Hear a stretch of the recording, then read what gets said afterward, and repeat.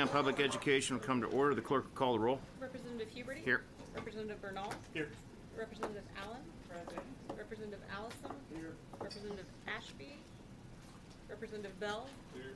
Representative Dutton? Representative Gonzalez? Representative King? Representative Meyer? Here. Representative Sanford? Here. Representative Tallarico? Here. And Representative Van Dever? Here. Quorum is present. Thank you all for being here. So today, not much going on, I think, right? We're going to lay out House Bill 3 for discussion and take public testimony. There is no invited testimony. If you want to sign up, you know how to, we'll go through that here in a second.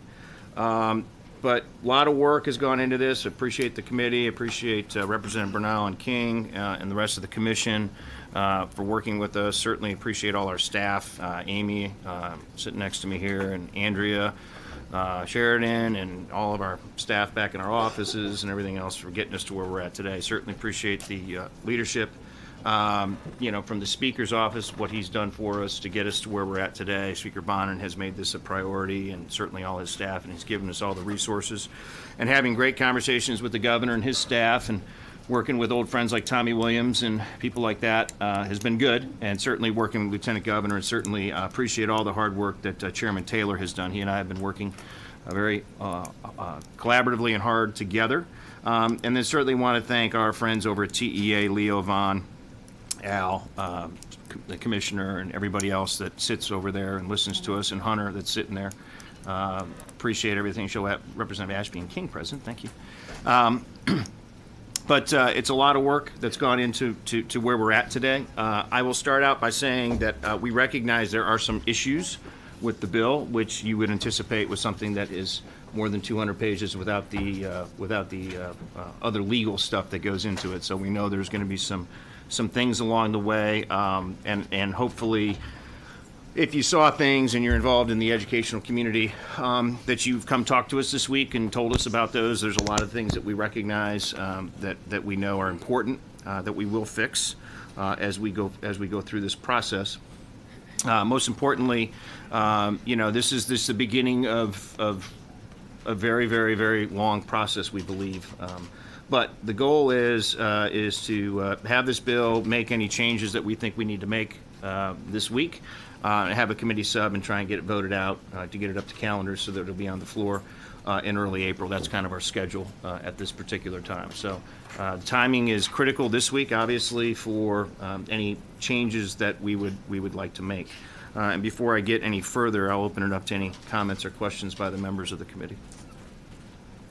Okay. Seeing none, let me go through a couple housekeeping items. There is an overflow room E2014. If you are interested, we recognize that we have approaching 100 witnesses, 93. It's continuing to grow. We appreciate, and we will listen and sit here and listen to anybody that wants to talk to us. And I would remind you to talk to us. We're not, and I've talked to my committee members about this, we're not here to create a fight or be antagonistic. We may disagree with your opinions along the way, but the men and women that serve in this committee and serve here candidly and deal with this issue care deeply about our children in Texas. And so everything we're trying to do is make the system better. And while you may not agree 100% with what the one thing that may be in the bill that you don't like, there's a lot of things that are in the bill that you should like, and that's really our goal. But before you testify, please register as one of the witness registration kiosks located in the hallway. If you need help, please ask committee staff, and they will assist you. So, at the end of testimony tonight, which will be sometime this evening, I'm guessing, we will ask if people want to testify. Hopefully, though, you would have done that. I did note in some of these, we have people registering twice, some registering for, some registering against, some registering the same for and against at the same person. So I'm not really sure you can do that. You might be for some of the bill and against parts of it. So we have a place where it says on, which means that you are not either 100% for or 100% against it, but you would be like on the bill at that particular time. So keep that in mind. The witness affirmation form must be filled out completely and accurately, including your contact information and position on each bill for which you've registered. If your oral testimony does not match a position you have indicated for a particular bill, you are asked to confirm your position during your testimony, and we'll edit your registration as needed. You may also use the witness registration system to register your position on a bill without actually testifying before the committee. In this situation, you should indicate do not wish to testify after you've indicated your position on a bill. If you have brought in written testimony, you still must register. You must also provide 15 copies of the material to the committee staff prior to the consideration. The materials must be clearly marked with the appropriate bill number, and committee staff will distribute the materials when that bill is up for consideration. When you are called to testify, you will have 2 minutes to address the committee. We have our little clock that's here. Green means go, yellow means caution, red means stop. If you have submitted written testimony, please don't read it to us. If you give us written testimony, assume for a second that we will read it. Tell us what you like, tell us what you don't like on the bill. We want to hear what you have to say, not what you're reading. While you're waiting to testify, please summarize your comments so they can be delivered within this time frame. When the timer light will be green, you will begin. When the light turns yellow, you have 1 minute remaining. When the light turns red, I would ask that you please show courtesy to the other 100 people that are standing behind you wanting to be able to talk. So those are kind of the issues of the day. Any other questions about that? Nope. Okay.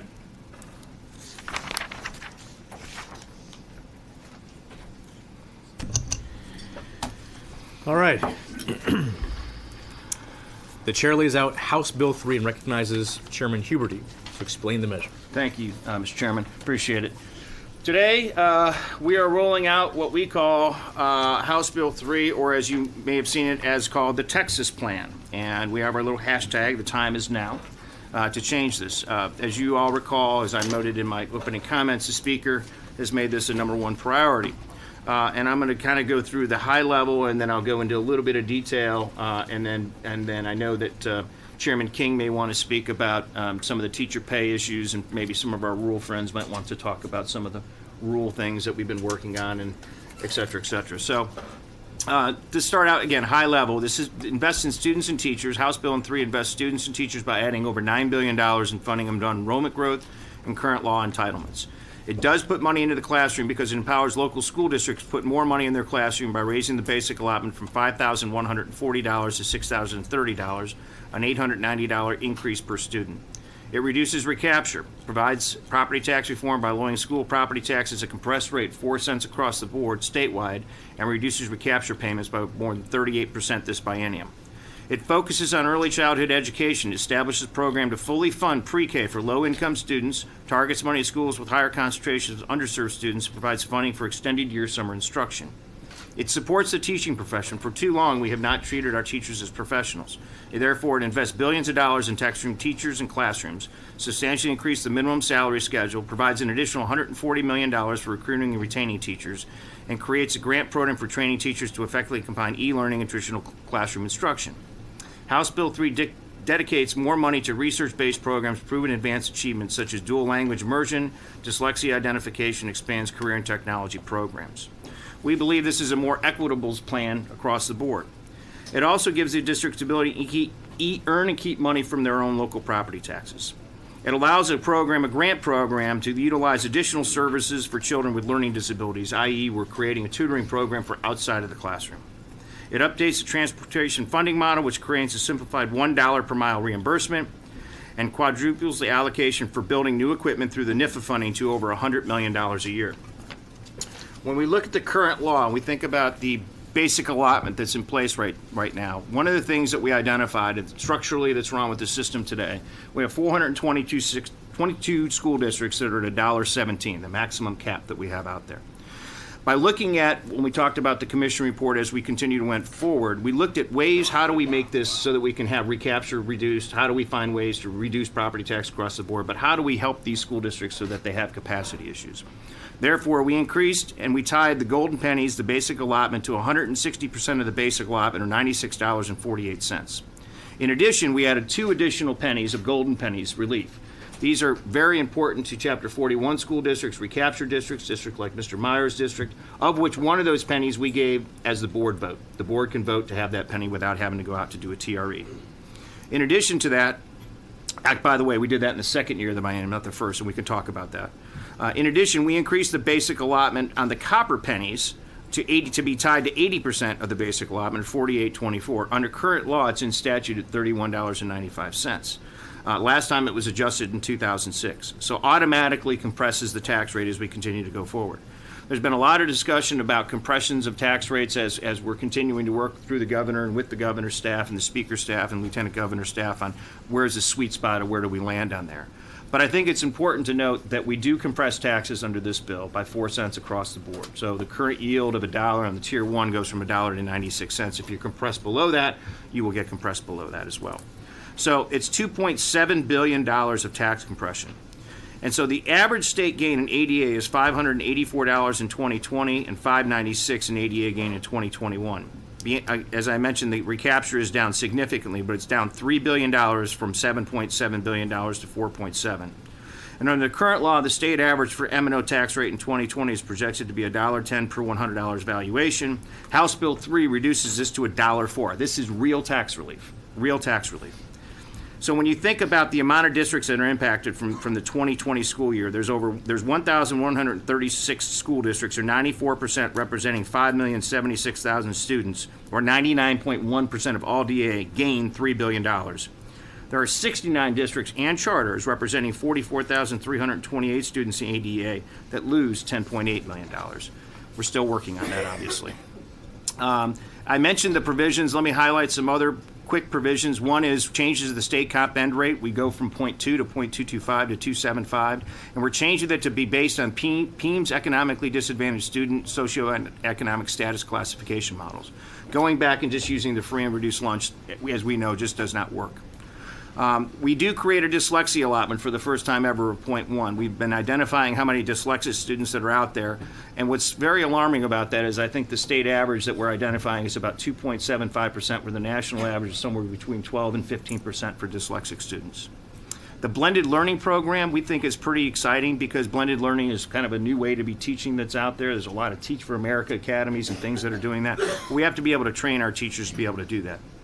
We created a dual language immersion allotment for ELL and native English speaking students, and I know Representative Bernal may want to speak about that.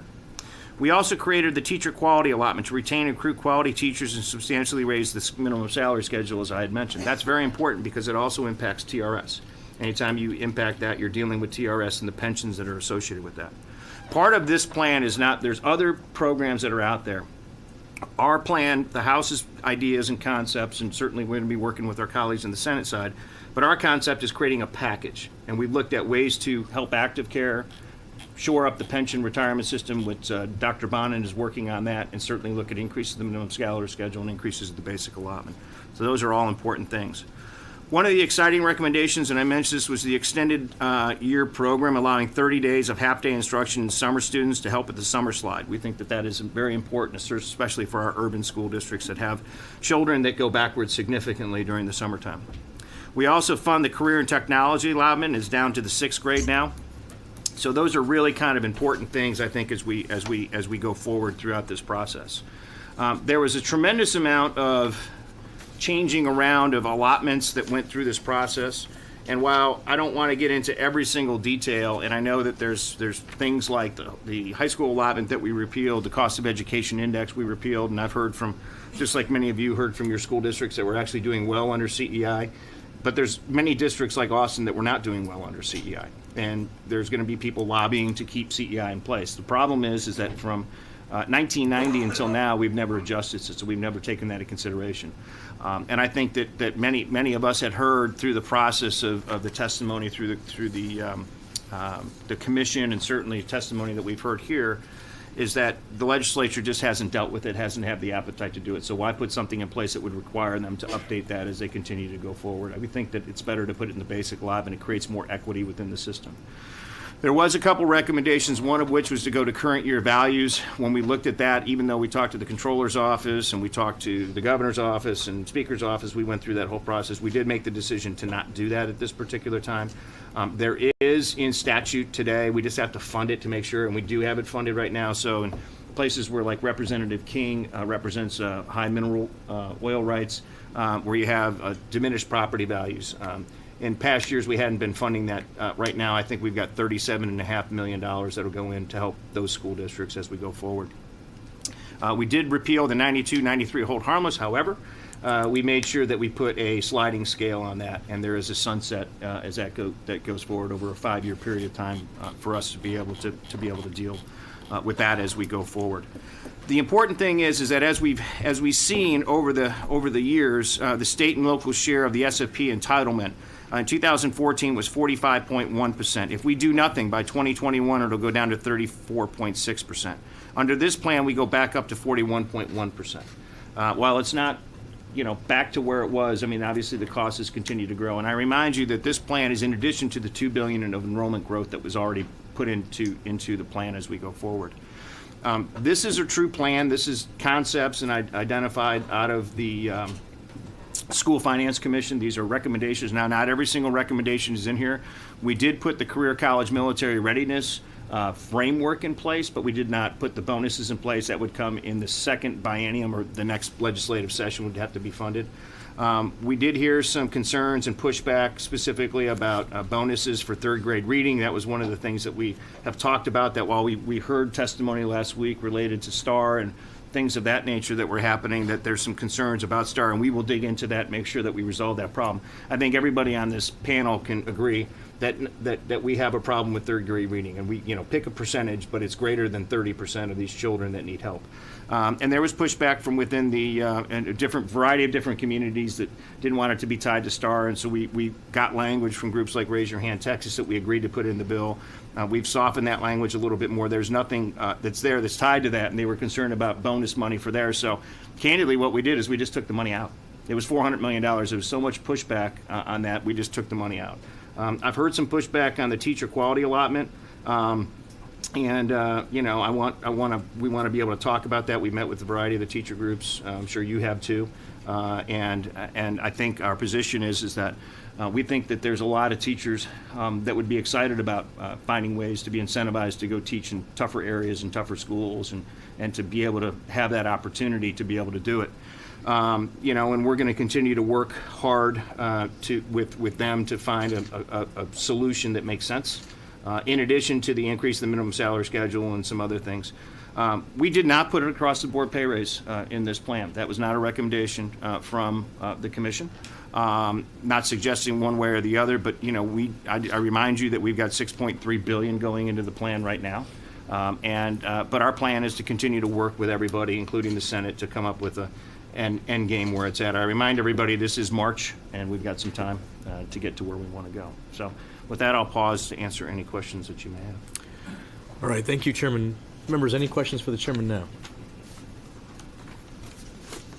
All right, we'll probably save them for later.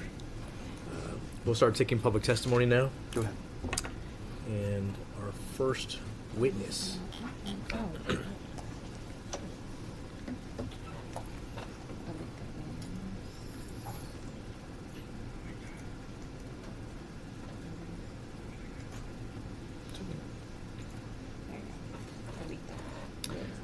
All right, we'll start with Aletha Williams. And if at any point we mispronounce someone's name, please correct us.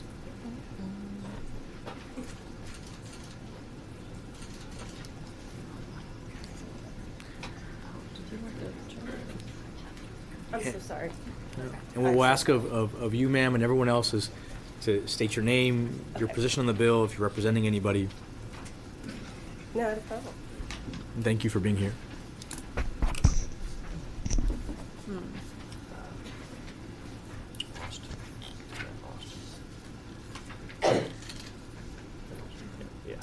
Right now? Yes, ma'am. Okay.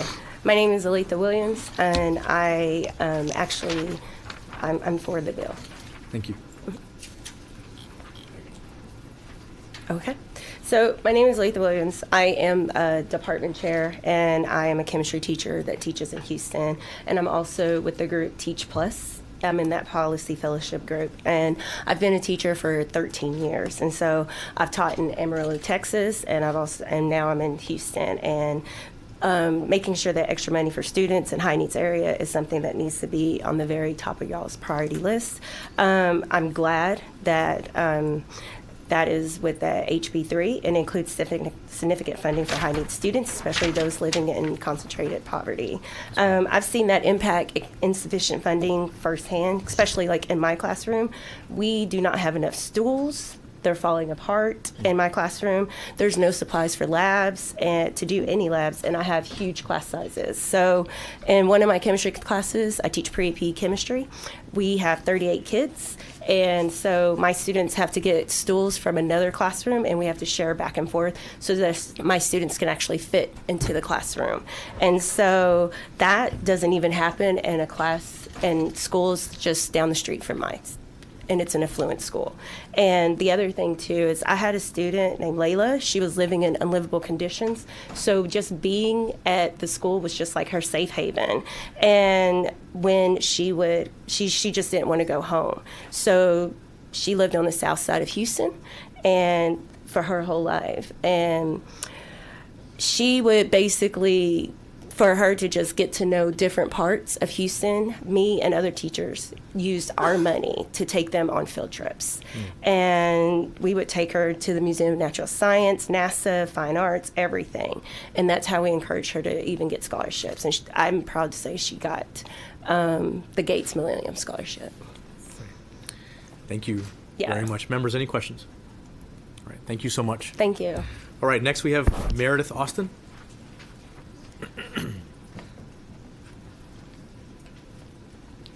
Hi there.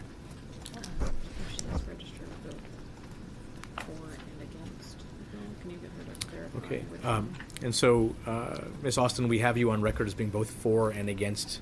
Right, I had spoken with the clerk earlier. I misregistered the first time. I'm for the bill. Okay, thank you. We'll correct it on the record. I want to make sure we're clear there. No, it's all good. Hi, good afternoon. I am Dr. Meredith Austin, and I'm a district-level administrator, though I'm speaking on my own behalf here. Additionally, I'm a constituent of Chairman Huberty, so thank you very much for your leadership and the immense amount of work that I know a bill like this takes. Okay, additionally, I hold a doctorate of education, and I would like to speak with you today as a classroom teacher. I've been in the past a campus leader, a district-level administrator, and as a researcher. As beneficial and effective as HB3 looks to be, specific funding for gifted education or for gifted children must remain in the state education code. And here are the following reasons. Number one, gifted students are a special population. And number two, the gifted students of today are not those of the past decades. While there are still unacceptable disparities in children that are identified, these gaps are narrowing, and this takes money and expertise. Number three, gifted education is not a privileging of the already privileged. Number four, Texas's brightest students have made little progress as compared to the average learner, something that's known as the excellence gap. This excellence gap is greater for our low socioeconomic, minoritized, and twice exceptional children. Gifted students are already underserved in Texas schools. The GT allotment is not a burden on districts or campuses, but having to certify and ensure that they meet whatever the new program requirement is for a gifted program will be a burden. It cannot come down to the discretion of a district or a campus of how to fund gifted education. Gifted education will lose every time. Number 9, money talks and money is power. And because campuses do not see the return on investment, they will not invest in their brightest students. And finally, number 10, in this era of testing and accountability, gifted kids have given campuses what they needed, good test scores. But gifted students have gone without what they've needed, and that's the opportunity to learn something new every day. And I would like to close with a final appeal. Please do not repeal the GT allotment. Thank you. Thank you, ma'am, very much. Chairman Huberty. Hey, thank you, Dr. Wilson. Full disclosure, we talked on the phone. You were upset. I get it.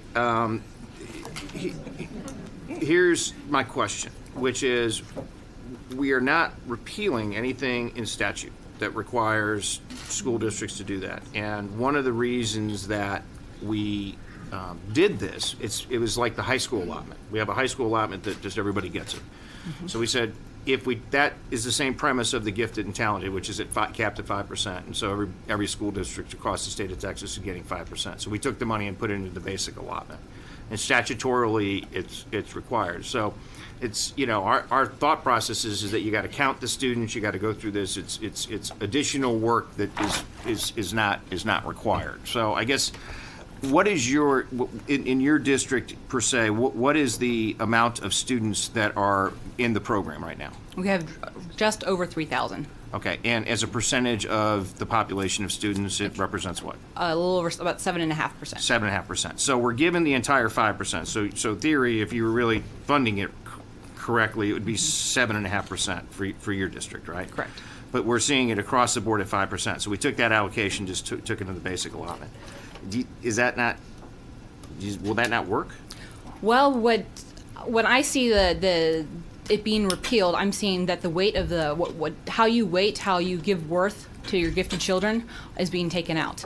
Right now, they're worth 12% basically, and we can only count 5% of those within each district. And so that's what I'm seeing happening, and that's what I don't understand that's what concerns me. I don't understand the 12%. Help me with that. Because they were weighted the 1.12. Oh, okay. I got you. Okay. So, and that's what I'm seeing there. So, but again, if everybody's getting the 5%, so you just want it to be out there to say, well, Mr. School District or whatever it is, even though you have 7%, we're going to give you the 5%, and we put in the basic allotment, but you want it to just be a standalone weight that's out there, or a standalone allotment is what you're suggesting. Right. I mean, honestly, I think we should be able. I think 5% is too low for the district to be able to claim. However, it needs to be in there, and it needs to be in writing for much of additionally what I said, because without it being tied to the actual funding, I don't see it happening to Fidelity. And I've had experience in many other districts and within my research that it won't be done to Fidelity without there being something tied to it. So you're saying that if I said to the school district, this particular allotment, I'm not going to give you money for the GT program, that they just won't teach those kids anymore? I don't think it'll be taught necessarily to Fidelity. And like with the example you had mentioned earlier with the dyslexia allotment, Texas right now does not have the number of students identified dyslexic that they probably should. And a lot of that has to do with this lack of funding. And so that is kind of the inverse of what I feel like is going to happen when you remove the GT allotment, is then districts aren't going to want to properly identify. They're not going to do what they need to do for the gifted education. But we did put the money in, and when we put the money in under this change, it was the money that was used for that program specifically for this. And I'm not sure if you're aware of this now, but under the education code right now, that if you aren't, it's going to be new in the bill, rather, excuse me, okay, in this will require, if they don't do this, meaning if they don't do that, we can then take the money back. So we wrote that into the bill very specifically for these particular reasons, to make sure that money was spent in a very particular way, and it's tied to dual language and other things that are out there. But it also applies to math and everything else that's out there. I mean, we're trying to simplify the process and the formulas. I mean, that was really kind of our goal, is to be able to do that. And I just want to make sure that everybody understands that it's section 2.012. I'm going to read it to you. Districts required to certify programs are being provided, and the funding will be taken back if not. So let's look at that, and we're happy to take other suggestions about how to fix this as we go forward. But I want to make sure everybody knows that we did think about that as we went forward. Right, and I know that is something that we haven't been able to see in the bill. What are we certifying as a quality gifted program? What my concern is that it's going to go to boxes that are having to be checked instead of meeting the needs of the students, how they need to be met. Yeah, they have special needs. And I think what I'm trying to get to is that we want to be very careful as we go forward through this process, because I'm going to hear from people that are going to talk about CEI, how you can't repeal that. I'm going to hear from people who are going to talk about the high school allotment, how you can't repeal that. I'm going to hear from people who say you can't repeal this program, you can't do this, you can't do this, you cannot do all these other things. This is changing the entirety of the system, right? And sometimes it's difficult. If for some reason that this isn't being done correctly, meaning in the bill as we put it out, then we'll certainly take a look at it and figure out how do we address this as we go forward. We thought we had the language that was very clear on that. I mean, that the expectation is that based on the money that's going in, that those kids will be taken care of, for those kids. Mm-hmm. So I guess, and let me ask you one last question. So under current law, you in your particular district have 7.5% of the kids identified as gifted and talented. We're only giving you the 5%. So the additional 2.5% that's there, that's above, that's not being funded, are they not being taught in the same way as the first 5%? I definitely believe that we aren't able to do the type of identification methods that I would like to do. Working with the budget and seeing things, I definitely know that our campuses should be getting more, could be getting more. And if I might add, with the allotments, I know we're trying to clean these up with the high school, the CEI. However, the GT allotment is a special population of students. They are a group of students with special needs, and that's where I do see a difference there. I understand we don't want we're trying to clean all of this up, but this is a group of students who have special needs, and the weighting, basically their weight is being taken. Well, So. it's not, because it's $20 that went into the basic allotment. So this is what I would do. I'm just telling you what the numbers would be. If we get to a point where people want to start I'm going to start taking money away from the basic allotment. That's the only way it works. And so, when you start doing that, though, you start looking at disparity and equity and all these other things that we've been trying to fix for the last several years. So it's not the weight goes back in and things don't get changed, because it's going to start changing as we go forward. And the problem is that as we look at this, and when you start changing basic allotment, it hurts recapture, it hurts everything else that we do. I'm just one vote on the committee here, so we'll get there, but but we'll get there. So, anyways, I got it. So if we got language, we'll look at it. There's more language. I just want everybody to make sure, because I know there's other people coming to talk about GT, and I wanted to get this out of the way early. I appreciate and thank you, the committee, for all the work you've put into this. Yeah. I appreciate it. Thank you, members. Any other questions? Representative Talarico. I had a question for Chairman Huberty about the section you mentioned earlier. Can you repeat the section you were? 2.012. I'm going to pass you the note. Okay, perfect. Thank you. Okay. Any other questions? All right. Thank you very much. Next, we have Sakenia Reed. And you might want to warn the next few people, because the overflow is Okay. far away. And you will be followed by Jason Jones.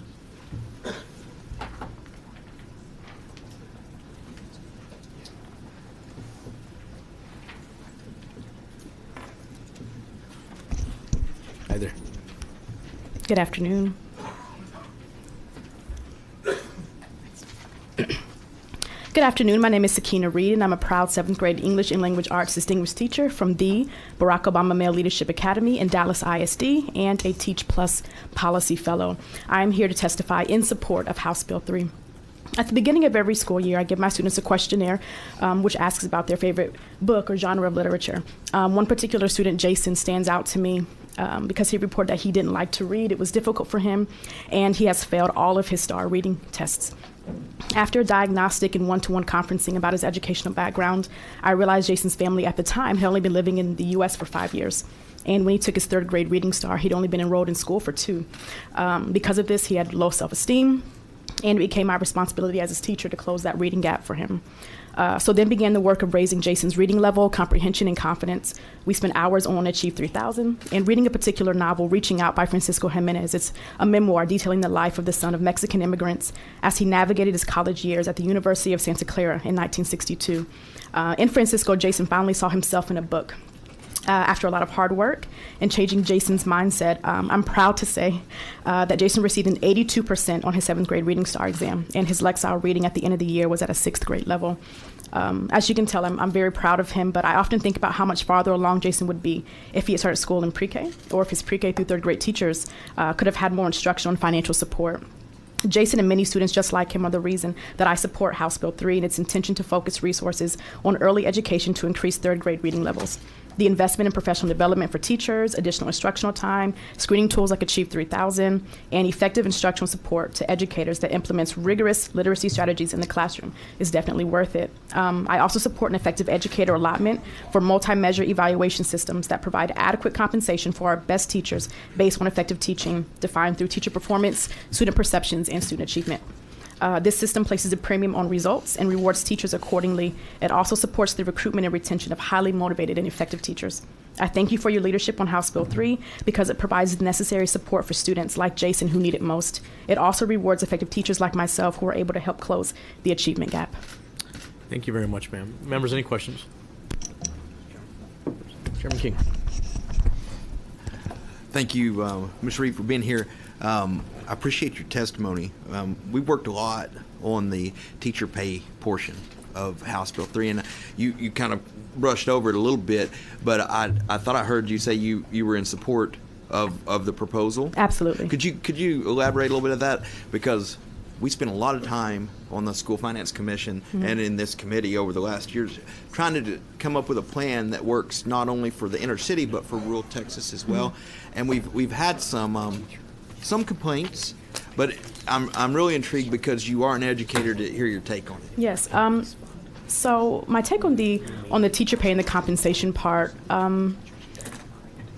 I know there may be a few loopholes. I'm quite pleased with it. I think there is opportunity for teachers, even outside of those tested subject areas, to receive the compensation, and so I'm appreciative of that when we're discussing student achievement and student growth. Even if you don't have a tested subject area, you can show your growth through your beginning of the year assessments and your end of the year assessments. There's now specific language to contributions to the profession, student surveys that ask specific questions that I think are holistic, not just is your teacher a good teacher, but if you see them 5 years from now, will they remember who you are? And so I think that because of that accountability and that intentionality that's there, you have this system that really lets effective teachers be present and demonstrates that. And did I answer your question? You did. Okay. I've got one more. Yes. If that's okay.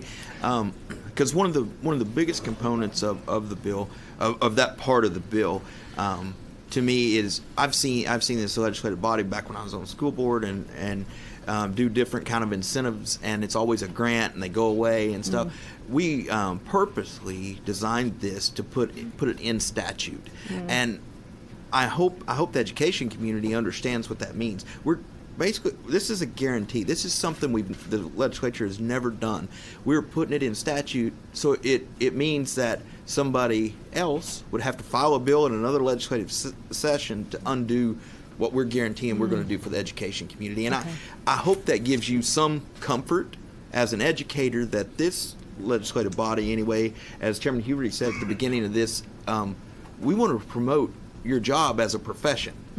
We don't want you to feel like you're in a job anymore. We want to put the professionalism back in it, and that was the whole point of putting it in statute. Did you understand that piece of it? I understand it a lot better now, and I understand it a lot better now. But I think that when I think about how it's tiered in the multi-measure system, those systems are in place. I just think it has to be communicated to teachers and administrators and departments.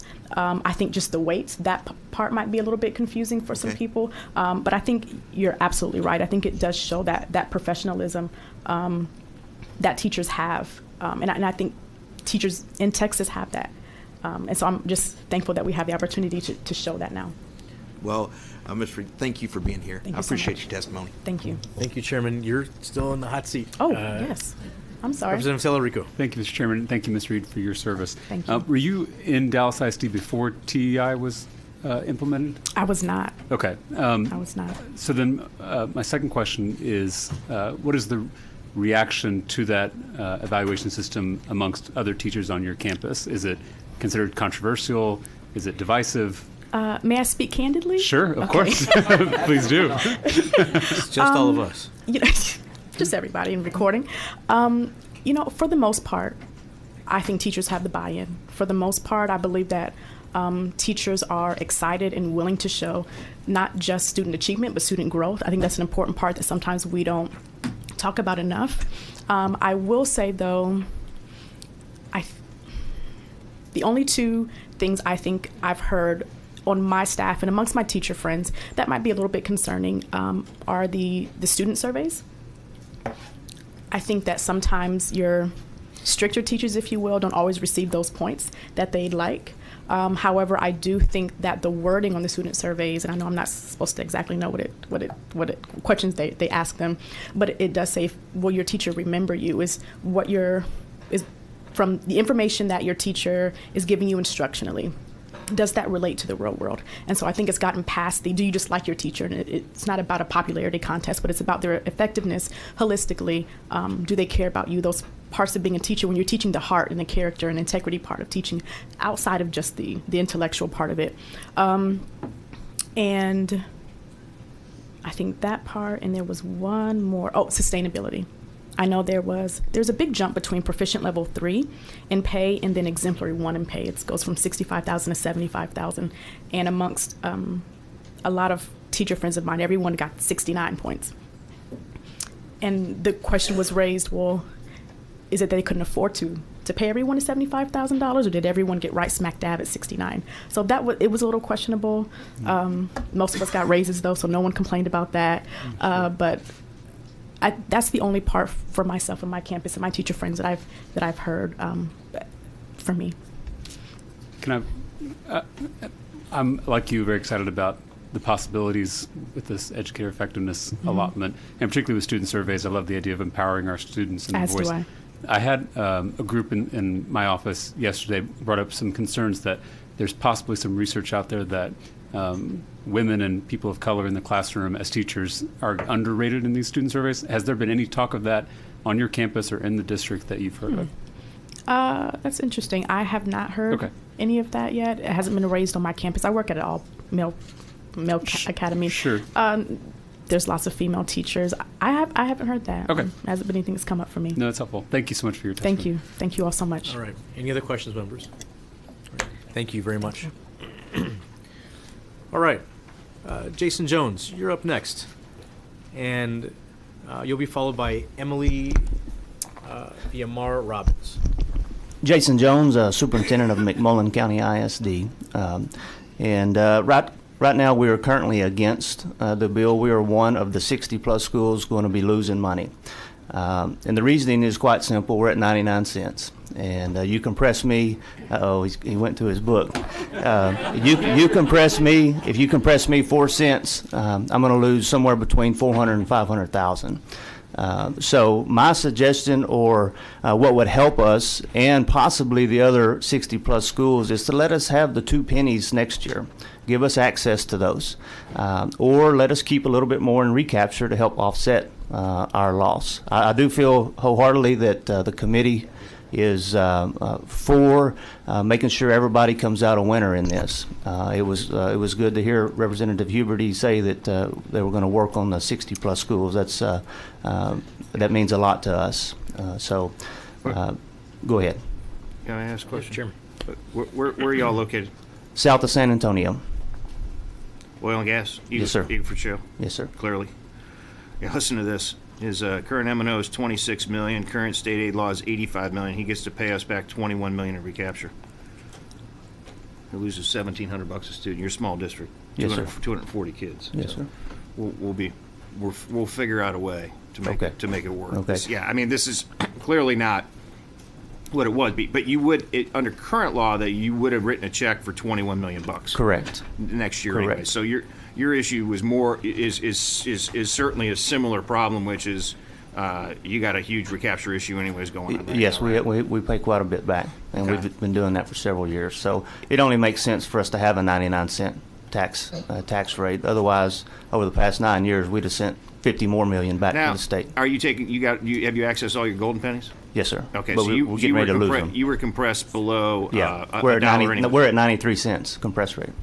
Okay, and then plus your golden pennies. Yes, sir. So you took all 6. You Yes, got sir. all those. So your point is, what does each penny mean for you? Next year, it's going to mean roughly 245,000. So if you give me both golden pennies next year, I'll break even plus come out about 80 grand ahead. Okay, I got it. Okay. Members, any other questions? Yeah. All right. Well, sir, thanks for stopping We'll by. fix it. All right. Emily Viamar Robbins, followed by Doug Williams. And if I mispronounce your names, You're great, thank you. all right. Thank you very much for your work for Texas students. I support much of House Bill 3, but I'm here with a strong concern. I'm here in part because my older son, has 2 disabilities. He entered kindergarten eager to learn, but that changed. He went from happy and motivated to being afraid to go to school by 2nd grade. He stopped doing his work, he disengaged, he was disciplined, and his grades plummeted. along with his self-esteem. His regular classroom teacher could not see his needs. The only place his abilities were seen was in his GT program, and that's the main reason I'm here. You see, my son is called twice exceptional. That means he has disabilities, but he was also diagnosed with gifted level abilities years above his grade. The one place that he thrived was in the GT program. Fortunately, in our district, trained GT educators were able to understand the problem. Through GT interventions, they were able to reverse his underachievement and they could restore his motivation. He needed disability accommodations, but in his case, he could not succeed without support for his gifted abilities through GT services and acceleration. He is now in 7th grade taking 9th grade geometry, and he received state recognition for the PSAT last year. GT services made it possible for him to learn, and they were funded by the GT allotment. Children like mine exist in diverse populations and at all income levels. When GT needs are not met, these students are at risk for negative outcomes, including dropping out. This is especially true of gifted students who are economically disadvantaged or have disabilities. These services are not a privilege. They're evidence-based interventions. They saved my son's future. If the GT allotment is repealed, while all districts should prioritize gifted education for children like my son, not all will do so because this is a misunderstood population. House Bill 3 recognizes that other special populations need allotments. GT is a special population and a special need, and it requires a funded mandate. I ask you to listen to the GT educators and the GT experts here, and please do not harm children like mine. Please preserve the GT allotment. Thank you. Thank you, ma'am, very much. Members, any questions? Representative Meyer. Good morning, Melina. You and I have obviously met before. Yes, hi. Thank you. Great to see you here, and I appreciate you coming before the committee to testify, as we all do. Appreciate folks, coming from Dallas, as I know you did. You heard the exchange earlier today between Chairman Huberty. What are your thoughts on that? I mean, does that provide you some comfort in what the committee was thinking? Please let us know your thoughts. No, because the penalty for the certification requirement doesn't require that any minimum funds be spent on gifted education. So the way that the House Bill 3 reads now is a district, if it did not prioritize GT education, if it didn't have that understanding, because it's so misunderstood, they would be free to drop their funding, and they could cut their funding below what it is now, and we can't afford that. As you've heard before, we're already struggling. The funding that we have now is a minimum, but at least we have that minimum. And if it were cut further down, as House Bill 3 would allow, it would hurt our population. And the fact that GT coordinators in our district and GT coordinators and GT specialists in my district were able to help my son is because the funds are there to make sure those people are there, the staff is there, and we can't allow that to happen. We can't allow those people to be cut. So if we don't think that there's an actual allotment, you don't feel the school districts themselves will step up and realize they've got a gifted and talented population they need to take care of? Is that the concern, or they will divert the funds elsewhere? Exactly. Some will spend enough, but some districts will not, and we know that from other states. TAGT leadership has information and research on other states where that's occurred, and we know that when funds are cut, when funds are tight, GT is one of the first things to get cut. Very good. Thank you for being here. Thank you. Thank you, Representative Chairman Huberty. Yeah. So thank you. I want to go through. I hear what you're saying, but I want to read this so you understand. And I don't know if you understand this. Current statute, current law on the 5%, you only have to spend 55% on those kids. If you're aware of that, that's current law. We changed the new law, and we'll read this to make sure that if you, I don't know if you've read this or not. I have. Okay. I want everybody to understand. Each school district shall annually certify to the commissioner that the district has established a program for gifted, talented students as required by the subchapter.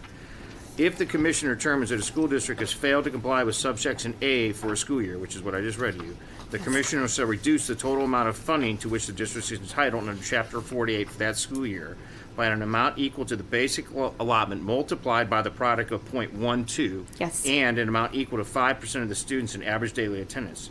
The commissioner may restore to a school district all or part of the funding withheld from the district's entitlement under subsection B if during the school year the district complies with the subsection.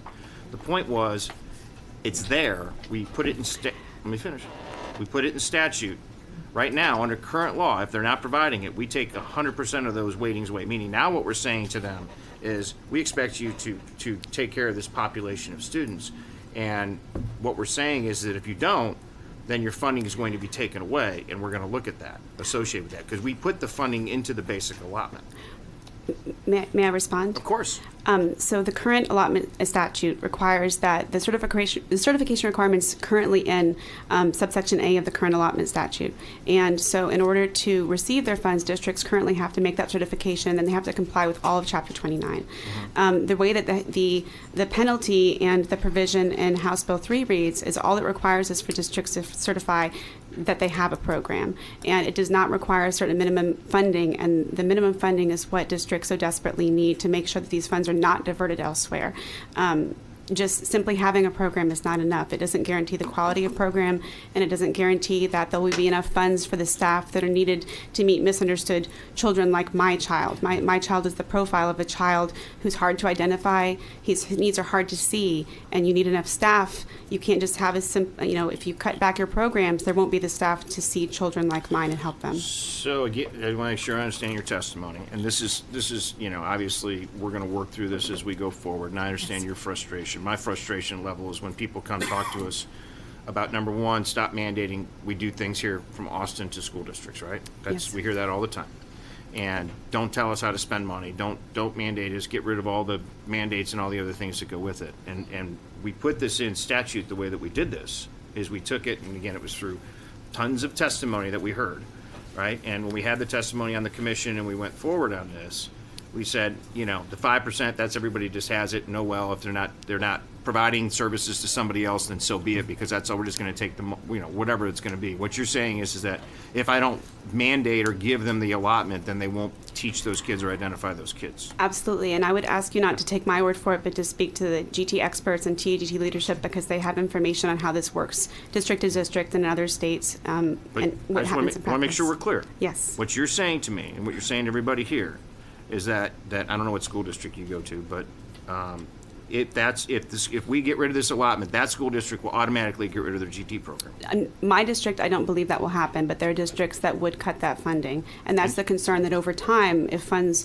are tight. But if they cut, if they cut it, if they go backwards on their word, again, we put it in the basic allotment. They have to certify that they're providing the program under the current statute, under the current laws, under what the GT program is required, right? Then they would lose their funding associated with that. Isn't that an incentive for them to keep their program?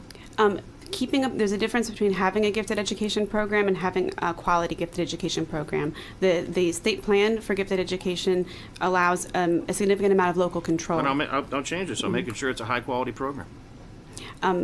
My request again would be to have a funded mandate for this, just like there are for other special populations. We need a funded mandate because this is truly a special population, and there is great overlap between this population and students with disabilities. Okay. Thanks. Okay. Members, any other questions? Ma'am, thank you very much. All right. Next we have...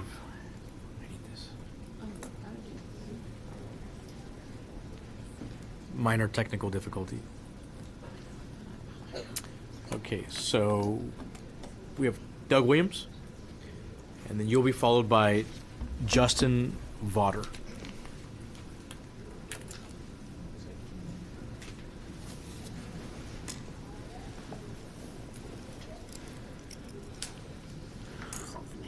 Good morning, committee. My name is Doug Williams. I'm superintendent with Sunnyvale ISD. And I also serve as the chairman of the Texas Association of School Administrators Legislative Committee. I'm here this morning testifying in strong support of House Bill 3. Like many, the first thing that I wanted to do when this legislation was rolled out, I wanted to see how it impacted Sunnyvale ISD. And I will tell you that we are receiving less dollars per student than what would be considered the average. However, I am here today in strong support of this, because I believe this is the right thing at the right time for the students of Texas. All 5.4 million of them can be impacted positively by this legislation. It addresses long requested and long needed school finance reform, and it provides significant additional revenue for schools and, most importantly, our kids. If you go back and you look at Texas history, the Gilmer-Aiken Law in 1949 created a drastic and significant and needed change, and I believe House Bill 3 can be for the 21st century what Gilmer-Aiken was in the 1950s. There are many aspects that we can look at positively. We can discuss. Primarily, I would like to talk about the discretionary revenue in increasing the basic allotment to 60/30. That is a strong statement, and it also is the number itself is not lost, because we do want to be 60 by 30, and we understand that. Couple items for consideration. I would ask that you look at the small And mid-size adjustment as it relates to special education programs. I feel like that is very significant, especially for those small schools and those mid-size that shared services arrangements just don't work. And then also look at the golden penny moving forward and somehow indexing that outside of the basic allotment. I believe that that's a very important. In summation, I'll say this. I believe that it's an appropriate name. It is the Texas Plan because this benefits all students in the state of Texas, and it helps us set the course for what we need to do going ahead. And I do agree with you that the time is now. Thank you for rolling this powerful legislation out, and I can answer any questions at this point. Thank you very much. Representative Gonzalez. Thank you, Chairman and Chairman. And thank you for your testimony. I really do agree with you. There's so many beautiful parts of this plan, but I also have the same things that I would love to highlight. Specifically, and I think Representative King has also talked about this, not to speak for you, the small and mid-size adjustments and while we realize this is important, I think it's specifically important for special education. So the small and mid-size allotment is about gosh, I need more coffee, everybody, for the universe out there. Oh, thank you, Chair. We can solve that. It's about the cost, the scale, right? And so special ed specifically, you've heard from, I guess, your members that this would be an impact, correct? It would be, especially some of those small schools that are remote in nature, and sometimes when we can do shared services arrangements for special populations, special programs, it makes sense, but sometimes it's just not feasible. And I know in our district where we are, that shared services arrangement is difficult just from the standpoint that we're a small school in an urban area. Yeah, and the other part of for me is, so I appreciate that recommendation as well as the golden penny yield. I am excited that we are going to add those other two golden pennies. I think though if we look 5 years from now, have you done an analysis of looking at it 5 years from now and how not maybe tying it to a percentile or to another yield or inflation might cause some inequity? You know, I have not done that analysis. One of the things that I would look at would be that possibly tie it maybe to something as such as the CPI would be one suggestion. The other thing that I've talked about to the School Finance Commission was actually looking at property value per pupil. And as that goes up across the state, could the golden penny yield match that? But then again, I'm not here today to say anything other than the fact that this is strong legislation. So. Oh yeah, I agree, and I think we all agree with that. I think, but making sure sometimes we don't want unintended consequences, specifically for me personally, the special education community. Right. And so, thank you for your testimony. Yes, ma'am. All right.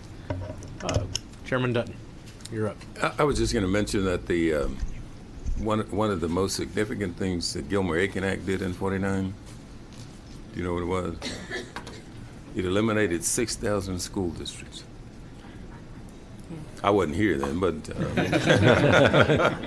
but I just want to remind you that. Well, and I think one of and it did, but it really helped set the course for what modern day Texas education could be. And when you look at this, I've been in education 32 years and 20 years as a school administrator, and for 20 years we've talked about we need to fix the system, and this is definitely a move toward fixing that system. And it's closer to a fix than we've ever had. Yes, sir. And it's it's a bold move, but by the way, tough questions sometimes take bold answers. So. All right. Thank you, Chairman. Representative Van Dever. Thank you, Mr. Chairman. As a superintendent, I'd like to hear your thoughts. As Chairman Huberty pointed out, this bill does not have across-the-board pay raises in it. Right. So, as a superintendent, how do you plan to handle pay raises for your teachers, for all of your staff? So when you're talking about the magnitude of $6 billion, net after property tax relief, and when the numbers came out last week, I just wanted to try to do some long-range plan. I still operate as the CFO of our district, so I actually looked at what would those projections look like, and then I I pared them back a little bit because I just want to be, very conservative in the estimates. And so then in looking at the next biennium, what could we do in relation to teacher pay raise? So in looking at it, and by the way, we are probably going to have to do a TRE nonetheless, just from the standpoint of some costs that we're associated with opening the next campus, which, by the way, the NEFA allotment will definitely help us because we are a rapid growth district as well. But when we started looking at that, Representative Van Dever, what we did was we put a model in place that we said, if the TRE passes, what could we do? And then what would we be able to do in 2021? And the net effect for us is a 5.7% salary increase for our teachers over the next 2 years. And so 5.7% is what we're actually looking at. I'll present it to our board a week from Monday, so don't break that to them quite yet. But that, for a $50,000, which is about where our starting salary is for our teachers, that's right at $3,000 for the starting teachers. So what about other staff? And I think that's the other thing is that we would be able to provide a pay increase for all of our staffs, not just our teachers, but our paraprofessionals. And you were a superintendent, so the first person that a school kid sees on a daily basis is the bus driver. And if they don't bring the kids to school well, there's not a negative, if there's not a positive experience, their kid's day starts wrong. In fact, we're having a hard time keeping bus drivers. So bus drivers and custodians and maintenance and everybody else that makes the school operate, this would give us the flexibility to be able to provide those continued raises for all personnel. But going back to the classroom, we understand that the most important person in providing that quality instruction is that teacher, and we want to make sure that we stay competitive with our teacher compensation. So that's going to be goal one for us. Yeah, thank you. Thank you, Mr. Chairman. All right, members, any other questions? Chairman King. Thank you, Mr. Chairman. I was when you started your testimony and you brought up the small and mid-sized school allotment, and I think what Representative Gonzalez was getting at, that people who don't deal with it maybe don't understand that it's the way it is currently, where it's compounded out through the formula. That's what you're saying. How you address your special ed needs, or 'cause you don't know from one year to the next how many kids you're going to have in a certain program. That's right. Is that what you were getting at? Yes, sir. That's correct. And school district of 2,000, we can have 2 kids move into the district that would be of high special need that would actually cause us to have to add a personnel unit. Mm-hmm. And a personnel unit for us is substantial. We don't just have extra people kind of sitting around ready to be summoned from the bullpen, so to speak. Well, I there was, the original recommendation that came out was to do away with the out of the commission. There was talk of doing away with the allotment, and there was talk of just making it standalone or putting it at the end of the formula. But without the compounding effect, it doesn't meet that need you just described. It wouldn't meet the need as well. No, sir. That's correct. Okay. Well, I think, and Chairman Huberty and I have been over this, and I think the committee as a whole understands. I just wanted to make sure. I mean, you're the guy who has to implement this, and it comes better from you explaining it than just myself. So thank you for that. Yes, sir. All right. Thank you, Chairman Hubert. Thanks, Doug. Good to see you. So a couple things. You've heard, and we want to get this right. So I'm not picking on the GT allotment. You're superintendent. And I'm assuming you probably get 5% of the money. We do. And I don't know what your population of students are, but I'm assuming it's greater than 5%. Substantially, yes, sir. And so you educate those kids the same way you educate the first 5%. We do. And so we put the money in the basic allotment, which represents $20 a student. Is it from your perspective, will you continue to educate them based upon what we changed in the law, or help me understand that a little bit. The mandate from my community calls for the fact that I'm going to educate our GT kids at a high level. Yeah. And that's unique. I don't know if it's unique for Sunnyvale ISD. The quick answer is it's just the right thing to do. Yeah. And so that's again, one of the priorities that our board has set, and we have our current GT programs in place. Could we expand them? Sure, we could expand them, and that's something that we'll look to do on an individual basis. But I don't really foresee, a change in law affecting the way our GT patterns would work. Now, it could be for some districts, and again, I call it financial prioritizing. When we lay everything out, and of course, each department, each director, and each principal establishes their own priority. But myself and the 7 board members that I work for, we're the ones that finally determine what. Okay, and then my second follow-up, it's not really a question, more of a comment, which is I read and hear what Tass has talked about on the SDA and the MDA, and I've talked to Representative King and everything else. I actually got the number. To put it exactly the way that we had it before is $895 million for the biennium. That's what it will cost.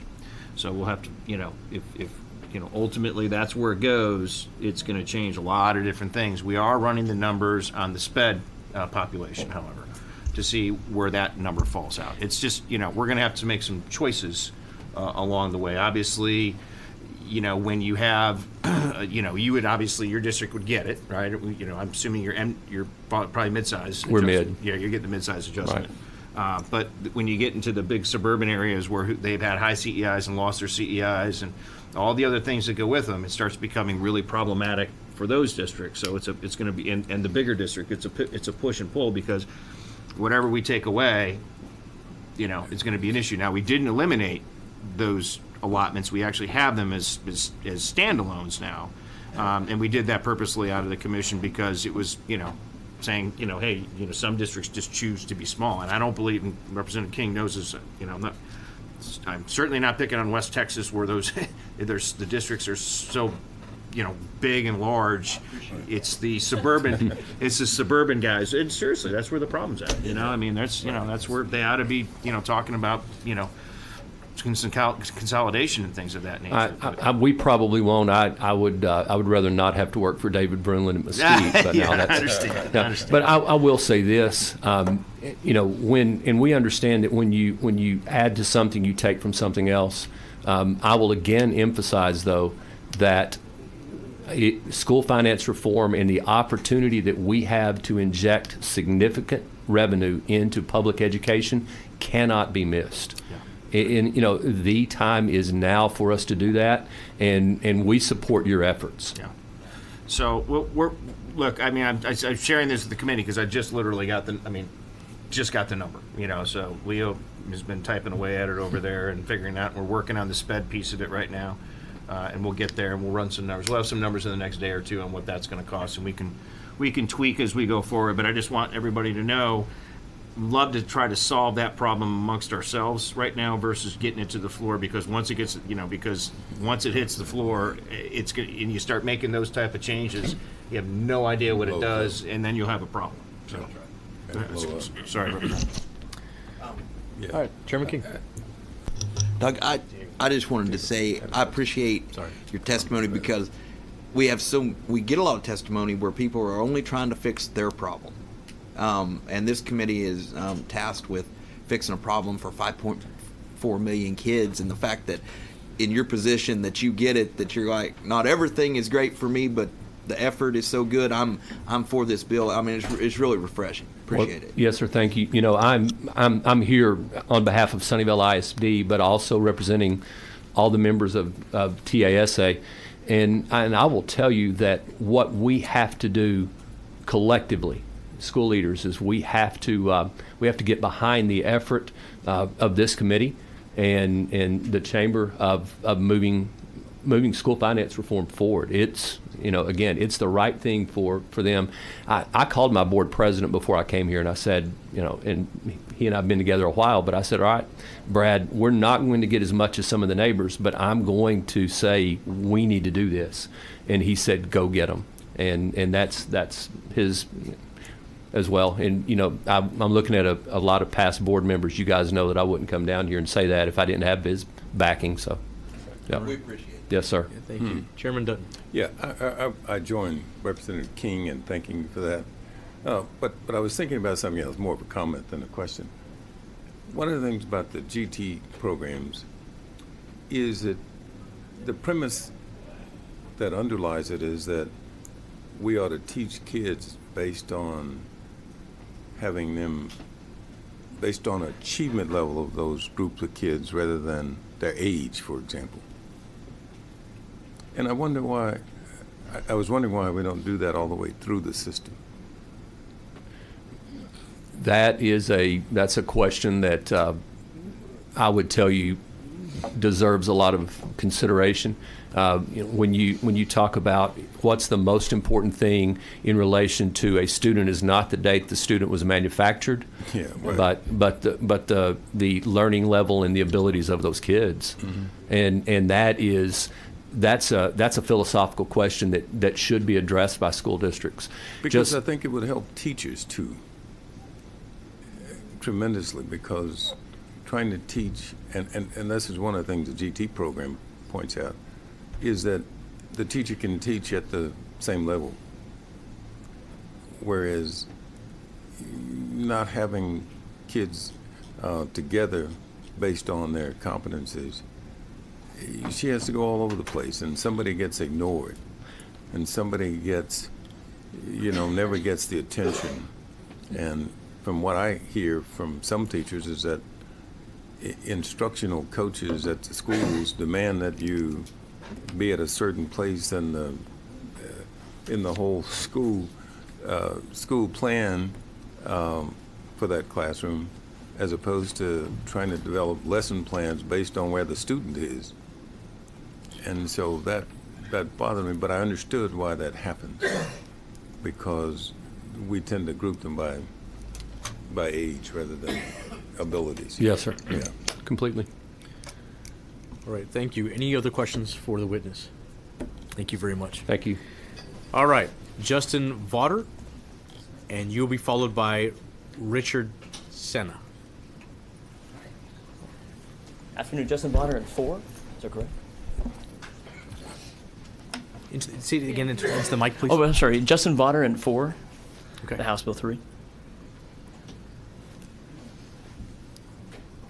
Okay, well, I want to say, first of all, good afternoon, and a huge thank you, first of all, for what you've done with House Bill 3, but also the level of questions you're asking.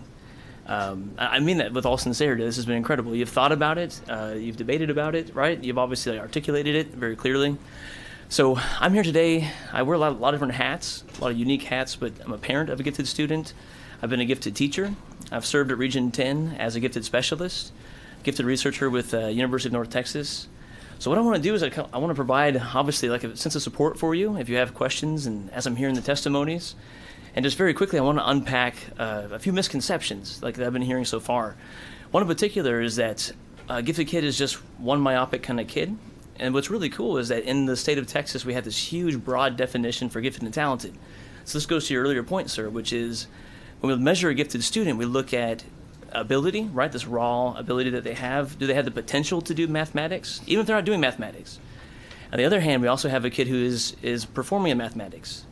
But then in the definition, we have all 4 core areas. We also add in leadership and we add in creativity. So the state definition for gifted and talented allows 16 to 18 plus different ways to be identified for gifted and talented. So that's one way. Another one misconception is that's one type of program. It's not.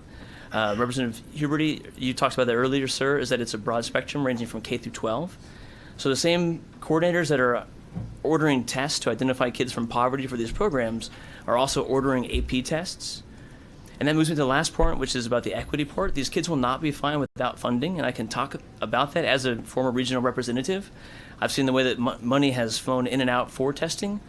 And I will say that the new Texas state plan, which is currently being reviewed and is up for adoption by the state board in April, moves and has some amazing measures in equity, especially concerning twice exceptionality, concerning poverty. They want the district GT population to represent the actual population. And so they've put that in there.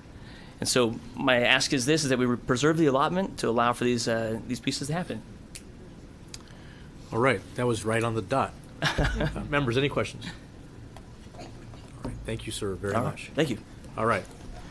Richard Senna, you're up next, and you'll be followed by Patty Quincy.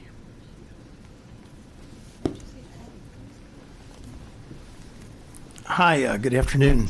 My name is Rich Senna, and I'm a trustee with Bernie Independent School District, and I really appreciate the opportunity to speak and share my thoughts today. I want to express support for House Bill 3 for a variety of reasons. Number one, it shows the House is very strongly committed to supporting public education.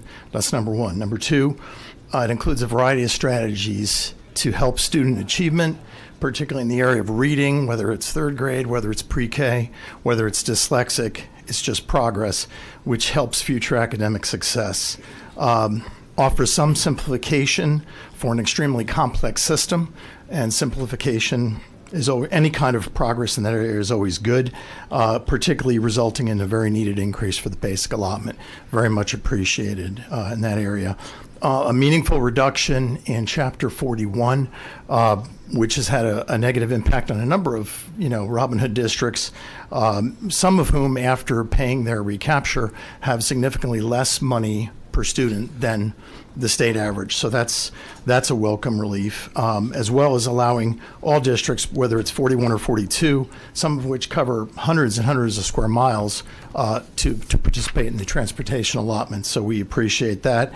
And overall, just giving districts the flexibility they need to make decisions for their districts, whether it's increasing teacher pay or reducing class sizes, both are which priorities in my district. I can tell you that is reducing those class sizes, particularly at the secondary level, as well as teacher pay, because we tend to lag behind neighboring districts. So overall, I think there's a lot of good things in the bill. You can argue for perfection, but you should never let perfection get in the way of very good. And I think most people feel this is a very good bill.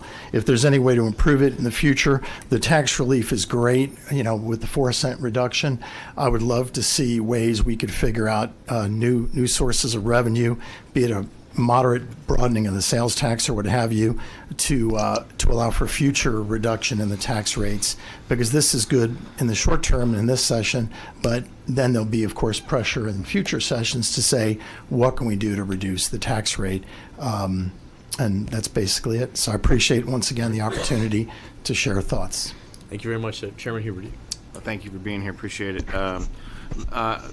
You brought up something, and I didn't talk about it because I don't want to confuse pieces of legislation, but I would encourage people to look at what happened on Friday.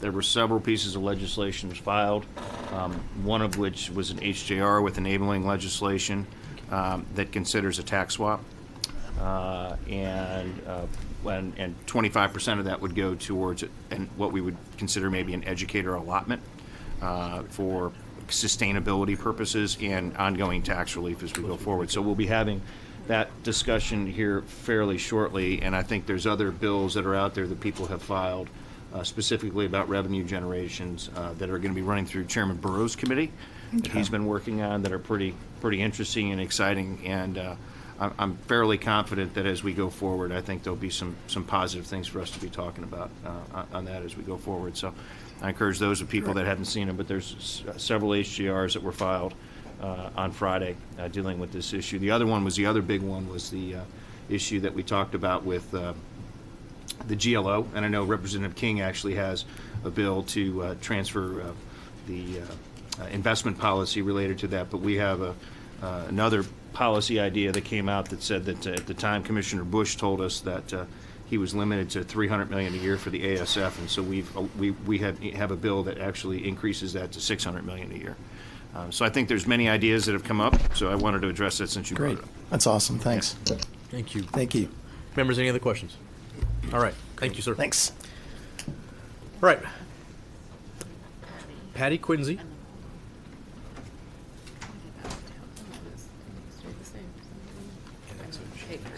And you'll be followed by Kate Greer.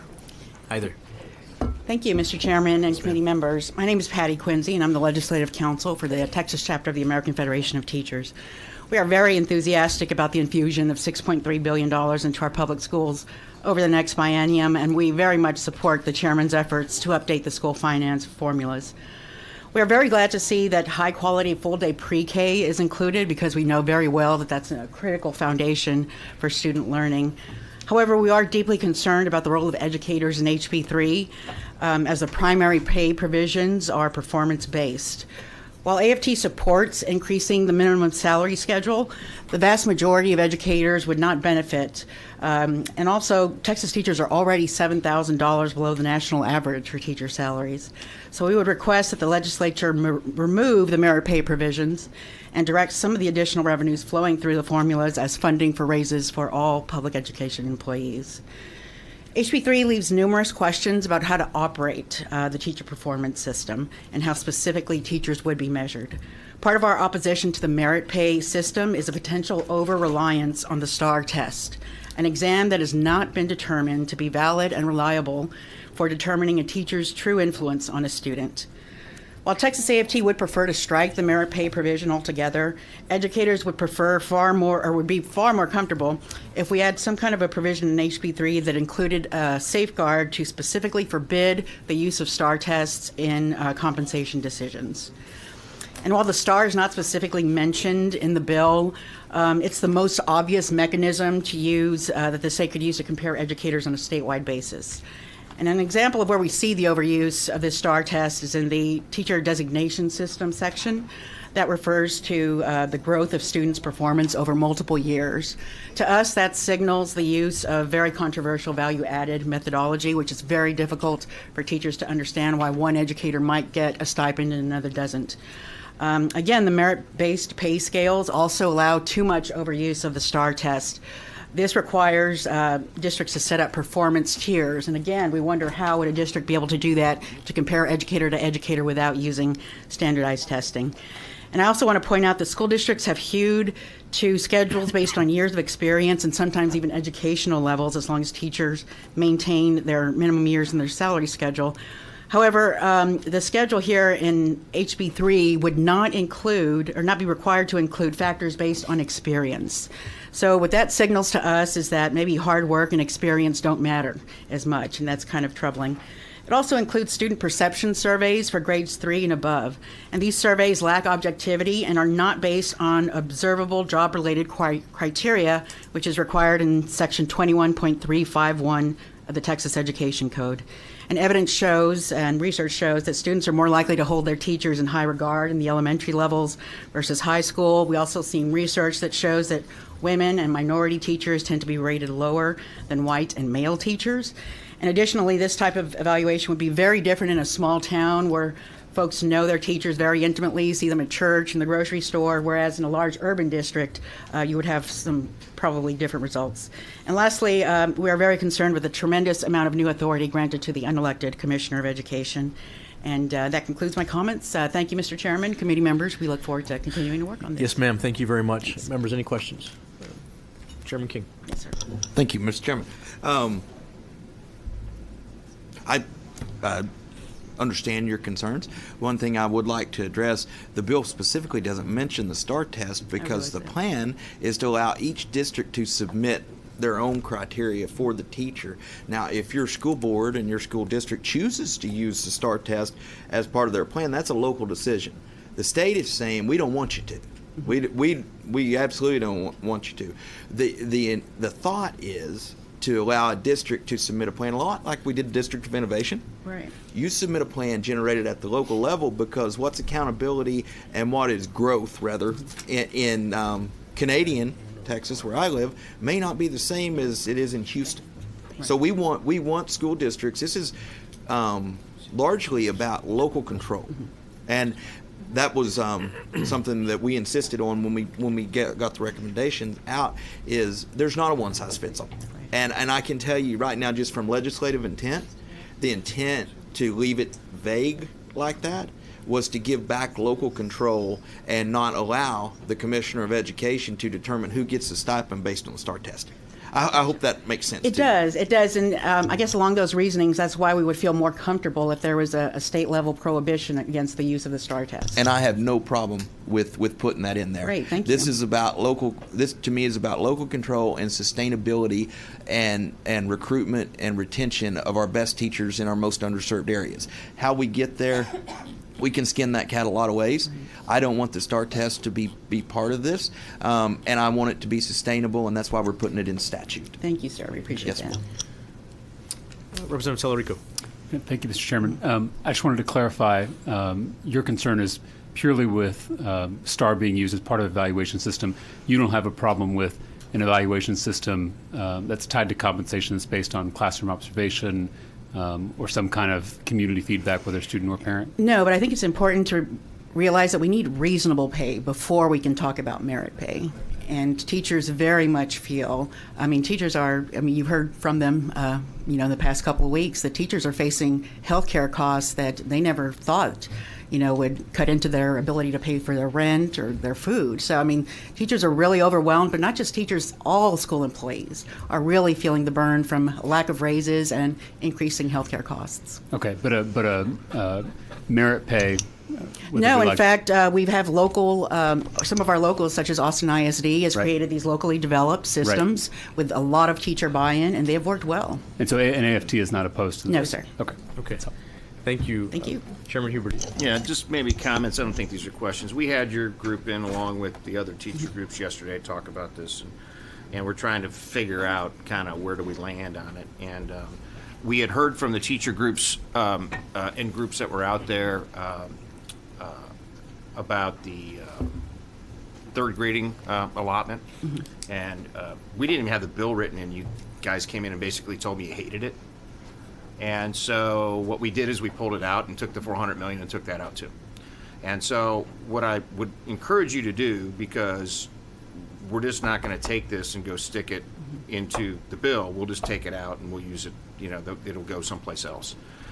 So you have an opportunity now to be able to be collaborative, work together. And we had everybody in the office, and I think they're going to be able to try to do that.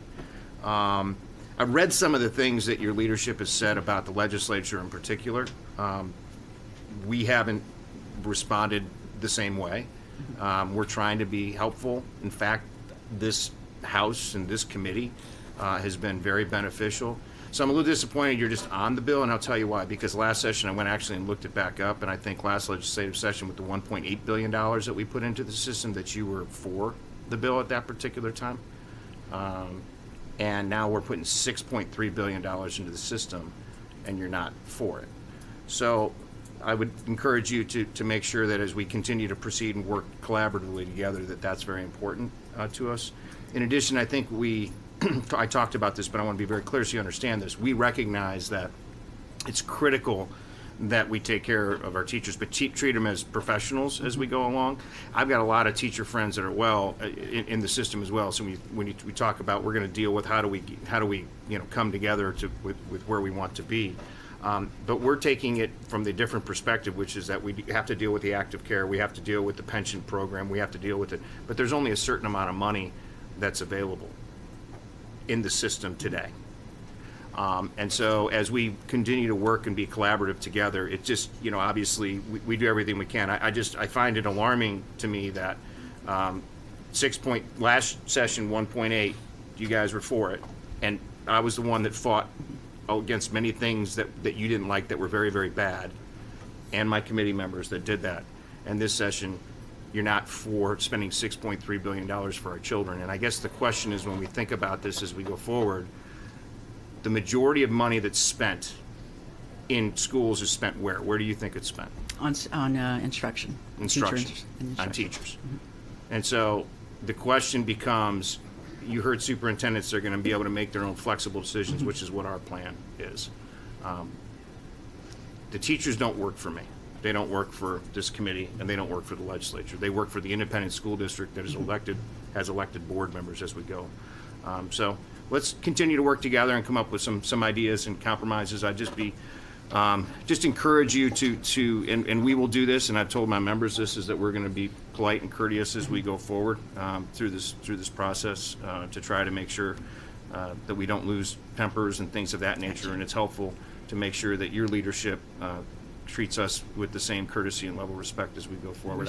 I think we would all appreciate that as we continue to work on your behalf, because we are fighting really hard to help you guys and to help the children. And ultimately, we're focusing on 5.4 million children, recognizing 100% that the professional teachers and counselors and librarians and everybody else that's part of this system is going to benefit from any of these changes that we do.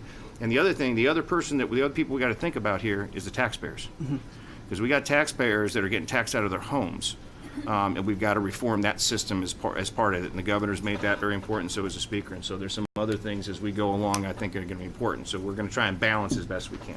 Thank you. And if I may, Mr. Chairman, I just want to clarify that we are very grateful for the $6.3 billion. It is but for the merit pay element in this bill that we would be for it. Okay. Thank you. Thank you very much. Okay, members, any other questions? All right. We're going to bring up a duo, Kate Greer and Eric Ban.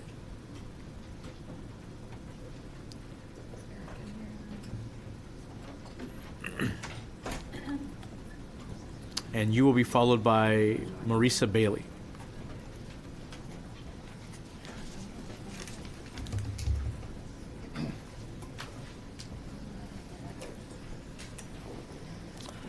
Good afternoon, Chairman and members of the committee. My name is Kate Greer. I am here representing the Commit Partnership, testifying in favor of House Bill 3. Commit is a Dallas-based education nonprofit that is working to ensure Texas students all receive an excellent and equitable education that prepares them for success in college and career.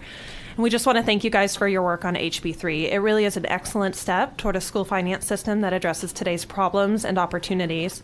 We especially appreciate the framework in the college, career, and military readiness space, and we would welcome opportunities to strengthen this framework moving forward, including requiring each school board to set 5-year goals on college, career, and military readiness, FAFSA and TAFSA completion, and student attainment of higher education, career certificates, or the military. We'd also request that you consider requiring some of the new funding allocated in the basic allotment fund post-secondary access advisors, aligning with national standards for student counselor ratios, so 250 to 1 for majority economically disadvantaged schools and 500 to 1 for non-majority economically disadvantaged schools. The Commit Partnership believes in these changes for a few reasons. First, Texas trails the national average in FAFSA completion by 25%. We're behind other high poverty states like Louisiana and Tennessee, and these states have enacted statewide policies to ensure that we're driving post-secondary access. Second, Texas has the 4th lowest community college tuition rate in the country, roughly half the average Pell Grant. And when Pell Grant funding is captured, 13th and 14th grades are tuition free for every low-income student in Texas. Unfortunately, only 1 in 2 low-income Texas graduates currently accesses post-secondary education, and only 1 in 7 obtains a 2 or 4 year degree 6 years following their graduation. Tens of thousands of low-income students are not accessing post-secondary education each year because they don't understand how affordable furthering their education can be. The state should place higher emphasis on post-secondary readiness and access. It's our hope that with the substantial resources being invested in HB3 via the basic allotment, that high schools will now have the resources to adequately support our students in the pivotal transition. Thank you. Members, any questions? All right. Hi, thank you. Good afternoon, Chairman Huberty and members of the committee. My name is Eric Ban. I'm the Managing Director of the Dallas County Promise at the Commit Partnership. I'm here to testify in support of House Bill 3. I want to thank you for providing the framework for college, career, and military readiness. And thank you for the provision for providing a powerful equity tool in reimbursement on ACT and SAT all-day school day testing for students that have proven to be powerful equity levers across other states. I'd like to share my experience leading the Dallas County Promise, and I hope I could provide some thought and help in potentially strengthening the CCMR framework. The Promise really ensures a free college tuition path for Dallas County students, starting in one of the community colleges in partnership with universities with enhanced wraparound services. We're provided by the vision and leadership of the Dallas County Community College Foundation. Dallas County, and a reality, is we educate 10% of Texas and 1% of the nation. 3 out of 4 of our students are economically disadvantaged. 1 in 10 of our 8th grade economically disadvantaged students will earn a college degree 6 years after high school completion. And then we only put 57% of our students currently in post-secondary, and only 28% of those students complete throughout Dallas County. So we need to really move from economic opportunity for some to equity and outcomes in college and economic opportunity for all. Dallas, about 5 years ago, launched many initiatives, including the strength of the Early College and P-TECH initiative at scale. So we're excited that next year we're going to see about a quarter of our students really pursuing the associate degree completion before high school completion. The Promise launched last year in 2017 across 31 of our highest poverty high schools, a cohort larger than 8 U.S. states. Our FAFSA completion was up 7%, $3 million new dollars to Dallas County from federal funding. Enrollment was up 35% in 1 year at the community colleges and 30% in our only public university, UNT Dallas, in the city limits of Dallas. Our retention from fall to spring is up 12%. Next year, we're going to be across 11 districts, 57 high schools, 22,000 high school seniors, and we'll be larger than 17 U.S. states, as well as supporting Houston, Tarrant County, and San Antonio, and a number of other regions of Texas in developing their Promise initiatives. So just kind of things to share in emphasizing Kate's recommendations. Goal setting is important. I'm pointing at the light. Oh, gotcha. The red light. Oh, gotcha. Thank you. Just echoing Kate's recommendations. I'll ask a question. Lifeline. There you go. There's your lifeline. So obviously, as we go through this, I know that in talking with Todd and some concerns about, as we talked about the CCMR and those kind of recommendations, have you provided that feedback to us yet? You plan on it? I mean, I'm assuming you plan on it. I mean, but you read it. I mean, I went through it. On page 145, it talks about the parameters associated with that. I mean, one of the issues that we felt was important is to get the data over the next 2-year period of time so that we can identify what that is as we go forward. We know that that's important from an outcome perspective, right? Yeah. And then really create the program. So, it's obviously a $400 million cost, roughly, is what we anticipated it to be for the biennium, which obviously we use for other things. You take, if you want to put it in, then we got to take it from somewhere else as we go forward, right? So Sure. help me understand, exactly what you're looking for. I think our recommendation is really to ensure that the activities and the investment and the new dollars are spent on things that make a difference. So FAFSA completion, if you look at Dallas ISD, students who complete the FAFSA, 75% chance they're going to show up in higher education. Those who do not, 25% chance. So those activities in the high school require support and resources to help families and kids, particularly first generation.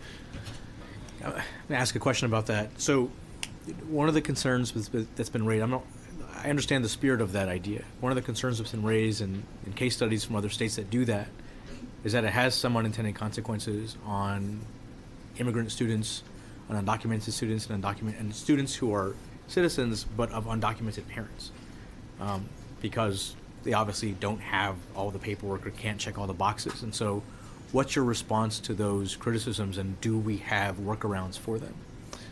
We're developing workarounds in terms of the undocumented students. I think on FAFSA completion, your question is undocumented students only or undocumented students and FAFSA completions? Well, both, and also citizen students with undocumented parents or one undocumented parent. Yeah, I agree with you that we need to be very sensitive and think carefully about the undocumented. But you're already doing it in Dallas. We're already doing it in Dallas. Right. And so what's that experience been like? There's a lot of trust building required in those communities, which are coming out of those high schools in terms of those high school leaders and the community leaders working together. Our promise includes undocumented students. Most promises across the country do not. Undocumented students must complete the TASFA, and there's just a lot of community development and community building that takes place to help support that activity. But I guess my question is, on a policy level, have you solved it, or are you still convincing some that it's okay, and how does that correspond with, let's say, something that's compulsory? Yeah. And the effect that a compulsory requirement has versus an option or making it available.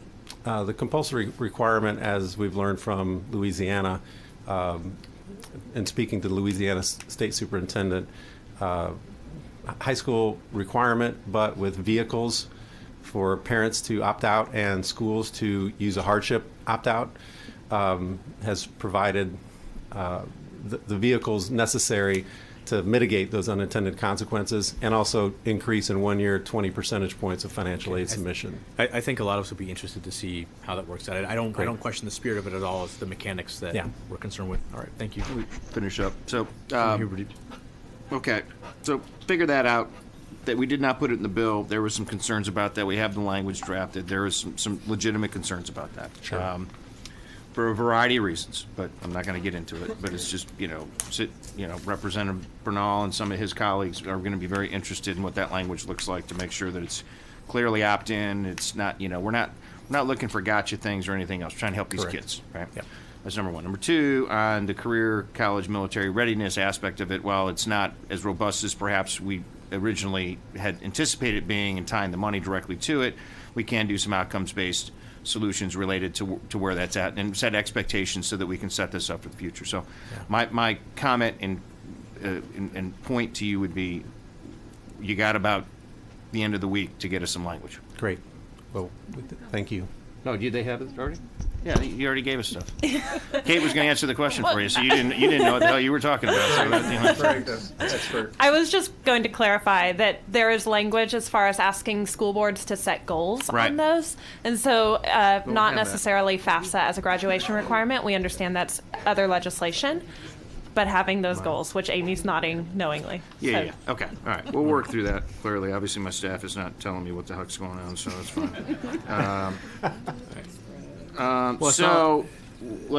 We'll work through that, and we'll land in a soft place about that. I think that's important. The other piece, and I know this was a big thing on commit's issue, was the third grade reading allotments, which we've talked about, right? And so we pulled that out at this point because of the amount of pushback and feedback we've heard, which I think is really kind of interesting. In that I think there certainly are teachers in schools that would be willing to participate in those programs and be rewarded and be treated as professionals along the way. We just can't seem to figure out, because every time we do it, we throw up whatever mechanism that would create this ability. But I think we heard now the big issue is with STAR is that, well, it's just not. We can't count on it. It doesn't work. It's not right. It doesn't test anything. But you look at NAEP scores, it's the same thing. I mean, we're not performing anywhere, and that's that's pretty standardized, and that tests it, the right way. So we can talk about that as well. We do require school districts to establish goals. So on that. So let's talk about that as we go forward. Thank you. All right. Thank you, Chairman. Any other questions? Thank you both. Thank you. All right. Didn't she already go? No. Okay. She was next. All right, Marissa Bailey, and you'll be followed by Michael Inosa.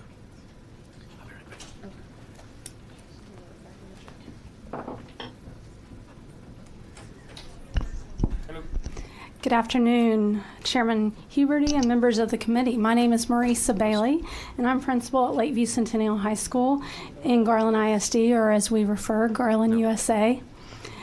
Thank you for your work on House Bill 3, and we are in great support of the work that you have done.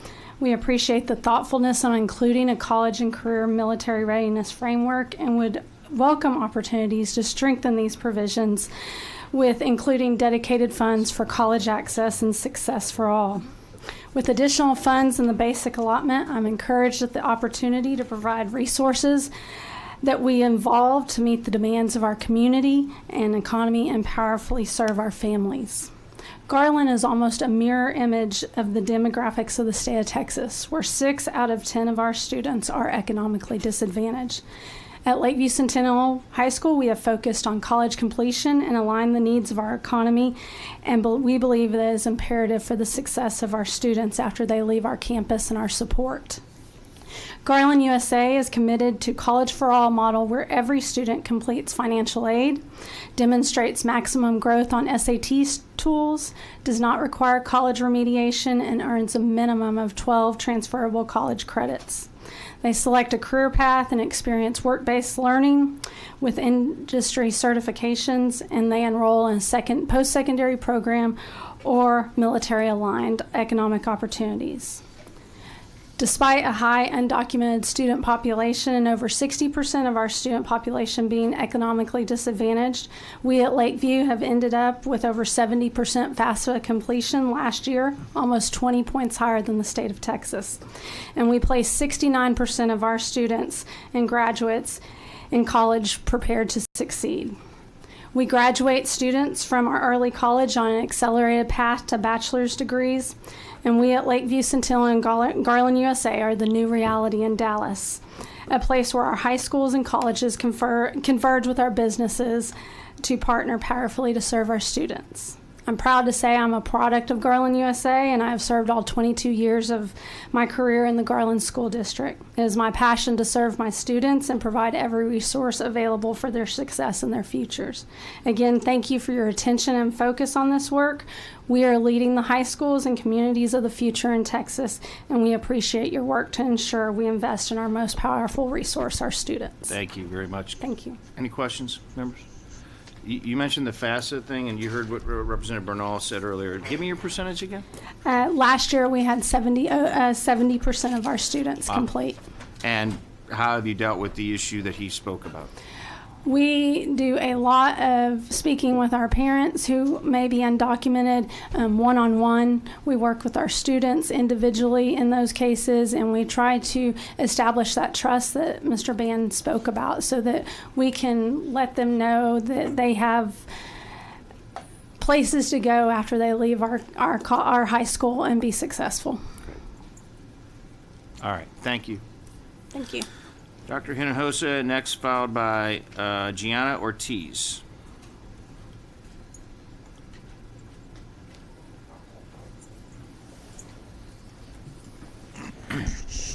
Michael Hinojosa, Superintendent, Dallas ISD, again and still, and I am testifying in favor of House Bill 3.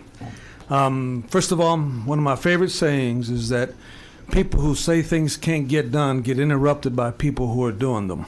And this work is so hard and so monumental, and the amount of work that I mentioned last time that it was put in to make this plan come forward is really transformational.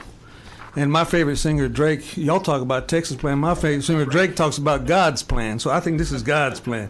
So first of all, the reason it is so is that you're focusing on the students.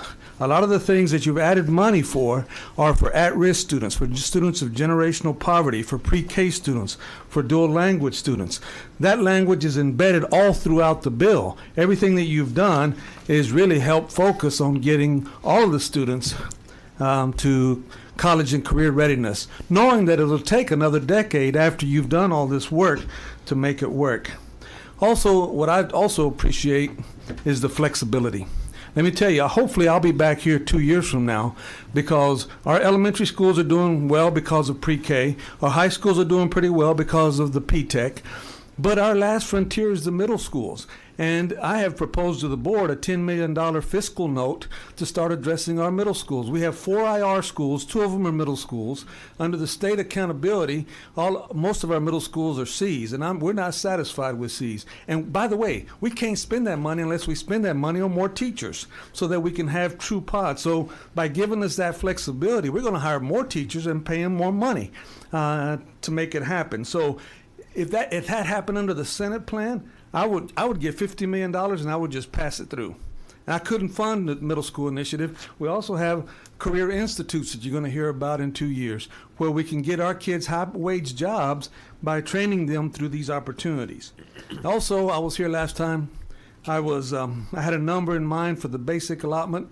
You guys exceeded my expectations. There was no way in my wildest dreams I ever thought that the basic allotment would rise to the number that it has because of all the complex things you had to do with things such as the GT allotment. By the way, I could not keep my job if I didn't take care of services for talented and gifted students. I'm going to stop you because you're out of time, but I'm sure somebody's going to ask you some questions as we go forward. And Representative Meyer has a question for you.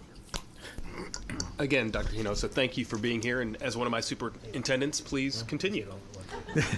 That's my question. Well, and the main reason that I'm here is that I am for wholeheartedly the teacher quality allotment. And by the way, it is optional. If you don't want to play, you don't have to participate. But you can make this optional for great teachers to get more money. That's the main reason I'm here. And I had a meeting of superintendents, and 30 superintendents showed up last week to figure out how to make this work should this legislation go through. So there's an appetite out there I had rural, suburban, and urban districts that came to our presentation about how to make this allotment work.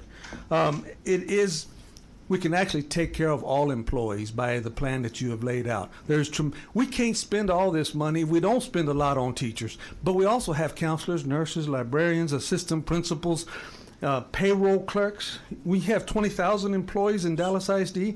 We run 2 payrolls every month. We need to be able to take care of those payroll clerks. Otherwise, if it was all restricted, we couldn't take care of the operations that we have. There's one glitch, but I'm very grateful, and that's the optional homestead exemption that exists and that's going away with some other issues that was kind of gone through for Chapter 41 districts. Any consideration on that would be great, but I don't want to look a gift horse in the mouth. This is tremendous legislation. I'm very proud of it, and I'll be glad to answer any questions you may have. So, thank you, Doctor. I mean, your district is like the poster child. I mean, Houston's very similar. Houston actually does a little better, but I mean, your community voted for a tax increase recently to pay your teachers, right? Yes, sir. And to incentivize your teachers. So under current law, you'd be at $1.17, and your recapture would be $188 million. Correct. Okay. Under House Bill 3 and the Texas plan, your tax rate would be $1.09. Your recapture would go to $15 million. And you'd get an additional $96 million to take care of your teachers and staff and do whatever all the other creative things that you want to do. Absolutely. Okay. And so you as a superintendent heard about, we've heard from the variety of different representations, whether it's teacher groups and things of that nature. I think your district has been one of the leading edges. And if I remember correctly, one of the things you did related to your incentive pay was like you needed $18 million or something to continue that. And you weren't sure you were going to be able to do it, but it was all functioning based on this TRE. So the voters in that community said, yes, we're willing to pay for this. That is accurate. And you funded those increases and those pay for those teachers. And remind us again, how many campuses did you have 4 years ago that were IR? We had 43 campuses that were improvement required 4 years ago. We're down to 4 now. Down to 4, and you can plan on getting off of those this year, right? Absolutely. And so it's because you took the investment and put it in professional educators and counselors and everybody else, but put them into those campuses, right? Absolutely. We took that money, and by the way, our other employees didn't get raises for 3 years, so we could fund the teacher fund. And then also, another piece of the teacher fund is the ACE program, where you take high poverty schools and ramp them up significantly. But it took a lot of dollars. We now have over 300 teachers in Dallas making over $70,000, and the needle keeps moving to the right. We had a targeted distribution only because we couldn't afford it. Now that with this plan and our taxpayers, we'll get a whole lot more teachers over $70,000 in the next couple of years when we're back here in 2 years to testify as the results of this legislation. Excellent. Doctor, you've done great work. Thank you for always being supportive of us. Appreciate it. Gianna Ortiz, then followed by Scott Murray.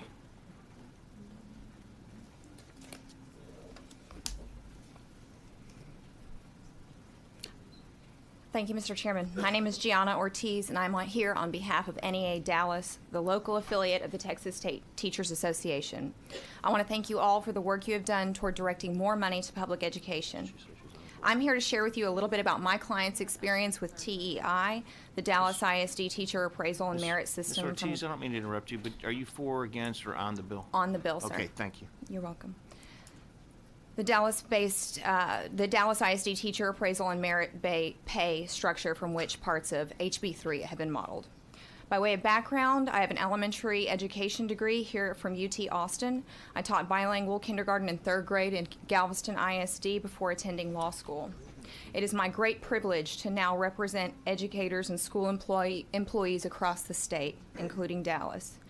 Since the implementation of TEI, I have advocated for well over 100 teachers regarding issues with that system. My clients include teachers that are rated and labeled as proficient, as well as those labeled as distinguished under the TEI system. These are good teachers. In my client's experience, the TEI has major flaws. Even those who initially supported the idea of work hard, get paid well, have realized that most teachers by design cannot attain the, quote, merit pay and are trapped by the ratings. Time does not permit me to describe all of my clients' experiences and concerns with TEI, but very good teachers on the bubble of reaching higher evaluation ratings cannot because of budget metrics. The formulas used to calculate the ratings are not shared with the teachers so that they can verify the reliability and the validity of those scores. The use of student surveys is problematic. My clients believe, just as you believe, that every student deserves a highly effective teacher in their classroom. TSTA does not support merit-based pay on a statewide level. The concerns raised by its members in DISD illustrate why. Every teacher and school employee deserves higher pay. I don't think any of you would disagree with that. But the evaluation and merit-based pay system proposed in this bill will only serve to leave more teachers behind. Thank you. Thank you. Members' questions? Yeah. Representative Meyer. Ms. Ortiz, you testified that you all don't like the system. Do you have any suggestions on how it could be improved? The merit-based pay allotment, I know that Lisa Fisher from TSTA is going to testify with some specific ideas about that, but directing more money to high-need campuses, as Dallas has done, there are a lot of exciting parts about TEI, including directing resources to campuses that need it and providing meaningful feedback to the teachers through the evaluation system. The problem occurs when the evaluation system then impacts compensation and when budget metrics keep the windows of people who can make additional money very small. I think that, some easy ideas would be to give educators an allotment for school supplies.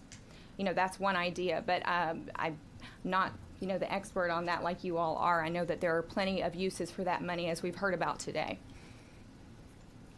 Dr. Allen, yes, of course. I heard you say that ratings are not shared. Yes, Dr. Allen, thank you.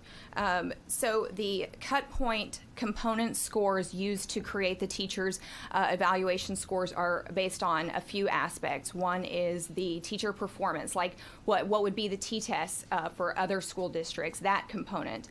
The other component is student achievement test scores. Another component is the student survey. Those are the three components that are used to evaluate most teachers. And the underlying data used to come out with the component score is not shared with the teachers so that they can verify it. So value-added models are used to calculate those, as well as cut points in order to keep each teacher rating group within the budget metric. In other words, most of the teachers, 80% of the teachers in that district by design are proficient 1 or below.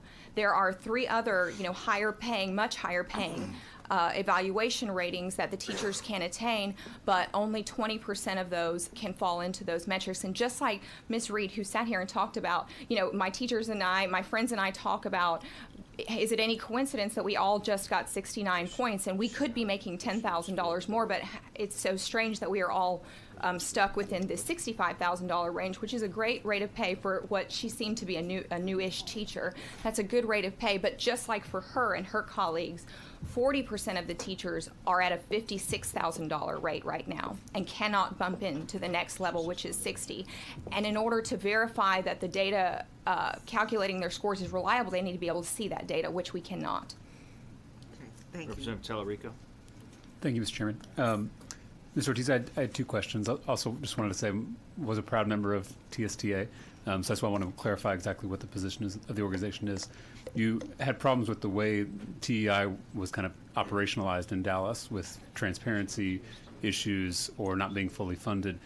Is there a problem philosophically with the approach of using some of these different metrics to evaluate and compensate teachers? Or is it simply an issue of how it was put into practice? I think that until the teachers are paid at a national average, then yes, TSTA would object to the use of those components in order to inform the compensation. As I mentioned, 80% of Dallas ISD's teachers under the current model make $56,000 or below. That is below the national average, and those are 20 years teachers, and those are 5-year teachers. So I think that the way that model is set up is objectionable. So, just as a follow-up, so until our teachers are paid at the national average, TSTA's position is that we should just be paying based on seniority? There's a need to incentivize teachers to stay in a school district. If 80% of the school district school district's teachers are capped at $56,000, then once they become 10th, 11th, 12th year teachers, there are surrounding districts right now in DFW that are going to immediately be able to show them more money and more money every year. So yes, and I think that there should be an incentive for the teachers to stick around because the campus and the students value from a teacher's experience. So not incentivizing a teacher to stay into the district beyond 11 or 12 years, we believe, run counter to the student's interest. Okay, last question. Your comments are mostly focused on the TEI program in Dallas and the ACE program in Dallas. Obviously, our bill is allowing districts to opt into a program where they create their own evaluation systems that possibly don't look like the Dallas model and don't include STAR or student achievement parts of the evaluation system. Is that something that the organization is still opposed to, or help me understand the difference between opposition to Dallas's TEI program and the model proposed in HB3?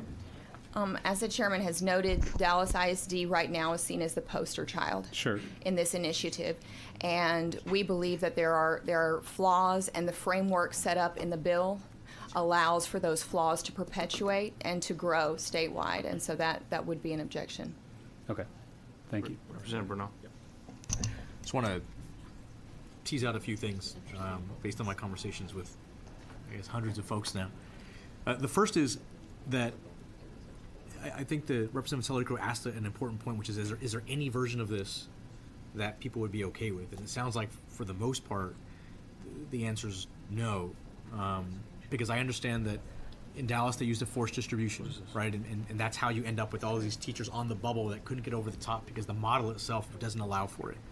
I understand that. The superintendent said that it was done that way to control the cost of it, but I understand how that could be frustrating and really not a true measure. I get that. I also understand your point about taking care of everybody and trying to keep teachers in a certain district. Otherwise, other districts, competing districts, better funded districts nearby could poach them and take them away, right? The one part of this that I've heard teacher groups say they're okay with, in theory and spirit, is this idea, is the inverse of that.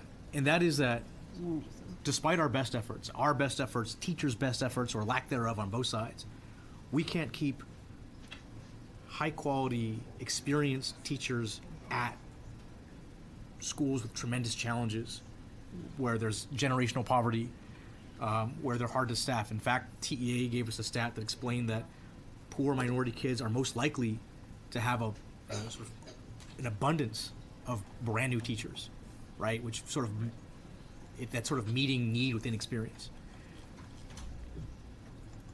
Is the use of that money to solve that problem or help solve that problem an acceptable use? That's my first question. I think that stipends for high-need campuses are working throughout the state, and I think that is something that TSTA would support, but that's different than what would be called a, quote, merit-based so then I have a second half, right? So yes, stipends to incent or to keep teachers at those high-need, failing campuses is acceptable. The second part of it is, do you agree that you would have to find a way to identify, and I'm not saying it's STAR at all, but you have to identify who the teachers are who are best suited for those campuses and those kids? And if that's the case, wouldn't that require some sort of evaluation system? I'm not calling it merit pay because I'm trying to, it's for these specific campuses. But this is, the reason I'm asking, this is the one part that people seem to say, this might be okay. And so I'm just walking through what that would look like. If we were to say, yes, the stipends are okay, but then we have to figure out who the teachers are that we're willing to give stipends to go to those campuses. Because this, like, solving this problem, like, this is why I came to the legislature, right? It's because it's older than my parents. So how do we do that?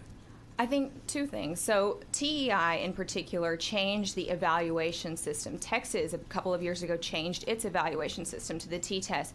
And both systems do endeavor to create more meaningful feedback and identify more specific areas of strength and growth for the teachers. And I think the entire purpose of an evaluation like that is to identify the teachers that are succeeding and those who need to do better. So I think we have that in place. And just to pile onto that, T-tests, you're saying? T-tests, or in Dallas TEI, I mean, we have evaluation systems. That the entire purpose of that is to identify teachers who are doing a good job. So, okay. I thought that part of the problem was evaluating teachers, but you're saying it's not the evaluation, it's how you pay them and what for, in light of the fact that they of course need more than they're getting across the board. Is that right? I think so. Okay. To put it another way, the T-test, that's not a subject of concern for us right now. The TEI itself, for purposes of this hearing, is not a subject of concern. And I want to be clear that the TEI or the elements of the TEI are not in the bill, and I think there'd be strong pushback if we tried to include that, so I want to be clear about that. The student survey piece is in there, as an example. That there are bits of TEI in there. Sure, the student survey, though, is severable and separate the STAR from part the is not, and STAR is worth 15-30% of the TEI. Correct, Right. but the teacher evaluation component of Okay. TEI, Fair which point. severs out surveys and Yes, ma'am. student achievement. No, I understand. Thank you for clarifying that. Thank you for your time, Thank Chairman. you. Thank you. You bet. Any other questions, Representative Bell? Yes, but I just want to make sure, so if stipends were part of this teacher quality program, and it was based upon the T-test to determine which exists today, whether or not these people were eligible for these additional funds that you're supporting. That's what I've heard. I just don't want words in your mouth. TSTA is against merit-based pay. So, quote, merit-based, performance-based pay. I don't think that is something that TSTA is interested in talking about until the teachers are paid at the national average. So I do not think that we are supportive of the use of T-tests in order to inform teachers' compensation. So, in other words, if we put teachers in a difficult campus and ask them to do a difficult job, you don't support paying them more money for stipends through this program, and then using the T-test to qualify those people that are affected. As I read the bill, it does not limit the teacher designations to those who would go to high needs campuses. I think an incentive or a stipend, just like to teach bilingual or to teach special education, high need area, a stipend to go to a high need campus is different from, and I don't read that in the bill. I read this to be a pay bump based on evaluation, including student surveys and test scores. Right, and my only reason for the question is just to understand what we can do, because I think that's what the chairman laid out on the front end.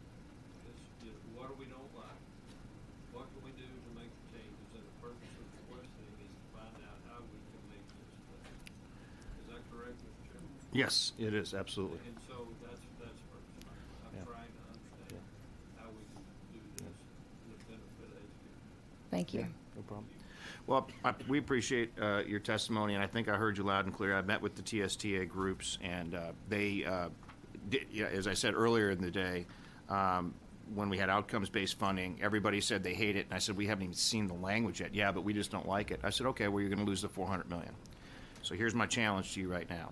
There's about $100 million a year. It's going to go away. Figure out what kind of language you want, but don't stand up here and sit here and say we're just completely against it unless we get this. You got to figure out a way. I had everybody in the room, so let's work together on that as we go forward. And I know Lisa will maybe come and talk ideas and concepts and share them with us. That's fine. But when the third grade reading allotment went away, because I said, you know what, if that's just a fight and people just don't want it, and that, just so you know, it was $400 million that would have gone to teachers. And I know that TSTA appreciates the opportunity to continue to work with you on something that we can all agree to. And I want to say something else, which I think is interesting, which is the same thing I said to AFT, which is that last session when we had $1.8 billion going into the education bill, your group was supportive of our efforts at that particular time. We now have $6.3 billion, and you're not supportive of the bill at this particular time, and our hope is to get you to be supportive. But I think it's important for you to know as we go forward. We want to work with everybody as we go forward, but it's difficult. It's very hard for me to understand how we went from less than $2 billion that you were supportive. And by the way, this committee in the House, said we weren't going to do some things last legislative sessions that our counterparts wanted to do. And we stood with y'all on those particular issues. And so it's just alarming to me of what I've seen happening and the rhetoric that's going on. So I want us to be careful as we go forward, because we really do want to work with you. But, I think this committee is committed to providing the resources to the school districts. I mean, under a different plan that exists today, Dallas ISD, which you just said you represented, would end up with $50 million. Under this plan, there's $96 million, of which the majority goes to who? The kids, the teachers, and the kids. The teachers. Yeah, that's ultimately right. the children, sure. Now, and we are very appreciative of the efforts of this entire committee to direct more money to public education. Very supportive. Well, that's not what your thing says, but that's okay. We'll get there. I should be listed as testifying on the bill, which is You okay. are. I understand that, but Not against it just blows me away. So, but thank you for being here, Scott Thank you. Leary, followed by Holly Davies.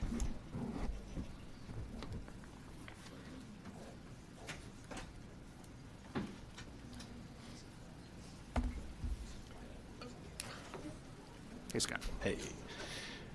Chairman Huberty, committee members, Scott Muri, Superintendent, Spring Branch ISD, and I'm honored to be here today to speak in favor of House Bill 3. I, along with members of my Board of Trustees, members of my community, have been engaged in the school finance conversation for many years. And today, our whole purpose is to say thank you. And that's exactly why I'm here. I wanted to paint a clear picture of what your decisions and what this bill might mean in a school district. So I'll lift up a couple of examples to share with you what this work could mean. So blended learning is spoken to in the bill.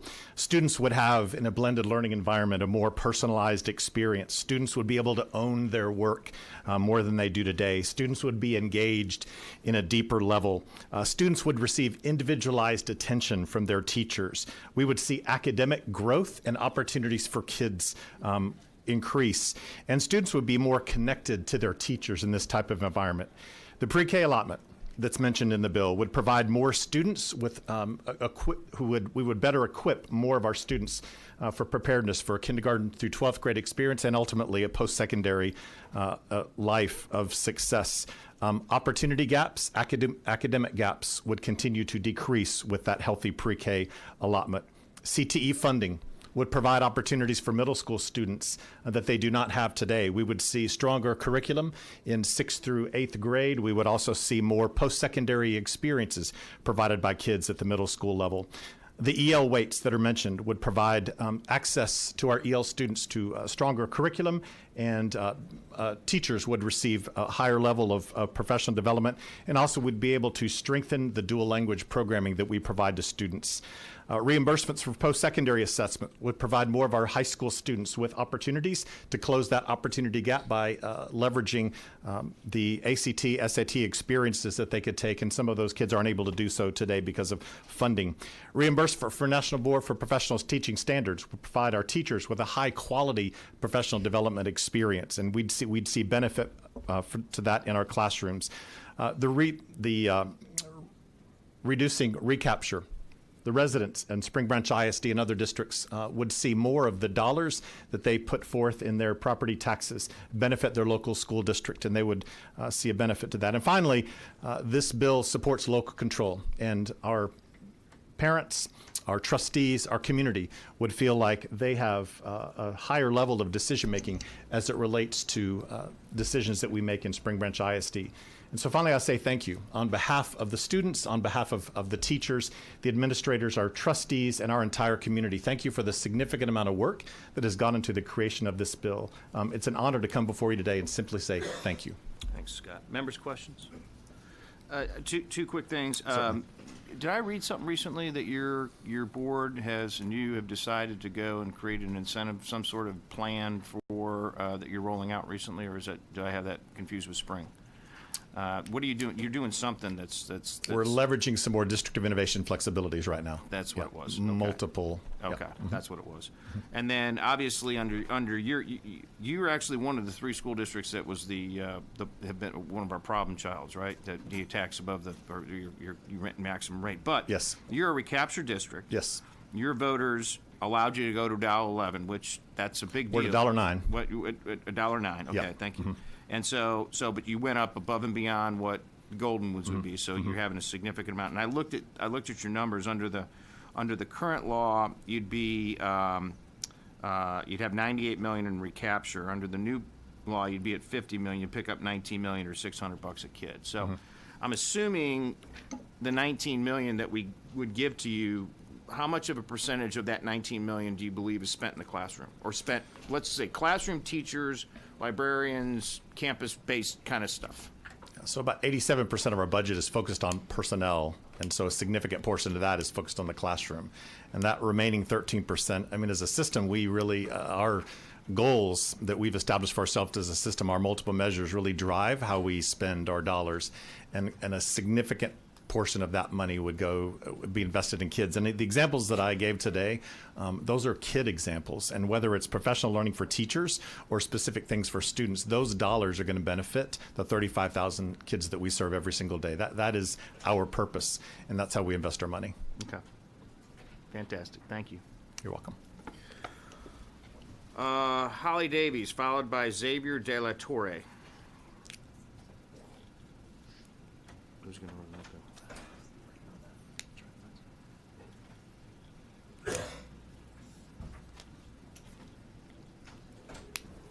Hello. Hi there. Good afternoon.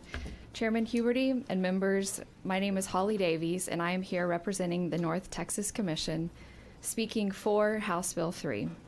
I'm here today to thank you for your hard work that you've already done to bring real school finance reform to the state of Texas through House Bill 3. I would also like to thank Chairman Huberty, Vice Chairman Bernal, and Representative King for their diligence throughout the interim in crafting strategic, evidence-based recommendations through the Commission on Public School Finance that have guided this legislation. Admittedly, I'm not a funding formula expert or a finance expert, but rather I'm here to speak to the benefit House Bill 3 would bring to the business community. House Bill 3 is especially important in the eyes of the business community because these young Texans are our future workforce. The need for a high-skilled, talented, and capable workforce will just grow as our state attracts more business. If every young Texan has the opportunity to achieve her or his highest potential, think of the impact that will have on our economy. There is no question the ability to read by 3rd grade is critically important for the long-term outcomes of our students and ultimately their workforce readiness. That is why I'm thrilled to see so much emphasis placed upon crucial benchmark throughout House Bill 3.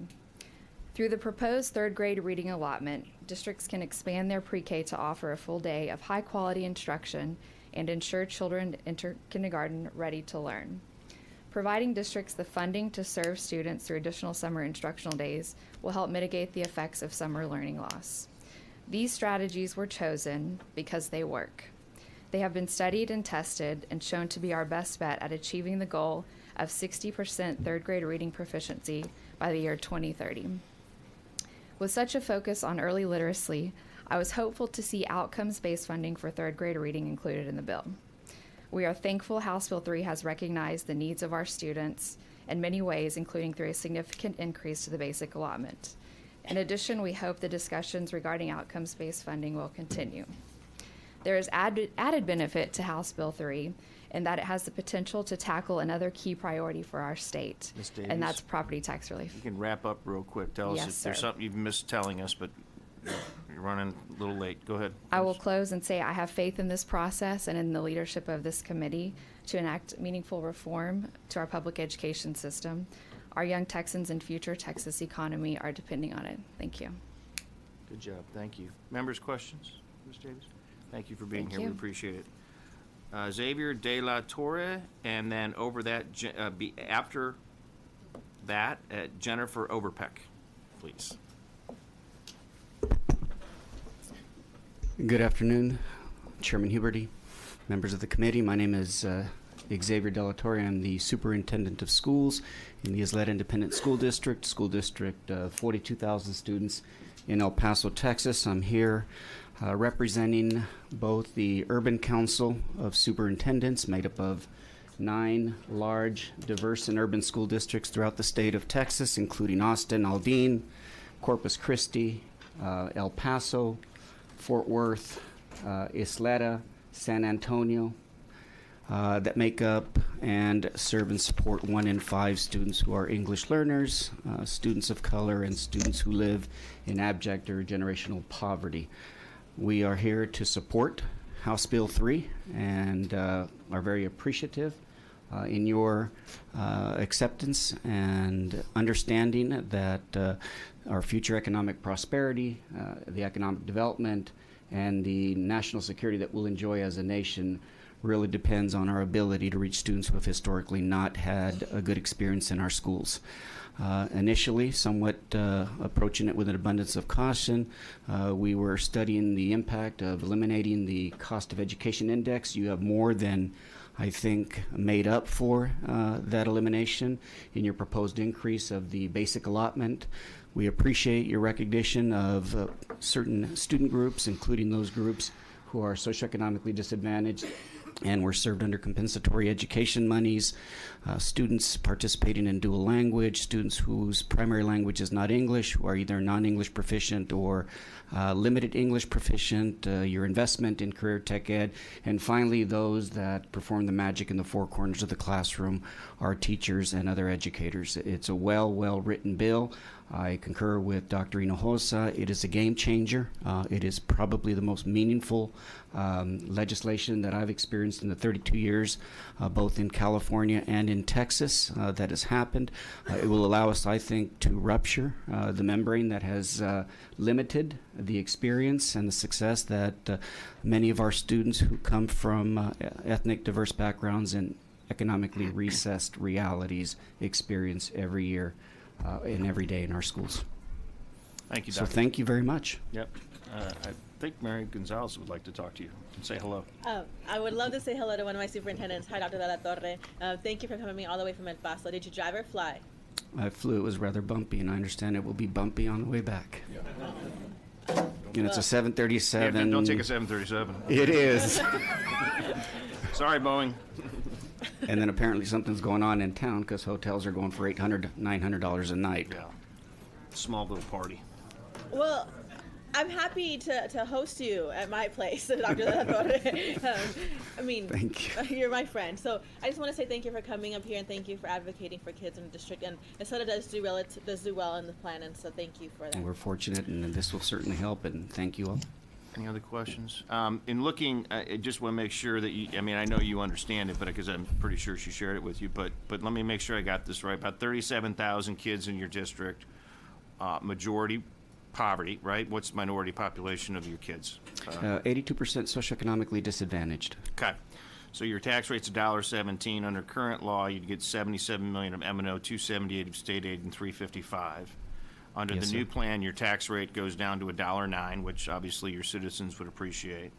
So M&O goes 72. You go down to 309 under the new law, or 382, meaning you pick up $26,000 a student, or $26 million in the new plan. Yes, sir. I'm assuming, and the same question I'm going to ask you as superintendent, as a percentage of money that's going to classrooms, $26 million is a lot of money Yes, for sir. your district. And we see I'm assuming the majority of that is going to be going to classrooms, librarians, counselors, things of that nature. As a percentage, could you talk about that? 82% or 82 cents of every dollar that we spend is spent on compensation, health and welfare benefits, and employees. Okay. So, let's round it down so we can do the simple math here for a second. But roughly about $20 million of that $26 million is going to go in touching a child, whether it's the teacher, the librarian, the counselor, the bus driver that picks them up in the morning. Everybody, we're talking. I'm assuming if this happens, your board is going to be giving pay raises and taking care of teachers. That's where the money's supposed to go. Yes, Plus, sir. including, if I remember correctly, do you have full day pre-K right now? I think We you have do. full day pre-K, yes. So you're already paying for that. So we're going to give you the money to take care of that as well, and so you can use those resources for something else, Correct. To right? take care of the other employees so that everybody understands and knows that they're valued, but the majority of that investment will go into people. Right. And then on the gifted and talented side, I'm assuming you have a gifted and talented program for your kids. We right? do. And as a percentage, do you know off the top of your head how many? About 6%. About 6%. And so we give you 5. I'm assuming that extra 1% they get taught the same way that the other 5% get taught. They certainly right? will, and we'll continue to have a dedicated coordinator. And we put that money into the base allotment for you to make sure that it's there. And I'm sure you've looked at the bill and to make sure that you're going to get that. Yes, sir. Okay, great. Any other questions for Doctor? Thank you. Be careful. Thank you. Be I careful appreciate going it. home. Jennifer Overpeck, followed by Justin Yancey. Hello. Hello. Thank y'all so much for the opportunity to be sitting here before you today. It is an absolute honor. I am a kindergarten teacher. I teach at Northside Elementary School. That is at McAndrew Elementary School. I'm sorry. I am here in front of you today to talk about the bill, House bill, that and the biggest thing is thank you so much for advocating Jennifer, for students. Can I stop yes, you sir. real Go quick? ahead. Are you testifying on, for, or against? I'm on. This is my first time doing this, This so problem, I'm on. and I have you. It's okay. And I have you with AFT. Are you representing AFT, or are you representing your AFT and Northside. and Northside? Mhm. Okay, so we're going to have to fix that. So it says AFT. It just says AFT. So we want to make sure we get it right. So AFT sorry. and Northside. No, that's okay. Yes, I sir. just want to make sure we're getting it right. So Yes, sir. AFT and Northside. And you have your permission to make sure we fix that, to make sure it's okay? Yes, sir. Okay, great. Go ahead. And my biggest thing with this bill is that I love the way y'all advocate for children. I love the way y'all are putting more money in for these kids, because right now, us teachers are their only voice. So to sit up here in this room and hear y'all speak so highly of really pushing education for kids, it makes me so proud to be a part of this. The other thing I wanted to really commend you on is collaboration. Collaboration is a huge word in education, especially for teachers, because we do that on a daily basis. And to hear y'all say that y'all collaborate as a team, y'all collaborate with everyone sitting in front of you, it makes me feel so confident in y'all that my job and my future is in y'all's hands. So thank you for that. Because in collaboration, we do it every day as educators. And we have something called PLC. It's called Professional Learning. Professional Learning Community. And what that is we look at, especially in kindergarten, they come in not knowing anything, to you have your high kids that come in already knowing letters and sounds, right? So we meet and we look at those growth measures. Okay, where are these kids at? What goals do we need to set for them? And what can we do to not only give enrichment, but intervention as well? So my only problem with this entire bill is that the collaborative piece is going to turn into competition and not collaboration with the performance-based pay. And I really think we need to focus on that collaboration piece, because that is the success of those students. That is where those students are going to grow, and those growth measures are going to show is in that collaboration piece. And I'm afraid that teachers are going to be not wanting to share their ideas because, oh, well, that teacher may benefit from my idea. And I don't want that to happen. I want us teachers to say, we're a team here, and we're going to do whatever we need to do to make sure that every child, our high kids, get enriched, because you should be doing GT in your classroom with your high kids. You should be enriching those kids every single day to make sure those growth measures are met with them. And we do that also as well in our student-led conferencing. So the students come up with their own goals and say, look, this is where I want to be. And you help guide them. I mean, they're 5. But still, to hear some of those GT kids say, I want to be reading chapter books in 6 months is incredible, because I have 3 that actually met their goal this year. And they're reading chapter books, and I am so proud of them at 6 years old. So I'm sorry, I know my time's No, up. I it's just okay, had Jennifer. to boast a little bit. Before I have questions, Yes, sir. I'm going to need you to do me a favor, though. I'm going to need you to go back out and register for Northside as well. Okay. Okay? If you don't mind doing that for Yes, me. sir. To make sure that we get it all right. Yes, and, sir. and we'll do it, but, we'll work through this as we go forward. We might be able to change it internally, but I want to just be double 100% Yes, sir. clear to make sure it's done. Are there any questions for Jennifer? Yes, Mr. Tellerico. Ms. Overpeck, Yes, sir. you said you teach kindergarten? I taught kinder, 1st, and 4th grade, yes, sir. Got and in Northside ISD? Yes, sir. Can you tell the committee the difference between students who come to you in kindergarten who had been in a pre-K program and those who haven't? Yes, sir. I didn't have time, but No, thank that's you okay. for that Yeah. opportunity. So the pre-K, and that's one of the biggest things I'm so thankful y'all are having on the bill. Because the problem is I'll have kids come into my classroom, and we're not low socioeconomic. I mean, we're talking Dominion and Aqua Springs. Those houses sell for millions. And I still have kindergartners that don't even know how to write their name. They don't know any of the letters on the alphabet. And so to have that pre-K program, we could get those kids in and already start reading with them. And that would be tremendous, because then by the end of kindergarten, we could be doing writer's workshop with them, and it's those skills that they need to be so successful on the STAR test. So I think it is just immensely important, and I love the fact that y'all, are putting that in there. So just because we have colleagues in the other chamber who are Yes. just proposing kind of a flat teacher pay raise, and ours has resources for districts to do that, but also providing for full day pre-K. As an educator, as an early childhood educator, do you think that a school finance plan can really be complete if it doesn't include resources for full day pre-K? Well, for me, I do it because I love teaching. I put my whole paycheck into my classroom. Yeah. So as far as finance, I think that teachers are teachers because they love their job. And I greatly appreciate the pay and everything. But I think that's more of a question, because if it were up to me, I'd do my job without getting it paid at all. Because I love the growth of those kids. Like, that's my pay every day. To have a child come in, especially in kindergarten, and you don't know if they are special needs or not. You come in, it's like a blank canvas, and you have to figure out how to make a masterpiece out of it. But then by the end of the year, that masterpiece is done, and a child that came in not talking is now in that spec ed program and progressing, and his growth measures are tremendous. That's the pay for me. Yeah. So I don't know if I'm really equipped to answer that. I'm sorry. No, you answered it beautifully, Okay. and I think our proposal is giving districts the resources to do both. Yes, Give you yes, a pay sir. raise and have full day pre-K. Yes, sir. Mm-hmm. Yeah, I was just looking at your numbers for your school district, and I know you're not the CFO of the deal, but your tax rate goes down 4 cents, and your school district gets $57 million next year. Yes, sir. I'm pretty sure they're going to do what's right and put it where it belongs. Oh, my And superintendent is phenomenal. Yeah, He's amazing. And so Northside, they offer a full day pre-K right now, if I remember they do, right. but not at all the schools. Yeah, didn't you work there? San Antonio ISD. Yeah, okay, that's what I thought. So very close to that, where that's at. Mhm. Okay. Well, listen, if you want to work for free, I'll give you the human resources person in my office. So you Yes. can come. Actually, I would love to do that. I got Yeah, accepted at St. Mary's Law School, so I start in the fall. There you And go. so anything I can do for free, I have a bill coming up with Philip Cortez for Okay.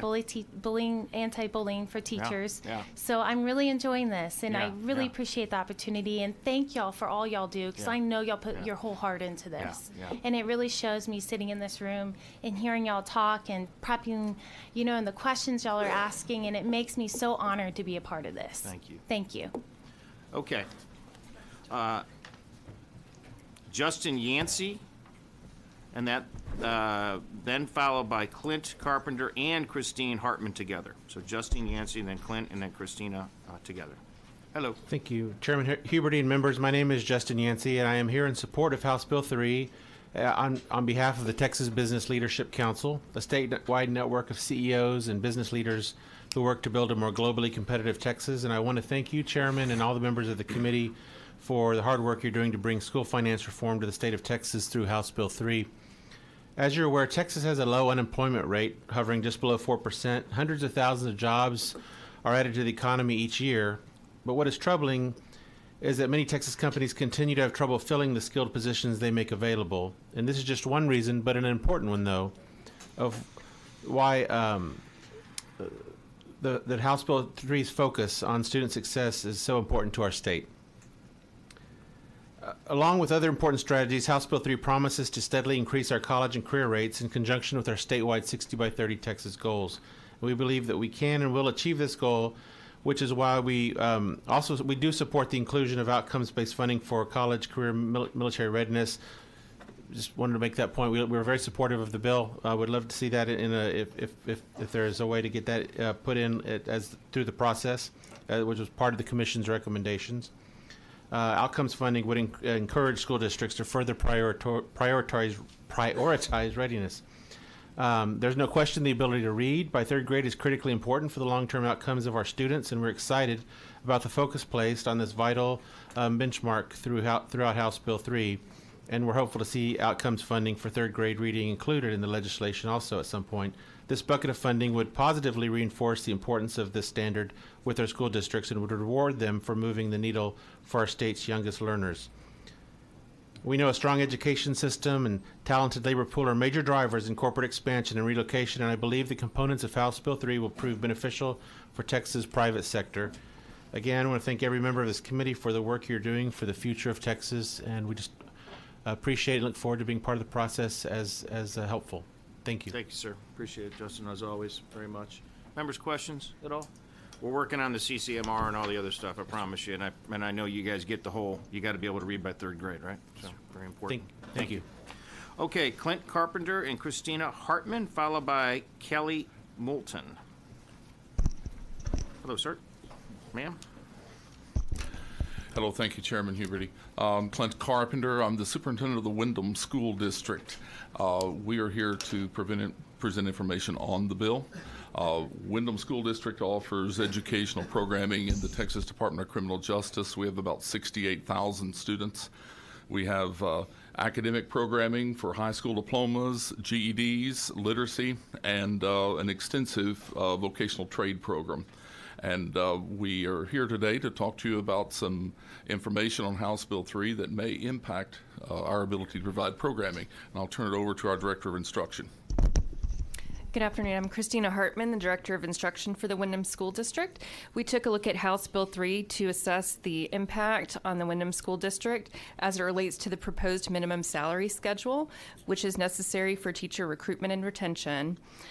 In looking at that, Windham is funded differently than most school districts. We are housed in the criminal justice system. Therefore, we do not have a tax base. We don't tax. So we took a look to see how the increase in the minimum proposed schedule would impact salaries for our teachers and the amount of funding that we would need to satisfy the requirement. It is approximately $5 million per year for our 650 plus teachers, which equates to about $11 million for the biennium. We also took a look at, and we're requesting today, some consideration for a vehicle to provide funding to satisfy the proposed the salary. We also had to take a look at the impact if we were unable to secure funds for the salary, which unfortunately would be a reduction in force of approximately 112 of our classroom teachers who provide those very important services to individuals incarcerated that are returning soon to all of our communities. This would impact approximately 11,500 incarcerated students and limit opportunities to provide basic literacy instruction and vocational skills necessary to get out and secure meaningful employment at a living wage.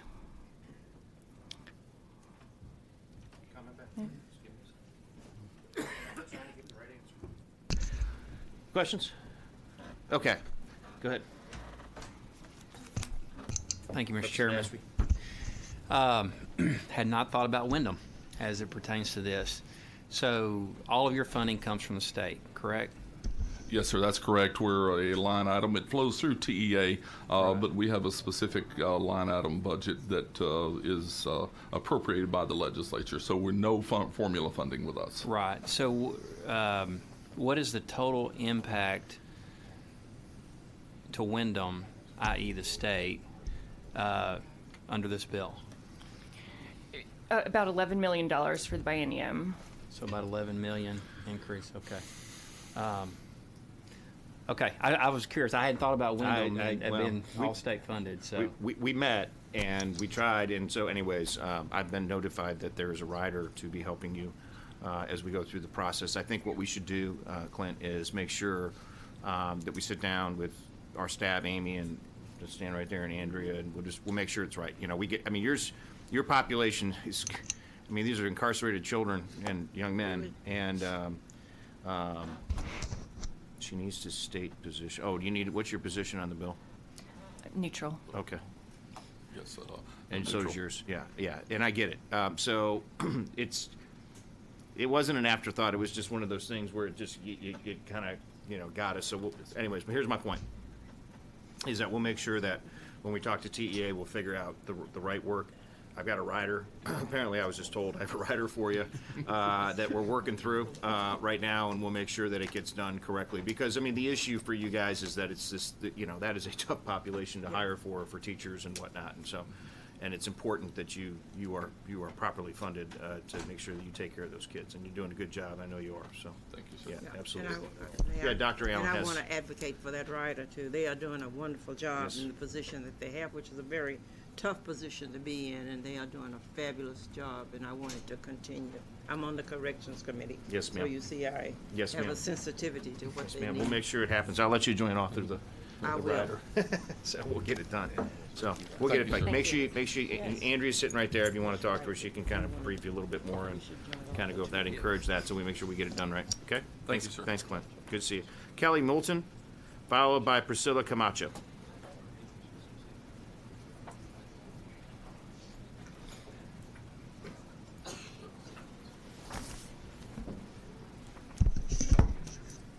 Good afternoon, Chairman Huberty and members of the committee. My name is Kelly Moulton. I am the superintendent of Galveston ISD. I am testifying today on behalf of the Texas School Coalition and Galveston ISD for House Bill 3.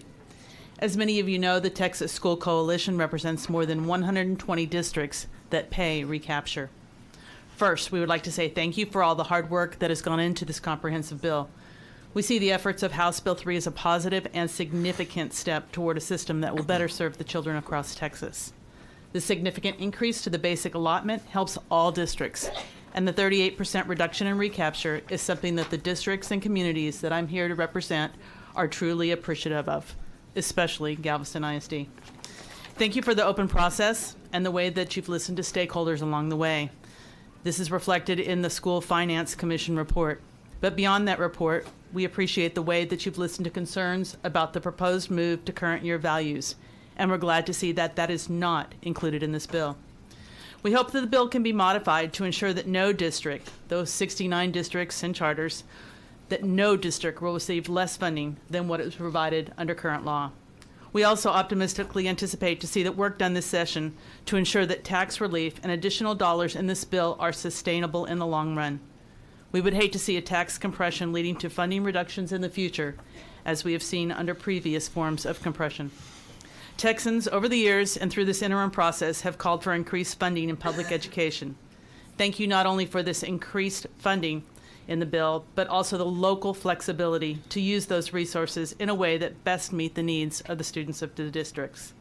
Some districts are looking forward to this funding in order to provide teacher raises and raises for other employees. Others are looking to hire additional teachers and reduce class sizes, or to strengthen programs for gifted students and those with special needs. Still others are simply grateful that they may not have to adopt a deficit budget to best meet the needs of their children. We look forward to working with you in the weeks and months to come as this bill moves through in its process to becoming law and making a significant difference for what nobody in this room can define. Nobody in this room can disagree, is serving the children of Texas. Thank you. Thanks, Kelly. Appreciate it. Is there any questions? Quick ones for you. I'm looking at your numbers.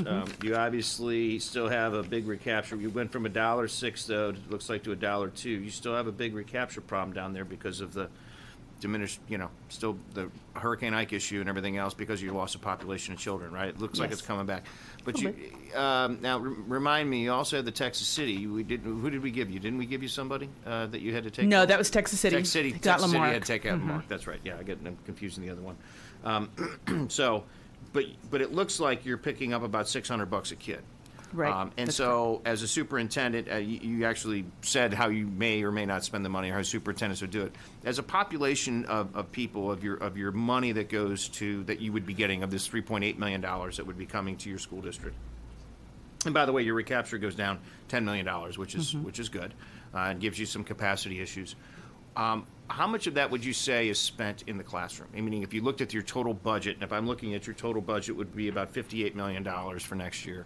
That's right. So about 82% is spent on salary and benefits. So it's approximately $45 million of that 58. So In the classroom, it's going to be a significant portion of that. That's one area that our board refuses to let go aside. We have considerable concern that the best relationships are developed in the classroom. Mm-hmm. And so when you think about like classrooms and stuff like that, but I'm talking librarians, counselors, the other people that nurse it, whoever else is there, right? In the cafeteria. Sure, it doesn't work without those people. That's you're right. You're going to pay all them too, right? Absolutely. Okay. I just wanted to make sure that was going to happen. And I want to look for your second year for a second. I'm trying to think. Who's the rep down there? Oh, it's Mays Middleton, right? Who's That's your rep? correct. Is it Middleton? Yeah, I don't know what district this is, so I'm looking for it right now. So just bear with me for a second. Somebody else asked a question while Looking for second year? I'm slowly going through this process here.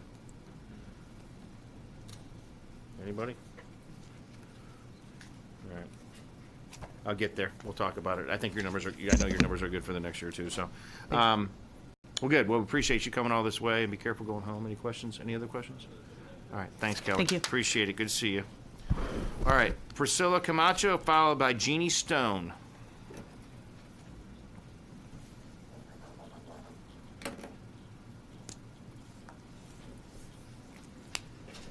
Hello. Good afternoon, Chairman, members of the committee. Thank you so much. My name is Priscilla Camacho. I am the SVP of Public Policy at the Dallas Regional Chamber, here to testify in support of HB 3. I won't reiterate a lot of the points that have been made by some of my colleagues, and I was appreciative to see some of our Dallas and our Sunnyvale and our Garland leadership here talking about the benefits of this particular bill and what it will do for the districts in our region. But just to give you a full picture, we represent for the Dallas Regional Chamber 855,000 students in the region. We have 56,000 teachers that are there, along with 77 districts, along with charter programs. And so for us, we really love the focus on early childhood education. Business leaders know the importance of early childhood, and so we believe that we love the funding towards that. We obviously also appreciate the expansion of career and technical education down to the middle school years. We know how important that is. And last but certainly not least, I wanted to reemphasize, obviously, we've heard about the teacher incentive pay. We are supportive of that measure. We like the way that is developed in HB 3, and we would welcome any further comments or any questions you have in terms of our input in that particular measure. So, thank you. Members, questions? Over the years, you've represented many different types of districts and people and cities and things of that nature. And let me ask your opinion on the one thing. I appreciate your comment on the teacher pay thing, because I think that's important. You've sat through a lot of these hearings and committees over the years. Talk to us a little bit about the comp ed change of that and the weights and the dual language piece, meaning the focus specifically on those two things. How do you think that impacts and helps the area in Dallas? I mean, clearly a huge urban area, a huge impact. But just your perspective. I know that there are some challenges, but we are receptive to seeing that. I will be honest and tell you that we are still looking to see, obviously we haven't seen the runs for all of the districts that represent our region, but if you're looking at Dallas ISD, we know that they are going to be receiving more funds that will help those particular students. And obviously in my prior tenure in San Antonio, we know that there was multiple CEI across the 15 districts that are in that region. So it is very complicated, because you could have Edgewood, San Antonio ISD all butting next to each other with a very different CEIs compared to Northside and Northeast. And so we understand that CEI is important and the impact that it has on TRS. However, it is clearly outdated, and it has not helped a lot of the districts in the metro areas without that increase. Yeah. And so that's been something that we have fought for from the Chamber's perspective for a long time, and have not been able to get that, because we know how costly it was to try to increase that. That's right. So we are very much interested in seeing how that plays out, but again, we need to see the runs. And I believe Representative Bernal is working on a variety of different ideas on the scalability of the compensatory education and things of that nature as we continue to go forward, because it's not that I don't think we try to figure it out, but the complexity of it is such that we need to make sure that it's right and we get it right. And that it's distributed correctly. And if you're going more granular than a district, if you're going to campus and even student, it's a lot of math, Chairman. Well, and you mentioned the dual language, and Dallas ISD, you know the numbers, and I know Superintendent Hinojosa could have probably elaborated more, but just the number of different languages that are spoken by the students there. It's not just about one or two languages. There are some campuses that have 20 different languages that they have to attend to. So that is really important for major metro areas, and particularly Dallas ISD. Good. Any other questions? So, thank you. All right. Thanks, kiddo. Thank you. See you later. All right, Jeannie Stone, followed by Gus Reyes.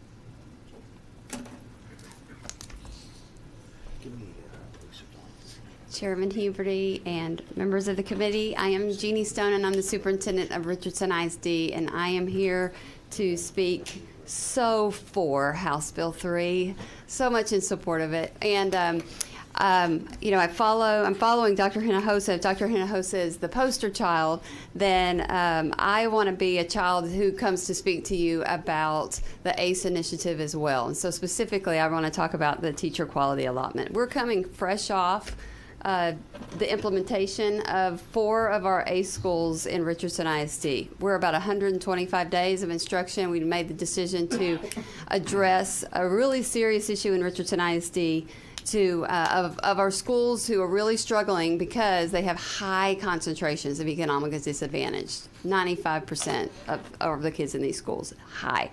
So for several of you that mentioned, how do you do that? How can you identify the teachers? Does that really work? It has to work. Those are the kinds of initiatives that have to be done. And so we did bring in a third party to identify and to do a teacher growth analysis to see which of our teachers in our districts can over time grow kids. And so I was given this magical list of 350 teachers who have demonstrated growth over time. And what we did was we then did a lot of other measures. We did a lot of anecdotal kinds of things. We went in and we did classroom observations. But by the end of it, I had a list of 300 teachers who know how to grow kids.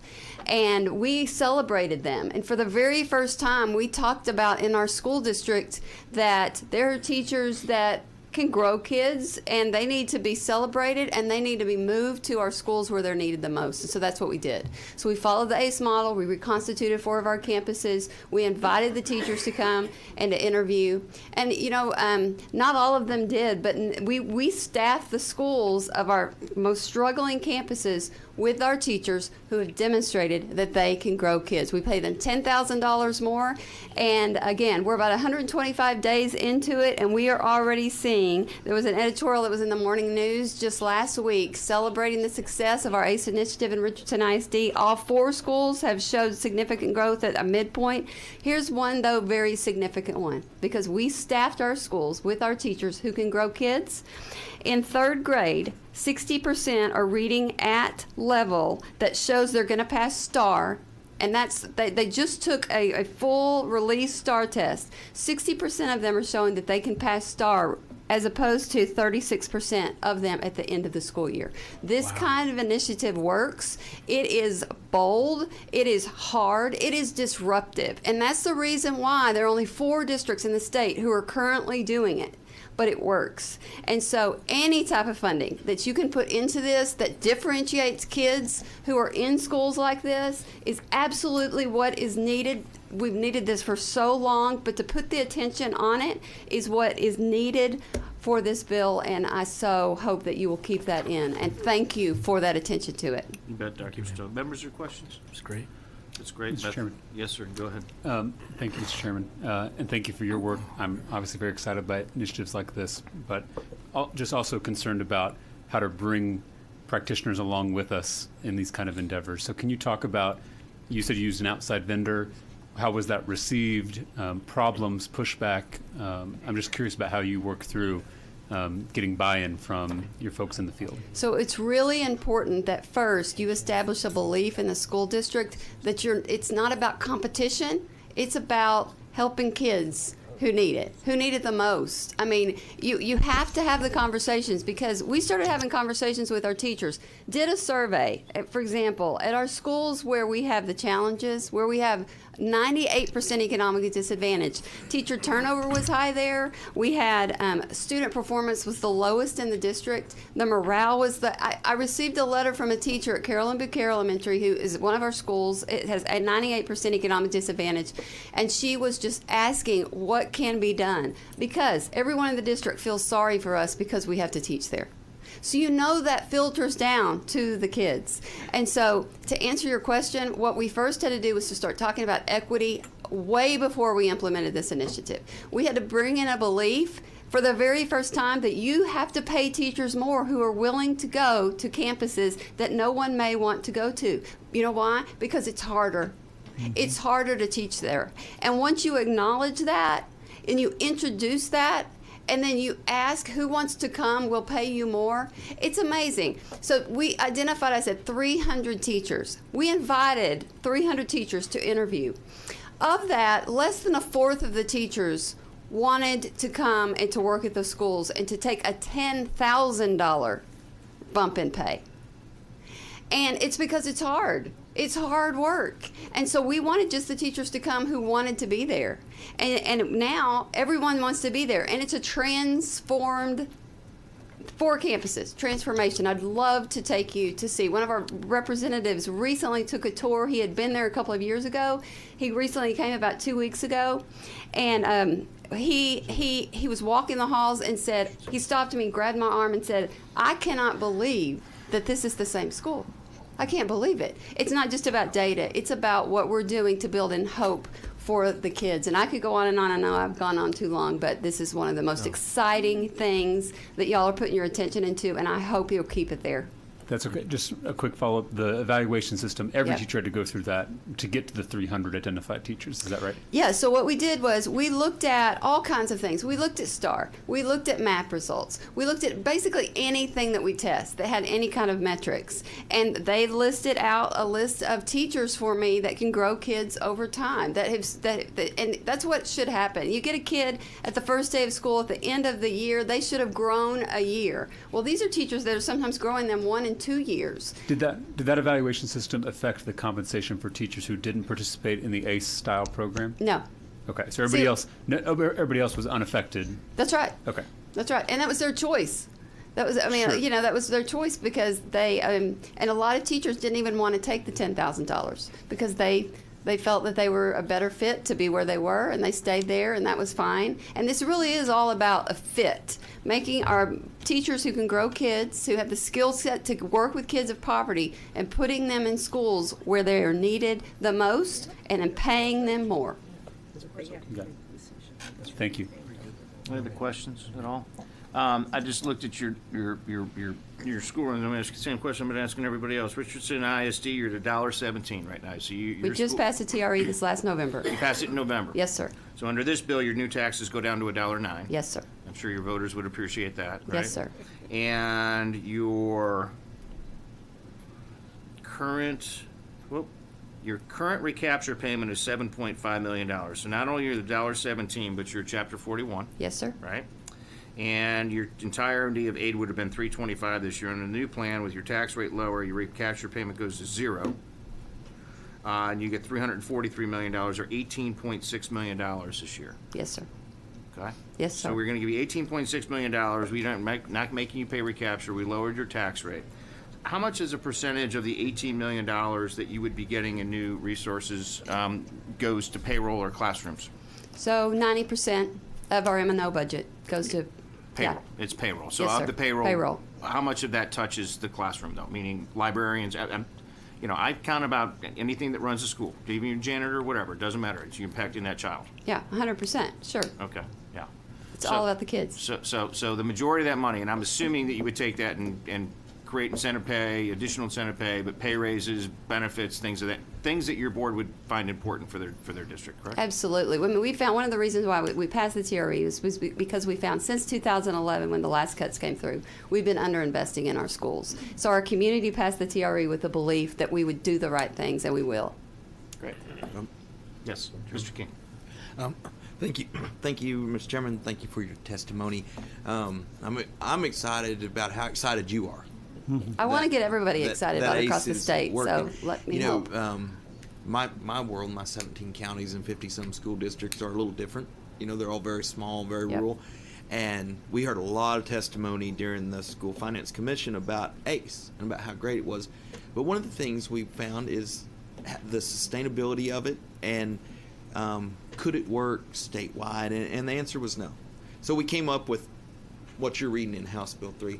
So my question to you is, I get the sense that you feel like we're on the right track. Is there anything you can say that we could improve on it? Well, I mean, I understand a lot of people say that that can't work. I'm sitting here saying it absolutely can work, because it's about changing a culture of a campus to where you believe in all kids, and you pay teachers more who are willing to go to teach in challenging campuses. With the cost of doing so is right at $1,250 more per student. And I believe that we have a lot of campuses that are not necessarily investing that extra money. Educational equity is about where you put in more money where kids need it more than others. And that's just the way it should be done. And so I think that those are hard decisions. Those are hard conversations that communities have to make. It's very disruptive. It's very disruptive. But what you have to do is build this culture where you're going to take care of all kids, and when you do so, you make decisions that are best for the kids, not for the adults. Well, and you know, and the cultural shift is part of what we have to address at the local level as well. But it's that way in everything. You know, when I hear teachers say we don't want to do it that way, or we can't change, we can't do it that way, it kind of makes me think of, you know, my kids have gone to school with one of these. There's probably not a chalkboard left in the state, or anybody knows how to write on one. We have to change to accomplish the goals you're talking about, and I really appreciate it. Thank you. We're doing it with teachers, which is a big part of it that you have to do. Yeah. Thanks, Jim. Thank you. Yeah, Representative Bernal. Just real quick, just based on what I saw when I visited ACE campuses in Dallas, tell me about the effect that this sort of newfound success has had on the student body and on the parents and community. Yeah. Oh. So we did, part of what we did was we did a student efficacy survey at the very beginning of the year, because we wanted to measure this. And again, we're only a semester in, and we're already seeing we've double-digit gains in terms of just the kids, what the kids believe that they can do. That's huge. The community, the message out that we are investing in our kids. We're doing PTA differently. We're not necessarily just expecting that parents can come to a meeting at 10 a.m. or pay registration dues to join PTA. Sure. Our PTA has supported us taking PTA out to the community and doing things differently. So this is so much about doing things differently, and I think that this is what y'all all want from House Bill 3. It seems like you want this to be the time when we are going to look back, that this is your legacy, that you have moved the needle for the very first time. It's not been moved in forever, really, that I can really remember. And y'all are going to do it. I just know that. So it is about doing everything differently and not doing it the same old way. Thank you so much. Thank you, Chair. You bet. All right, thanks, Gene. Gus Reyes, Dr. Reyes. So, and after Mr. Reyes, it's going to be Lisa Dawn Fisher. Go ahead, sir. My name is Dr. Gus Reyes, and I'm the director of the Christian Life Commission, which is the Ethics and Justice Ministry for Texas Baptists, and I am testifying in support of HB 3. Thank you, Chairman Uberty, and members of the Texas Commission on Public School Finance, and the members of the committee for your commitment to public education in Texas. I'm also a grandfather of 6 Texas public school children. So what you're doing means a lot to me. We support HB 3 because it invests billions of dollars into the future of Texas. As Christians, we are called to pursue the common good, and quality public education is for the common good. And for any impoverished student, a quality public education is one of the best tools to move them out of the generational poverty. Jeremiah 29:7 tells us to seek the welfare of the city, that our welfare is tied to the welfare of the city. The future welfare of our cities depends on the welfare and success of our children. We support HB 3 because it includes targeted measures aimed at improving. Excuse me. No, you're fine. Go ahead, Doctor. Yeah. Aimed at improving the welfare of students by increasing funding for programs and students most at risk for failing to achieve college and career readiness. We support HB 3 because it funds full-day, high-quality pre-kindergarten and early literacy programs. Thank you for that. We believe high-quality full-day pre-K programs ensure students are ready for kindergarten. Studies show that the long-term benefits for economically disadvantaged children who attend Texas pre-K includes higher levels of school achievement, graduation rates, employment, and future earnings. We support HB3 because it allocates greater resources to the neediest students and schools with the highest concentration of economically disadvantaged students and generational poverty. We have a responsibility to educate even the kids whose family situation, neighborhood, or learning disability or poverty level makes showing up every day really to learn very difficult. We support HB3 because it prioritizes the needs of students with learning disabilities. Funding special programs for those with learning disabilities can reduce those feelings of academic abandonment and ensure more kids receive a high school diploma. Lastly, 49% of English language learners receiving bilingual instruction are in the dual language programs. That means that 51% of these English language learners will not see the increased funding. We would just ask the committee to consider increasing the bilingual education weight so that all English language learners can benefit. Thank you, Chairman and members, for your dedication to Texas public school children. We believe HB3 is an important step in the right direction. It prioritizes the needs of the most vulnerable school children in our state while increasing our investment in all of God's children, their futures, and the future of our state. God bless you, and thank you for great work. Thank you, Doctor. Doctor, just to confirm, you're with Christian Life Commission, Texas Baptist, and yourself testifying for the bill, correct? Yes, that's correct. Thank you very much. Members, questions? Doctor, thank you. Thank you, sir. Appreciate you being here. Lisa Dawn Fisher with Texas State Teachers Association, followed by John Fitzpatrick. I don't see John in the room, but he might be in the overflow.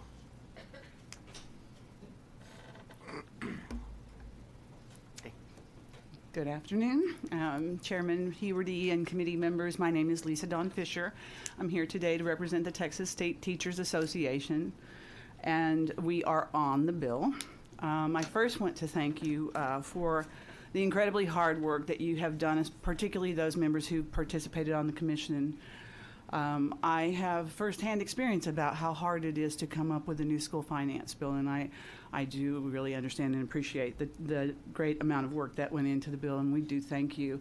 And we really thank and appreciate you for targeting money to the students who need it most, the early learners, by the reading allotment and the full-day pre-K funding, greatly appreciated.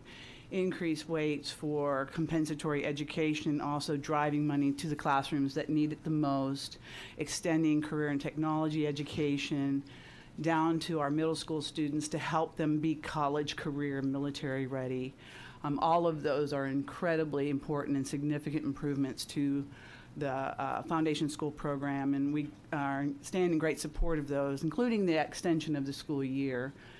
The issue for us, and you well know that, is the merit-based pay, and we are very sad and disappointed to see that the only dedicated pay raise in the bill is the merit-based pay that is attached to high-stakes testing. And we have great concerns about that. We would encourage you to consider options that would allow you to take the money that you have already set aside and dedicated for that purpose of improving teacher quality, and consider investing in some of very sound research-based options that can improve teacher quality and have decades worth of track records and experience and solid evidence behind them in terms of improving teacher quality. And we are very happy to work with you on that and stand ready to talk with you about suggestions and options on that. And we have also provided you with some written testimony about some of our concerns about some of the technical aspects of the bill that I know that you're working on, and we're happy to work with you on making technical corrections. So thank you very much for your time. Thanks, Lisa. Representative Van Deaver. Thank you, Mr. Chairman. You mentioned you would prefer to see us take that money and invest in research-based, research-proven programs. What are those? Particularly programs that are not attached to high-stakes testing. And we really, as we read the bill, have a very hard time seeing how we don't include STAR as part of that. It's impossible to rank teachers statewide without a metric that's statewide, so we don't see how you can actually implement a local program that doesn't use high-stakes tests. But what we do know are that there are two really good options for looking at improving teacher quality. And one of them that is proven time and again is for teachers to prepare for and obtain their national board certification as a teacher through the National Board Professional Standards Board, and we can see through lots of good evidence that teachers who go through the process of preparing to become a National Board Certified Teacher and obtain that certification have real and lasting improvements to the quality of their teaching, and we see improved student outcomes when teachers when obtain that certification. So one option that you could do here is to invest some of that money in supporting teachers who are pursuing that certification, and then to reward them once they've obtained that certification. And you can certainly sweeten that reward for the districts and the campuses that need those teachers the most. That's one option. Another option that is proven in the literature when you look over the research over decades is giving teachers more time to plan and collaborate. And you already have the perfect option in your bill to implement that by extending the school year. When you look at other countries that have longer school years than the United States, and I know that the Commission looked at some of this stuff, you see longer school years there. But when you dig into the data and you look at how those teachers use that extended school year, they don't spend a whole lot more time on instruction. They spend a lot more time on teaching, collaborating with other teachers and planning their lessons so that the time that they spend with their children is more effective and produces better student outcomes. So those are two options that are out there. They don't require you to reinvent the wheel. They are options that could be implemented in any school district in the state of Texas. Sanford, do you have a question? Yes. Thank you, Chairman. Thank you for your testimony. So of those options that you kind of described, I don't think you identified, but have any of those shown empirically, statistically, the type of revolutionary turnaround of campuses that we've seen in RISD, DISD, and others? So what I would say is that I have not reviewed any peer-reviewed empirical evidence on the programs that you have been talking about. So we're not sure they exist then? No, I'm saying that programs that you're looking at in Dallas ISD and the other districts that you have had talking to you about their programs, I don't know if they have been through a rigorous research study that would allow for control of all of the other variables to find out whether the incentive was the change in But don't we run the risk of having to wait decades for the proper data set to come Absolutely our way? not, no. Then where is the program that you've identified that you would suggest as an alternative? There are, what I suggested is that there are two other paths. You could support teachers in becoming better teachers by either supporting their endeavors to become certified through the National Standards Board. But you haven't reviewed those. Oh, yes. Those are studies that are out there and have been out there. But haven't necessarily shown to turn around a campus to in the time frame or into the extreme that ACE has or other local initiatives have. I think that I would dispute that. There are other states and and school districts that have used National Board Certified Teachers in campuses that are struggling and seeing good results. Well, and there are examples. What are they? Well, so for example, the state of Washington supports their students, their teachers, in pursuing their national. Completely different demographic. Not in all of the cases. If you look at Seattle and Federal Way and the school districts in that area, they have significant needs related to language, related to economic disadvantage, and there are.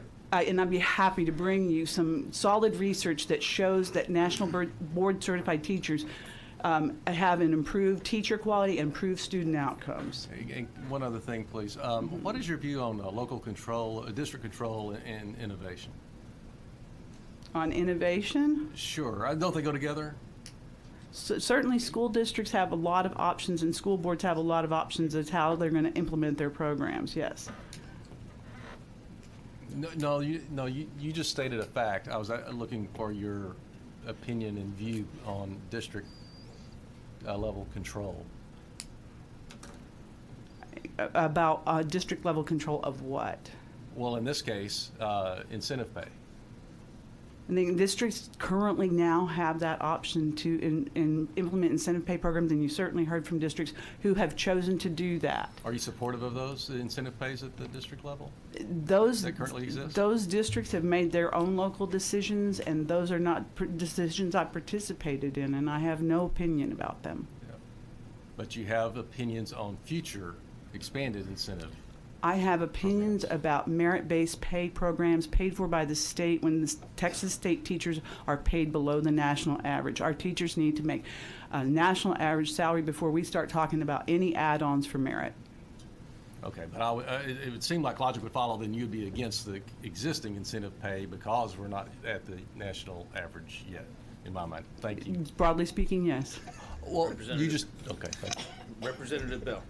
Thank you, Mr. Chairman. Only question I had, did you have any data of the quantity of national board certified teachers in Texas today? I don't have it with me, but I'd certainly be happy to get that for you, Representative Bell. That's something I'd be happy to follow up with you on. Thank you. Mm-hmm. Anybody else? Representative King. Thank you, Mr. Chairman. Lisa Donner, you had said a couple times that you don't support the retention, retainment, recruitment piece of the bill because it's attached to high-stake testing. Yes, sir. The bill specifically doesn't say that. And you keep talking about the metric, that we have to have a metric to measure statewide. The bill calls for the metric to be developed locally, similar to what we did with District of Innovation, where a local plan is submitted. Now, if the school district chooses to use the STAR test, fine, but there's nothing the state is saying that says they have to. So I would beg to differ. Okay. In my interpretation of it. In my reading of the bill, the bill contemplates that districts will somehow figure out how to rank their teachers against all other teachers statewide. And so there's a limit on how many teachers can be ranked at each of the designations in the bill as it's drafted today. Now, you may be looking at some other language that I haven't seen yet, but when I read that, I cannot conceive of any way that teachers can be ranked on a statewide basis without a metric that is available statewide. And that leads me to STAR. Well, then you're jumping to conclusions. There's all kinds of metrics. This is about educators. Educators are some of our smartest people. I think they can figure out a metric without linking it to STAR. If you want to go down that road or believe that's the boogeyman, that is your choice, but that's not what the intent of the legislation says. The last thing I'd say, and you're talking about the pay raises, I'm assuming you're in support of the across-the-board $5,000 pay raise that has been We are in proposed? support of everyone getting a pay raise. Right. And are you also in support of the state not making it statutory? So when it's not statutory and it doesn't happen next time, isn't it more of a bonus, not a pay raise? Or it becomes an unfunded mandate to your school districts. Are you in favor of that? So there's a lot of questions there. Could we take them one Sure. at a time? Let's try it again, because you had a lot of layers on. So I've lost track. You're in favor of the $5,000 pay raise? We are in favor of cross-the-board pay raises, Okay. yes, sir. Are you still in favor when it is not put in statute to be an ongoing allocation every session? We would definitely be concerned if the structure of that pay raise was not built into a permanent pay structure. If it is not part of the permanent pay structure, would you agree that it's more of a bonus than a pay raise? It would really depend on how it was structured. If it's one time, just the way it is, just one time, and there's no guarantee you're going to get it next time. That's a bonus in my mind. But ultimately, it's a district liability once it's accepted and it's not paid for again by the legislature. Does it not become an unfunded mandate to the school district? Under the circumstances you've described, that would what be it the does. definition of Okay. an unfunded mandate. Well, so my point is to what we're doing here, number one, is we're trying to put it in statute so it can't go away, whatever we do. And by the way, I'm not opposed to any form of pay raise that we want to discuss. But what our plan calls for is statute bound. And I think that's a very, very important part of it. One last thing I wanted to discuss with you, if you don't mind. You talked about certificates, like on the merit pay, if somebody went through a program and they had a certificate. Well, I guess it's more of my opinion on that. And the reason I like the idea where districts get to create their own metric, because they know their teachers better than anybody at the state level. And it's been my experience, someone with a better piece of paper doesn't necessarily make the better teacher. And I'm not in a position to judge that on school districts. I don't know, but the people who are evaluating those teachers are. So certificate-based pay, to me, is exactly the wrong thing to do, because who decides that? Once again, we're back to something of a measure of a STAR test. And not everybody tests well. Yeah, I'd be happy to provide you with additional information on how this certificate works, but the teacher works very closely with the administrators in his or her campus to pursue this deep dive into looking at their teaching practice. And so this is a very collaborative process that happens at the school district. The teacher is not off on her own in isolation trying to figure out how to become a better teacher. But I'm very happy to provide you with additional information about that program. Okay. Representative Meyer. First, thank you for over here. Okay, No I problem. wasn't sure which way we were going. No problem. Thank you for being here. Just a question, just following up to Representative King, because I do want to make sure we get to the bottom of this. What part of the statute, and I could just be missing it, are you reading that says we're comparing teachers statewide? Because as I understand it, Mr. Chairman, we're providing them the flexibility and freedom to do their own criteria, because what might work in DISD, which is one of my districts, may not work in Highland Park ISD, which is one of my districts, which may not work in Lubbock. So I don't know, when every school district has the opportunity to develop their own evaluation, how you could ever then go statewide. So if there's somewhere in the statute that leads you to that conclusion that we're ranking DISD teachers against mule shoe teachers, please direct me there, because I would be interested in where that is. Yeah, and I didn't bring my copy of the bill Okay, up. no problem. You can get to me later. There's a section in there that talks about the ranking of teachers on a statewide basis, that 33% of teachers can be designated in one designation and 15% in another designation. But the description is teachers statewide, and I think that's where we get stuck on this. How do we measure teachers and rank them and say 33% of teachers statewide are designated as some particular designation? How can you rank the teachers on a statewide basis? How can someone in El Paso be ranked against someone in Humble if we don't have a statewide metric? And that's where we're seeing that. Okay, if you don't mind just providing that to me, that would Absolutely. be fantastic. Because again, I understood it to be a local evaluation system. Could I get a copy as well? Certainly. Thank you. Mr. Chellerico. Thank you, Mr. Chairman. Just, if I can, I think they're referring to section 21.753. Okay, It's very on good. page 157. I Thank think you. that's right. Sure. So I just had a few questions again. Okay. As a proud member of the organization, and so my questions are authentically not leading anywhere. I just actually want to know where the organization is at, because I care about the organization. I want to know where we are. So I have a few questions. So one is, and you can answer for the organization, or I guess, or personally, do you believe that all teachers have equal teaching quality? Ooh, that was a good question. Oh, again, I don't mean that to be a. Well, it's not like a catch. My initial instinct is to ask whether we think all members are equal quality, but I No, won't do that. I don't think any of us would agree with that. I think human beings are not distributed That's right. equally. Right. The abilities of human beings are not equally distributed. That is a fact. I totally agree. Doctors, lawyers, teachers, members, quality will vary. Absolutely. Yes. Okay, no, that's helpful. So, and I know the organization, TSTA, is kind of, as a negotiating stance, is, we got to get to the kind of to the national average before we can talk about merit pay, and I respect that as as a political tactic. But I'm just asking you, theoretically, if we were to get to the national average, which I support, I think a lot of us support, is there room to be talking about compensating teachers based on the quality of that teaching that varies across the field? At the risk of getting myself in trouble, what I believe the position is of the organization is that once we were able to achieve that national average pay, we would be willing to engage in that conversation about differentiated pay. Sure.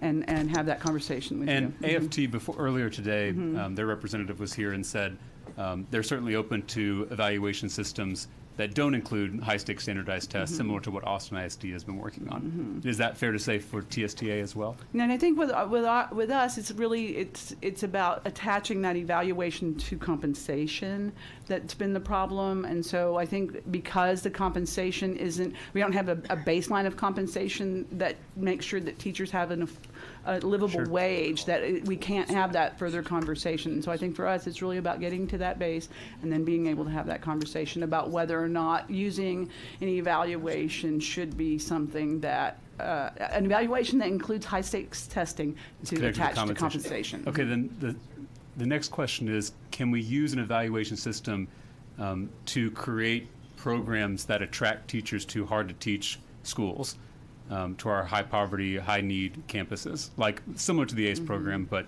not exactly a replica of that model? Yeah, is that something that the organization is open to using an evaluation system to do? So I haven't really had a lot of deep conversations about that that's topic. fair. So I just, like I said, I think for us it's really about the high stakes test attached to a compensation. And so I think if we could get around, if we could get everybody up to a livable wage, we could have that conversation about what an evaluation system might look like that could, or another system that could attract good teachers to struggling campuses. Right, because like we just heard from Richardson ISD, and they had an evaluation system, and it didn't affect any of the teachers except for the few that were attracted to some of their IR, their high need campuses. So I'm trying to separate. It seems like all of these are being conflated into merit pay, which is then demonized, and so I'm trying to kind of look at the nuances between these different proposals. Well, we would definitely want to be interested in talking about evaluation systems that include all of the personnel on a campus. And I mean, part of the problem for us is that when you look at high stakes testing, then you're only looking at some subjects, some grades, and we need to. It takes the whole village, and we need everybody to come along. I agree. Okay, thank you. I appreciate your help. Representative Bernal. I just want to piggyback on Representative Tellerico's line of questioning. I think that there's an incredible amount of interest on the committee, at least by me, about finding ways to get students with the most need the best help. And by the best help, I mean the teachers best suited for those kids and those campuses. Getting us to the national average, which I think we all agree is at a minimum $2,000 more than the Senate's even proposing, right? So I'm not saying it's impossible, I'm saying it's hard. Are you saying that we can't have these two conversations at the same time? In other words, if I want to take effective teachers and put them in schools where we can't keep teachers, where the average years of experience at these schools is 2 or 3 years, right? In schools surrounded by generational poverty, how should I then identify who those teachers are to give them or offer them $10,000, $15,000, $20,000 more to go to that campus? Because I'm not sure that my own perspective is I'm not pushing off the raise thing. I'm really into it. At the same time, I don't feel like I can ask those kids to wait until we fix everything, when we know that there's a method that works. How do I satisfy these different needs from these different groups and still accomplish that by next school year? What does that look like? So we can go back to suggestions I had made originally. Right, but you have teachers that are already identified as high quality teachers that could be incented to go to those high need campuses. You could create stipends that would bring teachers that are national board certified and give them a reward for going to a campus that is struggling and high needs campus. The program that the proposal you have in this bill to extend the school year is also a really critical component of improving campus performance. So if we have a pot of money that allows districts to create their own evaluation criteria, whatever that is, and maybe it includes those kinds of certifications, and then they give those teachers who have those certifications or that background stipends or salary increases to go and teach at those schools, is that not an acceptable use of that money? Or is there still issues with using the money that way? So the proposals that I've made to you are not based on a merit system that is attached to a high stakes test. They're based on improving proven methods of improving teacher quality that make them more effective in a classroom. All right. So I get it. It's more of an input than an output thing. It is. Okay. I understand. Thank you, Chair. Representative Van Diever. Thank you, Mr. Chairman. To kind of come full circle with my first question, and I want to ask you now, you mentioned national board certification, and I happen to agree that is a pretty high level that a teacher has to reach to attain that certification. So in your opinion, is there room in this bill for a district to develop a system to reward teachers who take it upon themselves to become nationally board certified? Is there room in this bill for a district to make that decision, make that choice? I don't see it today because of the provisions I have mentioned already about the need to rank the teachers statewide. Unless there was some way that we could devise a statewide ranking of national board certified teachers, I'm not sure. I don't see the current bill language lending itself to that kind of an outcome. So if we somehow modified the language that is being interpreted to say we rank our teachers statewide, because I mean I'll be honest with you, that was a little bit news to me. So if we modify that language, then does a local district, in your opinion, in this bill have the ability to reward their teachers who attain national board certification through this program? I'd have to go back and look. I mean, certainly there's ways to amend this bill that you could accommodate that, and we'd be happy to work with you if that was an option that you were interested in looking at. Okay. Thank you. Thank you, Mr. Chairman. Anybody else? Representative Meyer. Just a quick follow-up, and thank you again. Appreciate your time, and thank you for bringing our attention and Representative Tallarico to this section. And I think just following up on what Representative Van Deever said, I think a statewide assessment or statewide where you're balancing teacher versus teacher, it'd be very difficult, as I pointed to, and I agree with you without question in that regard.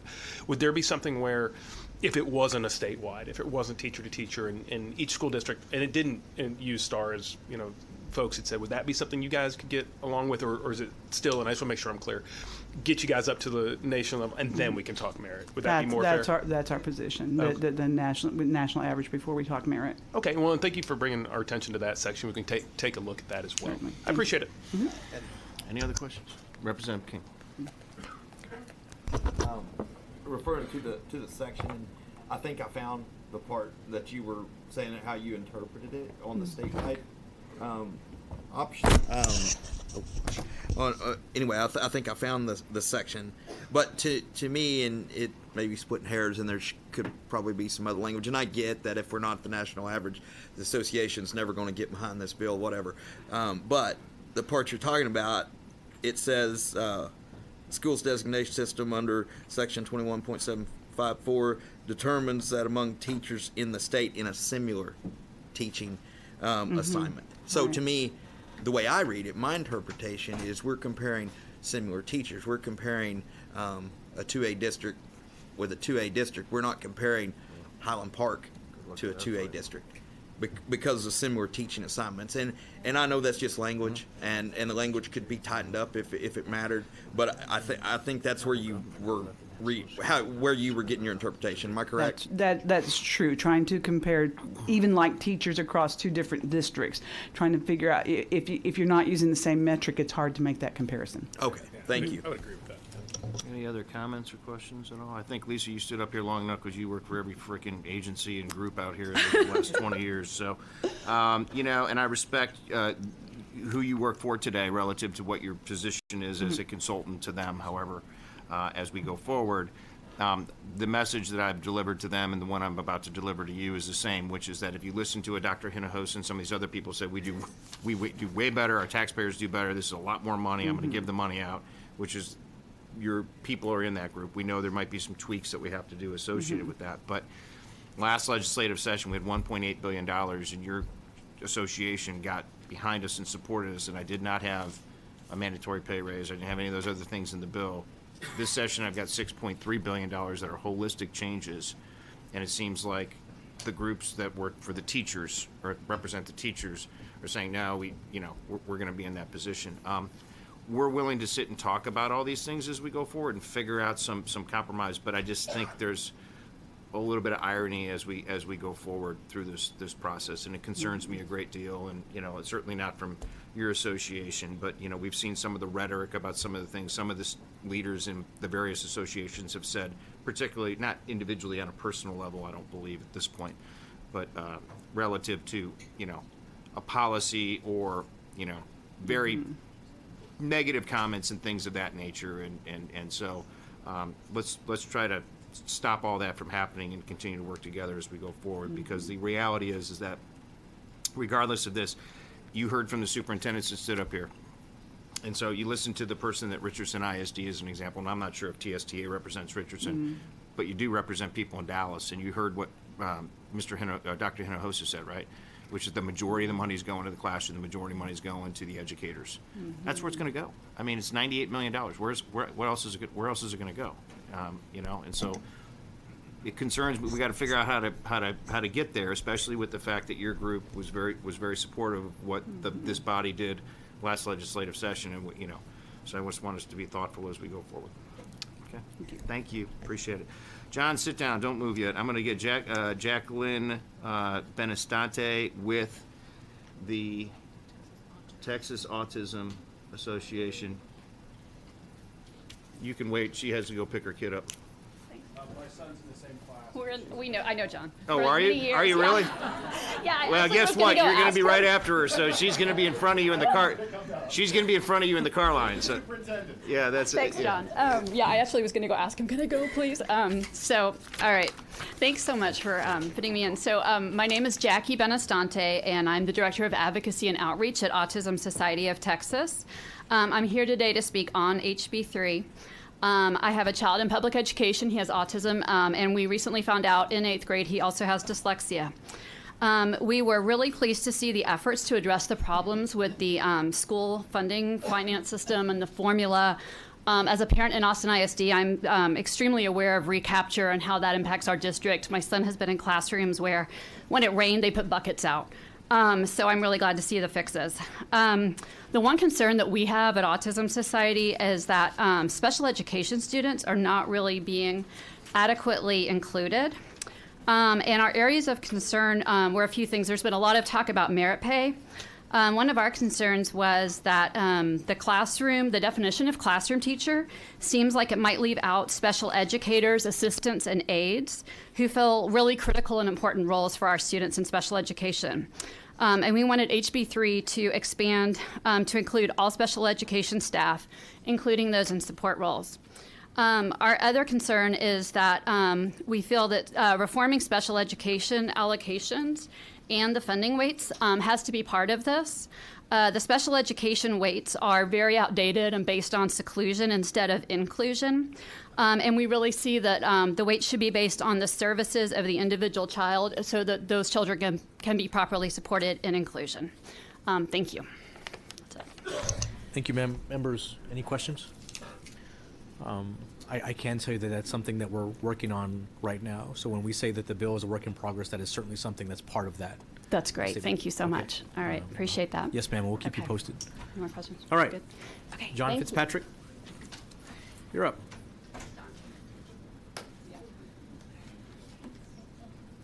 And you'll be followed by a duo, Miles Brandon and Jacqueline Haley. Super. My name is John Fitzpatrick and privileged to serve as Executive Director of Educate Texas, initiative of the Communities Foundation of Texas in Dallas, current public school parent, elementary and middle school parent with Jackie Benestante, former school board member. I'm here to testify on the bill. So sort of three things. One, thank you so much for your hard work and for the $6.3 billion that you're investing in public schools. It's a game changer.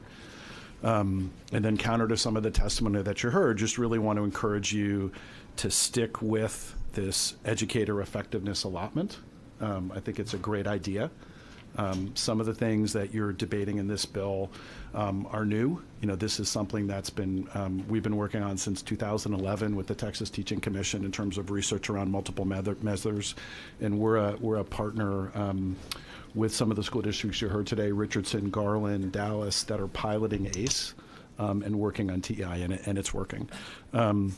There's one, and I don't know if it's a glitch or if it's how we read the bill, but I think there's one thing in the bill that you may want to look at. The way we read it is you're giving only fully certified teachers the proposed minimum salary. And right now, it's roughly 52% of the 30,000 new teachers every year are going through alt-cert, as opposed to colleges of ed. I've been up here a lot talking about the challenges in teacher prep, and the quality control there, but the system is what the system is. And I think, it's, again, whatever 52% of 30,000 is, not that those teachers are necessarily going to be eligible for the big allotments, but I think that they should, be part of that minimum base. We don't want to work against recruitment and incentivizing teachers. So I think that's probably a glitch, or maybe we read it wrong. Would also really commend you for talking about things like blended learning and CTE. Very fortunate that we were a partner with Raise Your Hand Texas on raising blended learners. Very fortunate that you guys passed the PTEC initiative. I think we need more high quality CTE programs. And then Representative Bernal, we've been working with Ed Trust on what's happened in states like California and Louisiana, where you have the same FAFSA mandate. And I think the two lessons learned, and we're happy to provide some additional language, is one, to have a long phase-in. So both school districts and colleges, the financial aid offices understand how to do this. And then you've got to have some tools in there. So for parents and families who don't speak English or who have trouble with all the financial requirements, we're not penalizing the kids, but we're sort of working with the system. But I think the big lessons learned from Louisiana and California is to have a phase-in for both TEA and the districts to figure out how to do that. But just would commend you and to stick with it. I think you have a great bill, and we look forward to seeing it work through the process. All right, members, any question? Representative Van Dever. Thank you, Mr. Chairman. Back to your comments on the salary schedule only applying to fully certified teachers, I guess I think your testimony was that alt-cert teachers would not be included. As I read the bill, it's my interpretation, and I think this is certainly something we need to look at, that they are not included until they become certified. And is that how you're reading it, or is that a nuance that maybe I'm missing? It's a question. Yeah. I think we're uncertain. I mean, just there's 30,000 teachers every year. We'd love to have more teachers go through high quality programs, and so in sending them on the one hand makes sense. On the other hand, I don't think we want to knock out 16,000 teachers. And I think there's an incentive problem. Like, you guys have seen the billboards, right? Okay, until you get rid of the billboards and the companies that are doing the billboards, it doesn't make sense to knock those teachers out.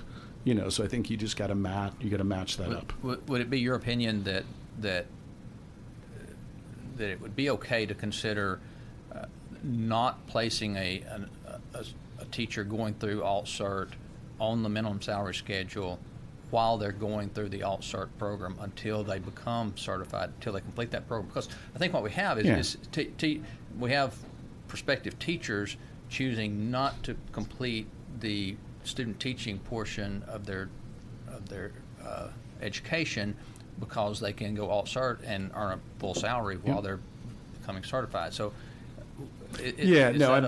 I'm not sure the exact answer, and it's hard in a 186-page bill. So, I mean, if we can follow up with your office and help figure it out, and we may have misread it, so I'm not sure what the intent is. But I think that's the one piece to look at with the committee substitute. Yeah, we're happy to follow up, sir. Absolutely. All right, thank you. Representative Tellerico. Thank you, Mr. Chairman. Just to follow up on that conversation, I have the language in front of me, and the three groups that aren't considered fully certified teachers are emergency certificate, a school district teaching permit, and then someone who holds a certificate from an approved alternative certification program but hasn't completed all the program or all the requirements. And so I think it's the latter. We just need to how many is that? What is that going to do? Because, I mean, at this point, again, we're all about quality. We're all about raising the bar. We're all about fewer billboards, but we also don't want to disproportionately knock out or disincent half the 30,000 teachers that I think there's more going to be in that second category than the first.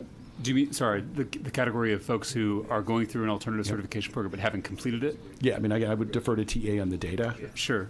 And so folks who haven't completed the program, you think we should consider putting them on the minimum salary schedule? I would just look at those different categories and look at the numbers of how many of the 30,000 are in there and just what the unintended consequences might be. But folks who finished the alternative certification, they're included in that. Okay, is that right? At least, I mean, according to the language, that's Okay. But what we're talking about is folks who are in an alternative certification program but haven't finished. Yeah, and Okay. again, I'm No, and that's not a lawyer. I may not have Sure. read it right, but that Sure. was the one It's concern not the that- easiest to read. that we picked up on. Okay, great. Thank you. All right, thank you. Representative Sanford. Thank you, John, for your testimony and your encouragement. I think at the end you said you've got a great bill and encouraged us to go forward with, of course, some of the great input you had.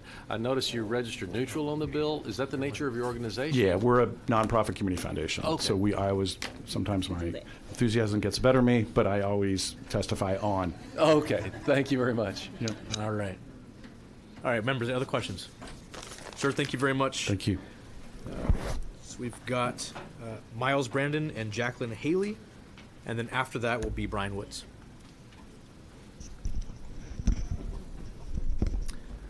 Thank you, guys. Chairman Bernal and committee members, thank you for the opportunity to testify on House Bill 3.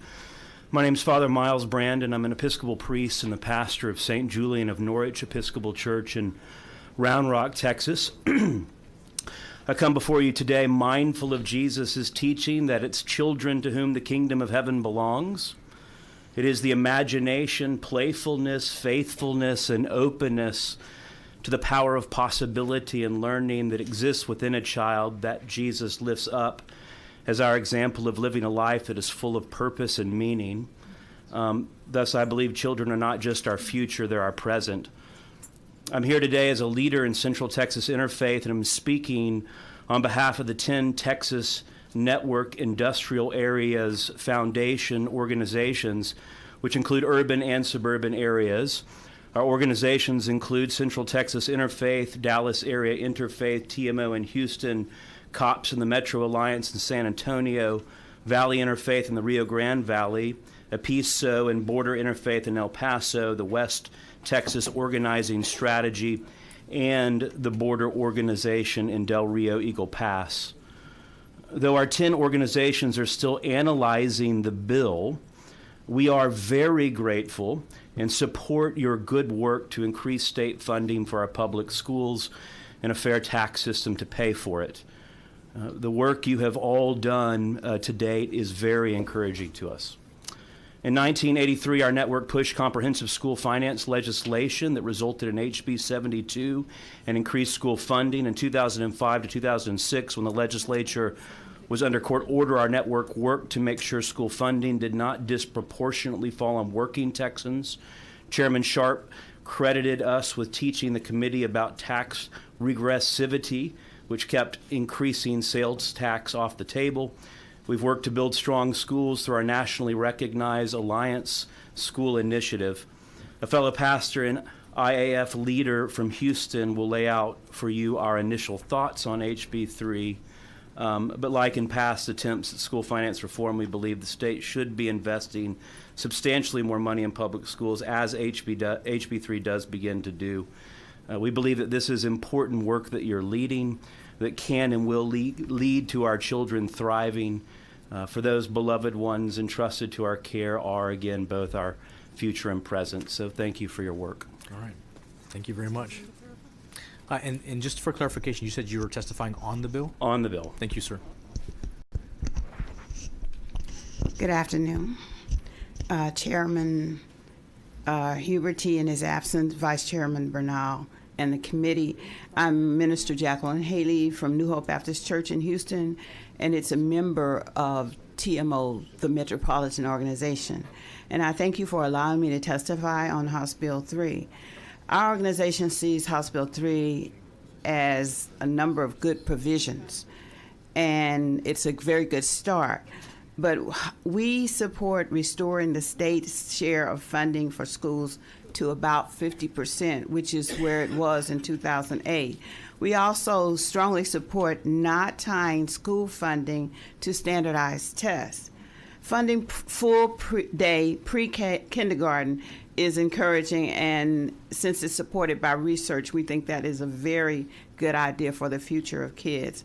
But generally, we support increasing funds for weights, especially for low-income students and English language learners. Regarding taxes, we feel that any supported school property tax cut should be guaranteed funded by the state to make up for any losses by the district. Additionally, we have a concern that not only teachers but all school staff be paid well. Lastly, we are studying the bill and will continue to engage it. But here's why this is important to me. I've taught in both large and small school districts. When funding was cut in one of the districts, it almost dismantled a very successful program that not only raised tax scores and improved the way teachers taught, but it also showed them how to address each student, each lesson, and each day. So I'm very concerned about what's going on here. Again, thank you for allowing us to participate in this discussion. Yes, ma'am. Thank you very much. Thank you both. Members, any questions? All right. Thank you. Hanging in there. Next, we have Brian Woods. Followed by...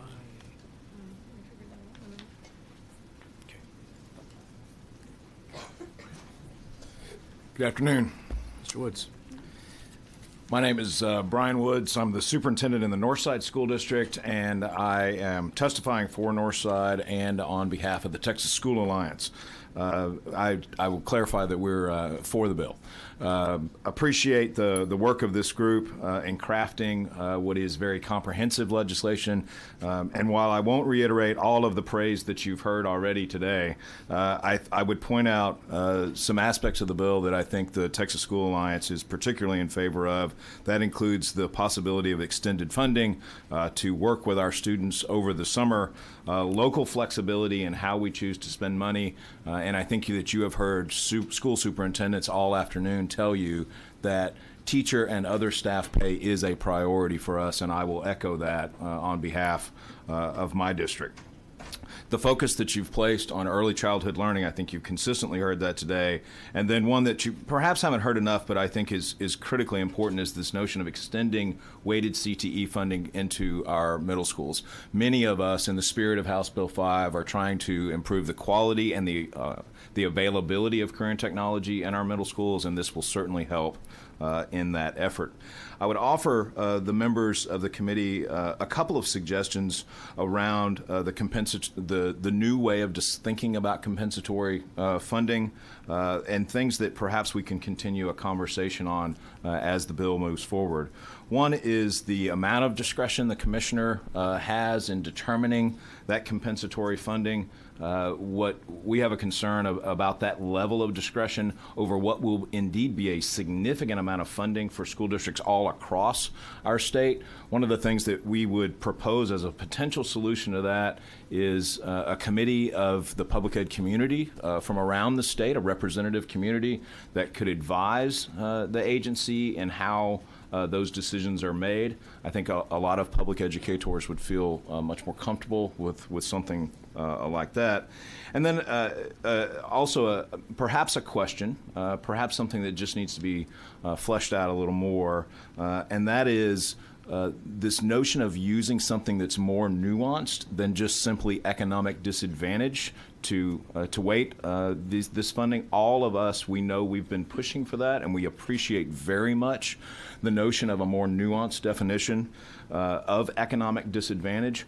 One of the things we want to be absolutely certain of, though, is as that's operationalized, as that's actually pushed into, from a policy perspective to an operational perspective, that indeed we are driving the dollars to the neediest children in the neediest schools. 15 years ago, when essentially all of our children went to the neighborhood school, that was the only option. I think a census tract very accurately represents what the school population actually looks like. We live in a different world today. Within school districts, we allow more than ever in the past students to transfer school to school for program needs or simply because of the convenience of the family. And we want to make sure that whatever we do in this really good idea of this more nuanced definition of economic disadvantage, that we don't let our new way of treating students and families get us a misalignment with where we're spending our dollars. Our goal is exactly your goal. Let's drive the majority, or let's drive significant funding to the children and to the schools that need it the very most. Thank you again. Thank you, Dr. Woods, and thank you for that sort of thoughtful explanation to us of where we need to go. It sounds to me like you agree with the spirit. It's the mechanics we have to get right. I appreciate that. Chairwoman Gonzalez. Thank you, Chairman Bernal. Thank you very much for your testimony. What I really appreciated is I think there was different data than some of the things we've been hearing for the past few hours, so thank you. I share similar questions. I think the broad concept is good. Let's look at comp ed and how we do it, but the devil is always in the details. And so for school districts, what I'm hearing from your testimony is that the discretionary part of it is a concern because you need to know how much you're going to get every few years and kind of making it more subjective as opposed to it being in statute and really understanding what that means create some question marks per school district. Is that correct? I think that's an accurate statement. I would just reemphasize that we absolutely agree with this from a policy perspective. Right. We're purely looking at and wanting to make sure we get the mechanics right, and that does take some level of on-the-ground understanding that is a little bit more nuanced. So while this is, we believe, great policy, we think that it is going to take some care in order to implement well. I really appreciate that, and I would like to mention that the commissioner authority isn't just for that. There's 1, 2, 3, 4, 5, 6, 7, 8, 9, 10, 11, 12, 13 places where he has a lot of broad authority. And so I think that for kind of some of the analysis we're doing, that's a lot of authority in one person. And it leaves a lot of questions for school districts who are trying to plan for a few years ahead of time. Yes, ma'am. Had I had more minutes, I would have addressed some of those other ones. Yes, ma'am. Okay, well, we can talk about it later. But I do think maybe it's not just on that. Maybe it's an overall analysis of what could we put more details to, as opposed to just putting authority to the commissioner. Not that he's great, we love him, but we also have a responsibility to have those details ironed out for school districts. Yes, ma'am. Be happy to work with you on that. Thank you so much. Thank you. Members, any other questions? Yes, please, Chairman Ashby. Thank you, Mr. Chairman. Brian, you alluded to the 30-day extension on the school year, which we haven't heard a whole lot about. And honestly, I haven't put a lot of thought into myself, but I'm just curious since you brought it up. How do you envision that working? Are you going to apply that K through 12, all campuses? I understand the rationale behind it, and I support it. But practically speaking, how's that implemented at Northside? It's a great question because we really haven't had enough time to bring the team together and talk to the board and all of that. But I'll tell you how I would propose that we prioritize those dollars is that we go look at those neediest students in the neediest communities, and that's where the priority would go, both with regard to enrichment as well as just additional schooling, if you will. One of the things we know about our most impoverished communities is that while in many cases those children do need some additional schooling in order to be on level, if you will, there's also a lack in some families of the ability to go to the museum and to have experiences outside of the school that are so enriching for our kids. Absolutely. And I can see us using those resources to not just do additional reading and math, but to really do some enriching things for students that may not have that opportunity otherwise. I love it. Thank you for the good work. Thank you. Sure. Thank you, Representative. Members, any other questions? Dr. Woods, thank you very much. I do think it's important to point out that he has one of the most socioeconomically diverse districts in the state. Yes. I'm so sorry. I did have one more question. Please. You didn't talk about this, but I would love to hear your opinion. One of the things that has been a conversation that people come to my office is, again, the nuance of the comp ed. There is this idea to use a census, and I think there might be some questions as to maybe how the census is going to look, considering some of the dynamics that are happening. And sometimes, and we know historically, low-income communities, immigrant communities, communities of color do have struggle in getting that accurate data. Do you have an opinion on the use of the census, or do you have any recommendations as far as identifying some of the nuances that you talked about when it came to comp ed? What I would suggest is, and this is very aspirational and quite challenging, is over time, how can we get to where we're using the census tract that the child actually lives in, right? Not just where the school is geographically located, but the census tract in which the child lives in. That tells us a lot about that child. It's a much more surgical instrument at that student level. Now that's a big lift, right? That's asking a lot, and so I could see us having a conversation about getting there over time, but I appreciate the notion of using the census. It works best when we're looking at the address of the child in the census tract in which that child resides. But again, that's aspirational, big lift. Understand that's a real challenge. But to that point, we've seen a little bit of that. We can share the studies that some districts have done to try to do that. It's doable. It's just hard statewide.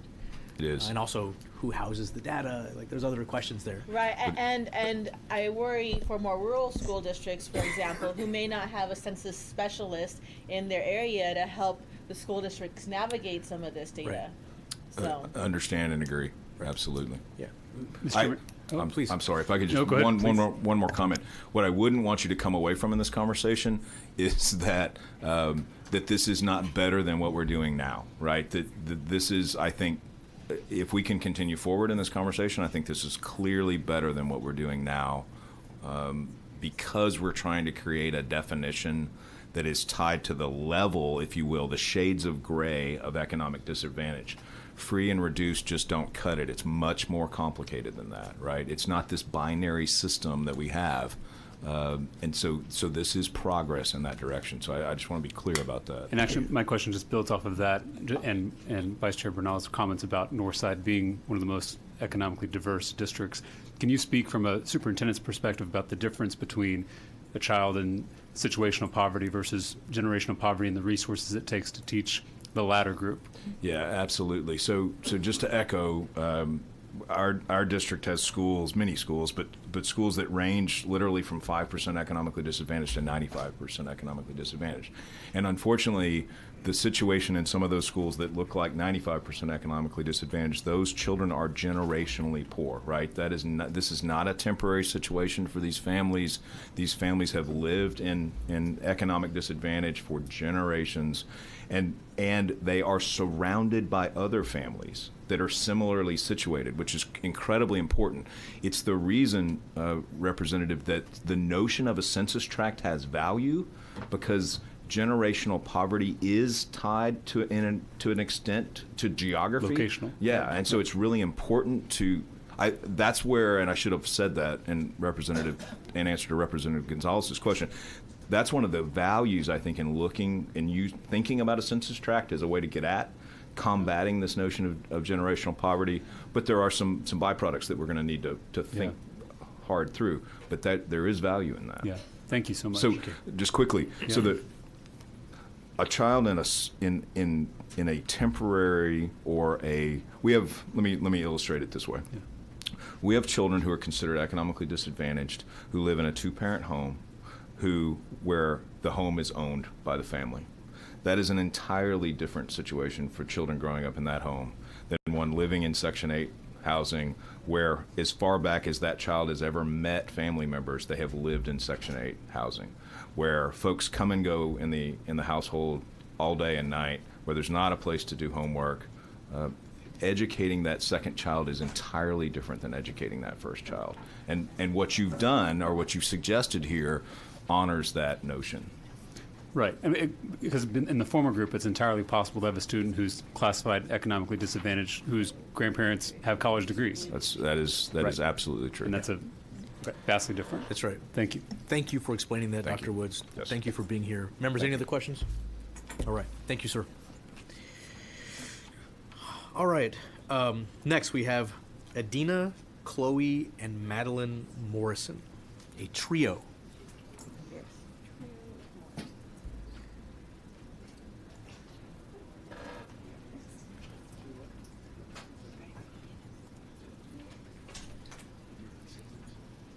Trio of Morrisons.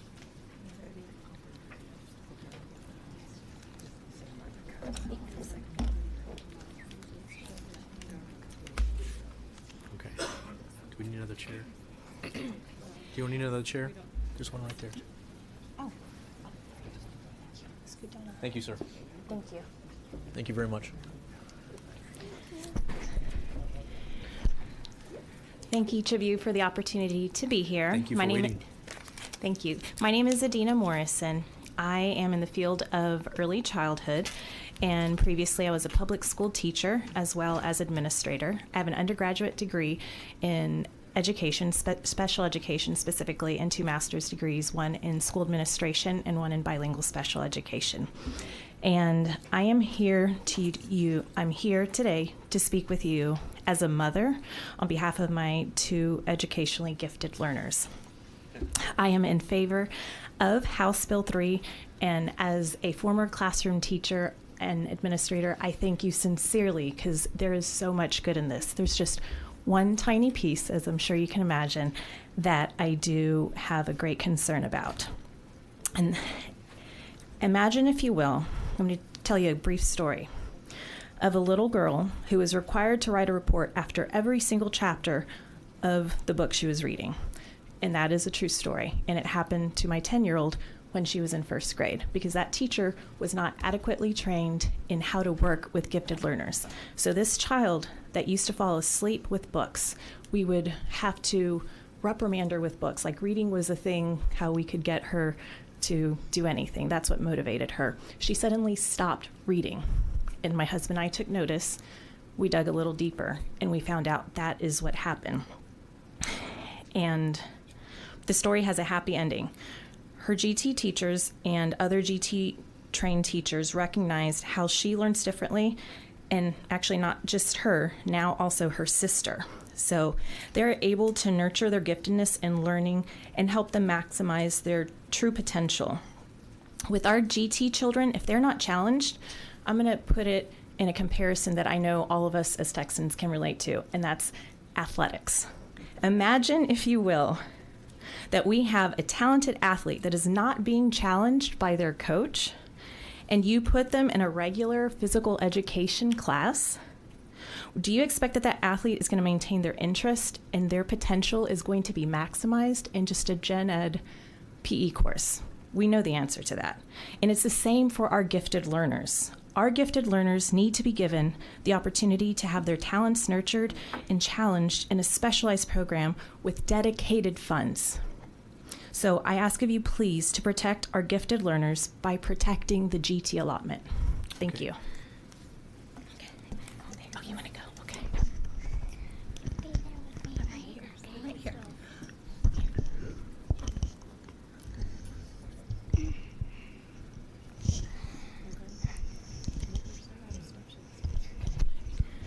This is Chloe, and she's here to share something that she wrote on Friday. And she's been practicing. Okay, ready? And just Hello, my name is Chloe Morrison, and I am 7 years old, and I go to Caldwell Heights in Round Rock ISD. I am in 1st grade, and I am in dual language tag, and I love tag very much. It is one of my favorite parts of the day, and I look forward to it very much.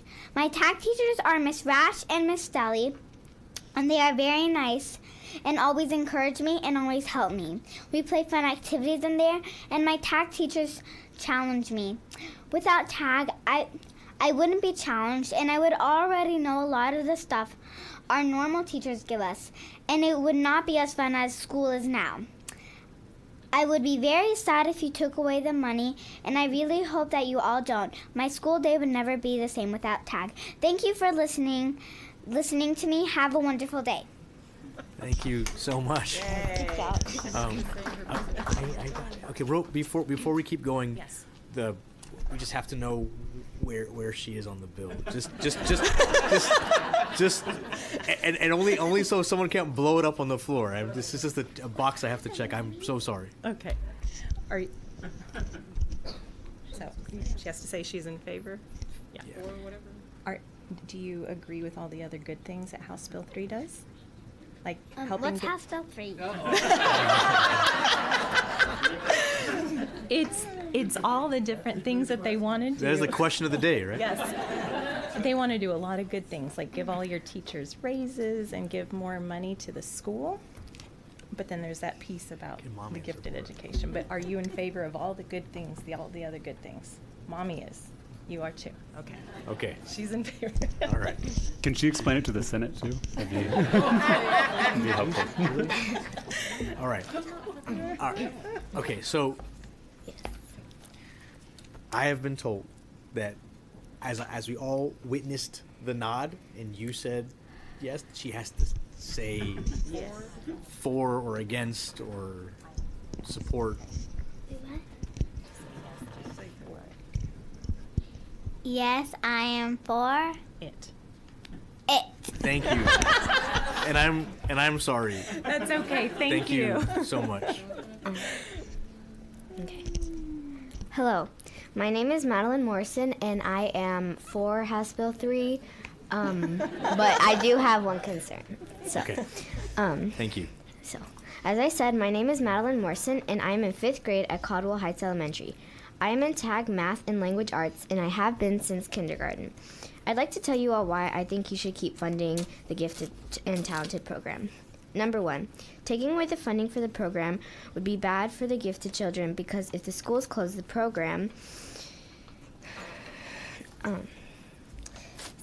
the gifted children will not be challenged because they will already know most of what the teachers are teaching. They will most likely be bored and won't have a reason to pay attention, which could influence the other children. Number 2, if we take away the funding, then some schools might close the program, and we will no longer be with our TAG teachers. We have established strong relationships with these teachers because we have known them since we were really young.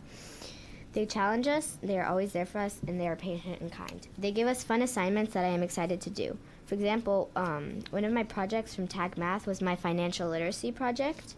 So far this has been one of my favorite projects all year because we learned all about stuff like taxes and gross income and net income. One of the best parts is that we got to pretend to be adults and we got to find a job and a car and a house, and it was really fun and it was challenging too. So I've learned how to multiply and divide decimals, how to find a percent of a number, and being in TAG got me into Duke Tip, so then I got to take the PSAT 8-9 in 5th grade. So TAG means a lot to me, and I'd be sad to lose it. And finally, number 3, not only have I made a relationship with the teachers, but with the students. Because you're in the same class every year, you grow accustomed to them, and you grow together. You learn to trust them.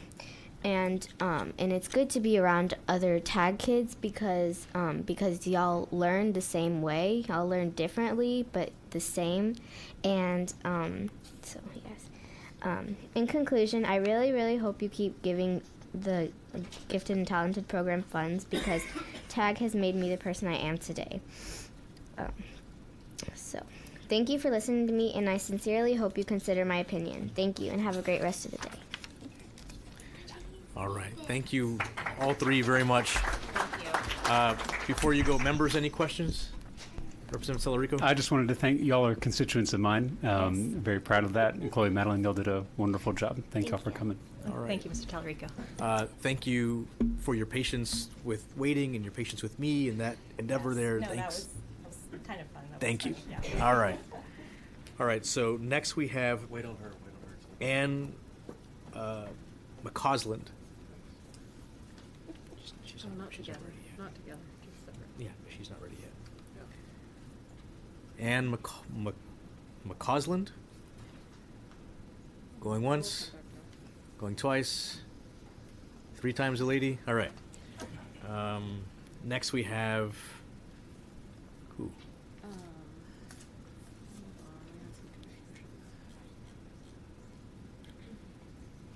Let's do Lisa Wilkins. Lisa Wilkins. James There's a bunch of them. Carolyn. With James and Carolyn Wilkins. Is that all the Wilkins? Yeah. Is that all the Wilkins? That's all the Wilkins. Okay. All right. Yes, sir. Can I burn? We'll just leave that chair up there. Okay. All right. Thank you, sir.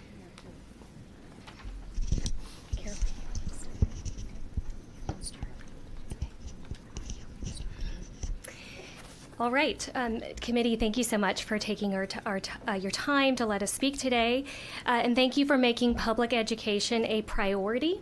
I'm here from Fairview. We're here from Fairview, Texas, near McKinney, from Lovejoy Independent School District. I am not a public policy or a funding expert. I'm here as a concerned mother of 2 GT children, and I'm asking you to protect the designated GT allotment for the special learning population. And by the way, as a 5th grader, I was in the first GT program in El Paso. I was born and raised in El Paso, and I know what a difference a GT education has made in my life. My parents are also retired public school teachers, 40-year veterans of EPISD. Currently, my children are thriving in Lovejoy. And because they have a very comprehensive GT program, it's not a pull-out program, it's a separate teachers and classes in your course subjects. And it has made all the difference. And by the way, Lovejoy, thankfully, is able to include 21% of its total population in GT, and it's been a wonderful gift. I just wanted to say that while Lovejoy is going to probably continue making this a priority, other districts are probably not going to unless it's mandated that this is a special population that has to be accounted for. I've seen it, I've heard of it happening with other populations, and I wanted to simply say that these aren't kids that are just going to be okay. They really are at risk. When he was at a large urban district and was in their GT program, which by the way was only 1 hour a week, and it wasn't involving his core classes, he was begging not to go to school every day. And he was, he's embarrassed for me to say this, but he would cry every morning and say, please don't make me go to school. There's no point. I'm not learning anything. It's so slow. Why do I have to do this? And I had to consider homeschooling. I didn't do it. We put him in another private school until we could get to Lovejoy. So I'm pleading with you to look at this as a special population that truly needs some protection, because there's a lot of variance in misunderstanding about how important it is compared to other populations, and if it's not protected, then some administrators or school board members might decide, they'll be okay.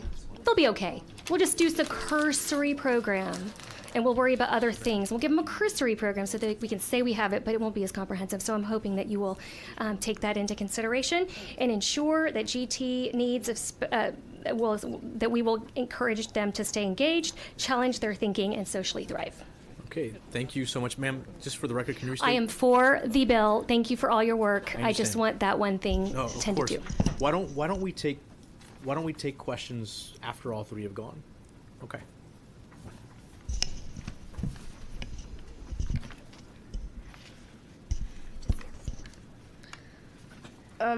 Hi, my name is James Wilkins, and I'm a 7th grader at Lovejoy ISD, and I'm for the bill. Thank you for making every effort to fund the GT programs. I'm here to persuade you to fund the GT programs because a lot of them are different, and we are not fine on our own. After transferring from a private preschool to a public school in the city, I made the GT program, but it was only 1 hour a week. Every morning, I would get up and cry about how I didn't want to go to school because I didn't learn anything. I went from loving school to hating school just in 2 years. By this time, it was clear that I was a GT student, and my parents made every effort to find a good school for me. For the next 2 years, I went to a classical ed private school. This form of education was supposedly better, and it was, but it still wasn't enough. Then my parents found Lovejoy. Their GT program is a two-track system, which means that I have separate classes from everybody else, and it's great. I have been there ever since, and now I am 2 years ahead on math, and I'm learning words I didn't even know. I now like school again. Therefore, you should continually fund the GT program specifically because it is and will continually positively impact the learning of the academically advanced. Thank you. Thank you. Yes, ma'am. Hello, I'm Caroline Wilkins, and I am a 5th grader who is for the House Bill 3. I live in a small town by McKinney, Texas called Fairview, which is in the Lovejoy Independent School District. I am here today to tell you how how much specific GT funding means to me. I'm in GT, so I've seen firsthand its impact on people, including myself. I used to go to a private school where it had no gifted and talented program. In 3rd grade, I started realizing that I needed a more advanced academic environment. Then, that very year, my family started thinking very seriously of moving about 30 minutes north to a small, sweet town called Fairview, where I would attend Puster Elementary, which belongs to the Lovejoy Independent School District. Lovejoy ISD has a large gifted and talented program. This opened a huge door for me, and that summer, I tested for GT. I was very thankful when I found out I qualified for all the gifted and talented core classes, including math, science, social studies, and English language arts reading. In Lovejoy's GT program, there are separate classes and teachers, and this makes a big difference because I really have the freedom to zoom ahead or go really in depth. Ever since I came to Lovejoy, I have been very happy. My teachers don't just check the boxes. They help me and my peers become the problem solvers of tomorrow. Because they do so much for me, I'm more than willing to do anything for them. I really do not think that GT students should be deprived of some of our basic needs, just because we think differently. And really, people who are in advanced academics at a young age are more likely to be the ones to get good jobs and shape our world in a positive way. I beg of you to continue to continue specific funding for GT programs across Texas. Thank you for giving all of us here a chance to speak to you today. Thank you very much, and thank you for waiting with us for all this time. Members, are there any questions? No. All right. Can I add one thing? Of course. The nice thing to see is in this GT program, it's incredibly diverse, and there are people. It's probably one of the most diverse parts of the district, and there are a lot of people that are first generation. Their parents are first generation immigrants from several continents from all over the world, and I think that that's a beautiful thing. For it's not. There are a lot of people that need this. I understand. All right. Thank you so much for coming and waiting. And I don't know, you guys can't see it, but to watch these parents watch their kids read this statement is awesome. I just locked in, and then the student gets to the end, and it's like, yeah, and the next one, right? And then it starts over again. It's an awesome thing to see. Thank you so much for coming and bringing your kids. All right.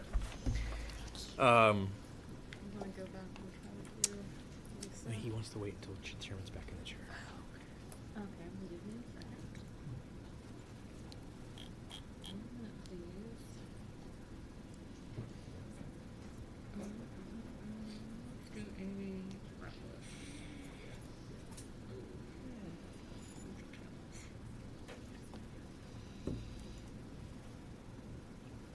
All right, let's do Amy Ratliff, and you'll be followed by Michael Lee.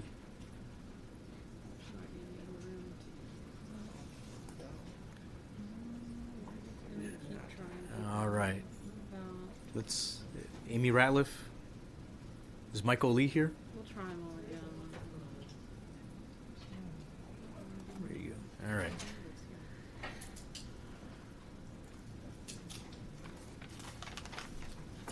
And you'll be followed by Matthew Unkenholtz. All right. I'm Michael Lee, Executive Director of Texas Association of Rural Schools, and I'm here to testify in favor of the bill, and just want to thank you for your hard work. This is kind of an amazing bill as far as we're concerned. Just appreciate the work that you did, starting with House Bill 21 last session, the Commission's work, and now this, for all of this. This is just going to make change the finance system. It's just a lot of unique challenges and situations, and we especially appreciate you looking at the diseconomy of scale. We do appreciate the way you recognize that and feel that we have that in all of our programs. Our only recommendation is request is that you put the small mid-sized school adjustments in the front of the formula so that you will better target the very populations that you have talked about all the way through the commission and in today. And if we do that, that'd be very good. So rural schools are the laboratories for new ideas, and especially look forward to working with you on what some of our small schools are doing, and especially some of the results that one of our superintendents is with dyslexia. And we could pass those on with you. So again, just thank you for House Bill 3, that one request, and appreciate your hard work and the time that you've taken. Okay. Thank you, sir. Any questions? Chairwoman Gonzalez. Thank you, Mr. Lee. And you are more technologically savvy than I am. You're reading off your iPhone. I still have a BlackBerry. I'm so glad it stayed charged until this time. I don't know if you're going to know the answer to this, and this might be a question for, I guess, if Chairman Huberty were here, but maybe Chairman Bernal.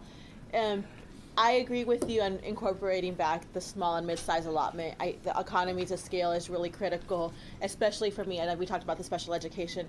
Chairman Huberty said the cost to add that would be about $890 million. But I do know that there is that part of, from the adjustment to the allotment. Do you know how much money would the allotment would cost? Because it's the 890 not including the, you know what I'm saying? Like, I don't have the answer to that.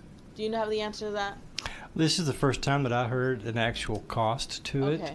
I was asked last summer about some ideas, and I floated a couple of them, and would be glad to work with the committee on some of those ideas, on some revenue ideas also. And but I do feel that in this, the property tax issue for small rural schools is different than for what we've been hearing about. And I think if we could target some of that, we may be able to raise some money through the recapture, because the highest percentage of Falls 41 schools are in the small rural schools. Oh, wonderful, interesting. Thank you so much. Okay. Okay, members. Yes, Representative Bell. Lee, a question on that small and mid-sized adjustment. Do you guys want that in the basic allotment to apply to the basic allotment, or the adjusted basic allotment? The adjusted basic allotment. The way it reads now, it's to the basic allotment, and want it to the. I don't know if this bill actually has an adjusted basic allotment written into it, but that's the same as the adjusted basic allotment, to run through all of the formulas of the special populations. Because there is going to be, we do see a possible maintenance of effort in special education, because we've been paying special ed through that already. And so, if that part of, if that bump goes away, then there's going to be a little bit of an issue there. Because it's been discussed here today about just the small and mid-sized adjustment, just the special ed. You're talking about across the board. Across the board. I'm talking about comp ed, the CTE, bilingual especially. There was testimony last summer that rural schools didn't know about bilingual education. I assure you that we do. And, to put those programs in place also. Yes, sir. Thank you. Any other questions? All right. Thank Again, you, sir. thank you so much. Yes, This sir. is Thank great. you. All right. Matthew Unkenholtz. I am sure I'm mispronouncing that. And then you'll be followed by Sarah Wiseman.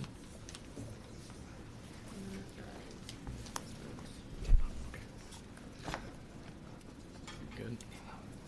So my name is Matthew Unkenholtz. You got really close. Thank you, sir. Okay. I'm going to echo a couple of things that you've already heard today, and that is that GT education is not available in private school. It's an asset that public schools have that they are not even addressing in private institutions. So that's not a solution for a parent of 2 GT students. I have one who's a second grader, and I have a almost kindergarten who can read the books in his sister's classroom that they have available. So we are providing materials to make her education more personalized. Chairman Huberty mentioned twice, I think, that it was $20 per student with the way the allotment was, I guess with the 5%. I was doing quick math, and it's $165 million for 400,000 students, which is $400 a student. So I'm not sure how that translates when it's all lumped together. Okay. That's all I got. All right. I'm for the bill. This thing is amazing. Okay. I've learned so much today. No. It's just the GT allotment. We understand totally. Cool. I think if you polled each one of us, we could all pick things that we'd like to be better. So this is all helpful. Members, any questions? All right. Thank you, sir, very much. Sarah Wiseman, hi. And you'll be followed by Dan Hopper.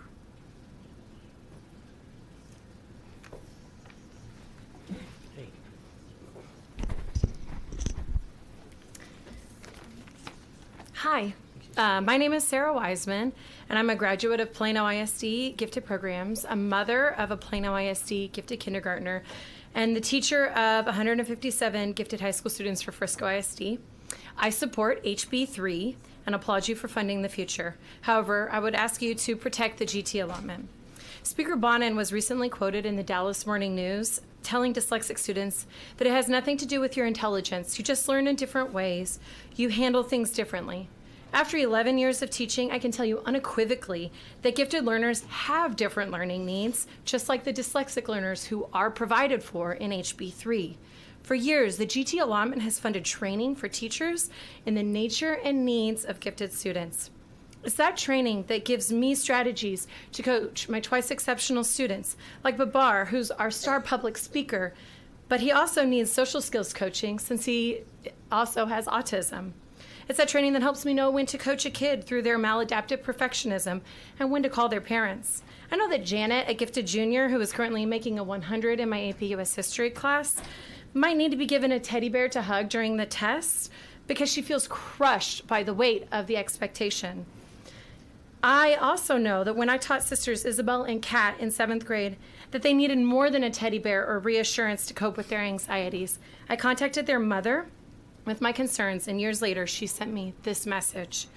You were the first to recognize the struggles Isabel and Kat were going through, and I appreciate you. Sweet lady, you do more than teach. You saved our girls, and I thank you, and I am forever grateful. I urge you to protect GT training by removing Section 42.156 from HB3's repeal list. Please do so for my son Warren. He's 5, and he came with me today, but did not last until this point in the afternoon. He's that quiet GT kid who understood multiplication in kindergarten and needs someone to push him to achieve, not daydream. Please do so for poor and rural children who risk going unidentified and underserved without dedicated funding. Finally, please do so for Madeline, my student who posted this on Twitter. I like to say that the GT classroom is my academic safe place. I am never judged. My commentary and questions are encouraged. I learn different, and my phenomenal teachers help me in every way possible. GT is a family. That is why GT. Thank you so much. Members, any questions? Representative Tellerico. Thank you, Mr. Chairman. Thank you for your testimony and your service. I had a question about, from kind of on the ground level, the difference between kind of a dedicated allotment, which has currently been repealed in the current draft, versus the assurance in Section 2.012, which is that they have to certify that they have a program. And if they don't have a program, then they get the money taken away that normally would have gone to GT. Is there a concern on the ground that simply certifying that you have a program is not the same as having dedicated funding for one? And tell me what that looks like. Yes, definitely. Of course, I'm speaking just as my own personal representative. No, sure. But in my studies of gifted education for my master's degree, that was my specialization. When you have a bunch of different service options under the Texas state plan, and each board gets to set what the service option is. And so what I would worry about is boards setting differentiation in the mainstream classroom, especially for high school students, or maybe AP classes as their service option, which is not the same thing as having a dedicated GT classroom. So like I teach humanities, which is a GT class on one day, and then AP US history the next day. And I can tell you that I serve my gifted learners much more effectively in the dedicated GT classroom than I can in the AP US history classroom, just because of the nature of the course and how it's structured. And a lot of that has to do with the funding that the school district gives to us for things like curriculum writing and access to resources, because it is a dedicated GT classroom. Is the first service option you mentioned, differentiating in a general population classroom, is that considered a GT program? Do you know? It can be an option under the Texas state plan. And so I know earlier today people were talking about there's a variety of levels of rigor within the Texas state plan of what counts as a GT program. And so when you take away the funding that differentiating in the GT classroom, you lose the carrot to have that more comprehensive program, which is more funding. And really all you have to do is be able to say, like, well, we're serving them. Okay, so your concern is just certifying that we have a GT program is not the same as offering a rigorous Yes. full GT program? Yes. Okay. No, that's helpful. Thank you. Okay. Members, any other questions? And ma'am, I may not have caught it, but did you state your position on the bill? Yes, I said I support HB3. Okay, thank you. I appreciate that. But we hear you loud and clear. Awesome. All right. Next, thank you, ma'am. Next, we'll hear from Lisa Hermes.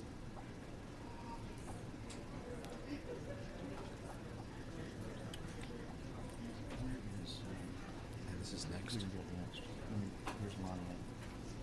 All right. Good afternoon. Thank you to Chairman Huberty and to the committee members for all the work that you've done to actually create real, meaningful school finance reform that's actually tied to outcomes. My name is Lisa Hermes. I'm president of the McKinney Chamber of Commerce, and I am in favor of HB3. I know you're looking for that one statement. Again, we are very excited, much like what you've heard today, a lot of the testimony. We do believe that this committee has done the hard work of really digging in deep to make meaningful reform. I want to thank our representative, Scott Sanford, who represents McKinney, for being a part of this committee. For us, some of the significant pieces of the legislation that is important to us is funding for pre-K, all-day pre-K. We understand that early childhood education is linked to a long-term investment of having a skilled, talented workforce that our business community so desperately needs. We also would like to see the third grade reading allotment funding. We know that if you're able to read in third grade, the experts have proven that that's tied to a long-term success for our students, and so we find that that is very valuable and important. We're also very much in favor of whatever it looks like, but a teacher incentive pay. We do see that tying that to outcomes has been successful, and that's important to us. We like the flexible nature of the legislation that you've filed that allows for a very diverse state with lots of school districts that have different needs to be able to address and be flexible with how they want to handle their teacher pay and all of those other items, as opposed to other legislation that's been filed that's more of a one-size-fits-all in the other chamber. We also believe that this is tied to real property tax reform, so we appreciate that. That is something that we've heard from our residents and our businesses alike, and that actually tackling school finance reform is going to lead to real property tax reform. So we appreciate that. This is an investment in our future, and thank you for allowing me the opportunity to testify today. Thank you for being here. Any questions at all? No? Is it McKinney ISD? Is that what you McKinney Chamber of Commerce. Yeah, so your recapture payment goes from $11 million to $1 million. You pick up $11.4 million or $500, so that's good, right? We're very excited about that. Tax rate goes from $1.17 to $1.09. I think your residents would like that, wouldn't they? They would love it. Okay. Yes, thank you. Good. You're welcome. Thank you. Ann McCausland. Ann McCausland.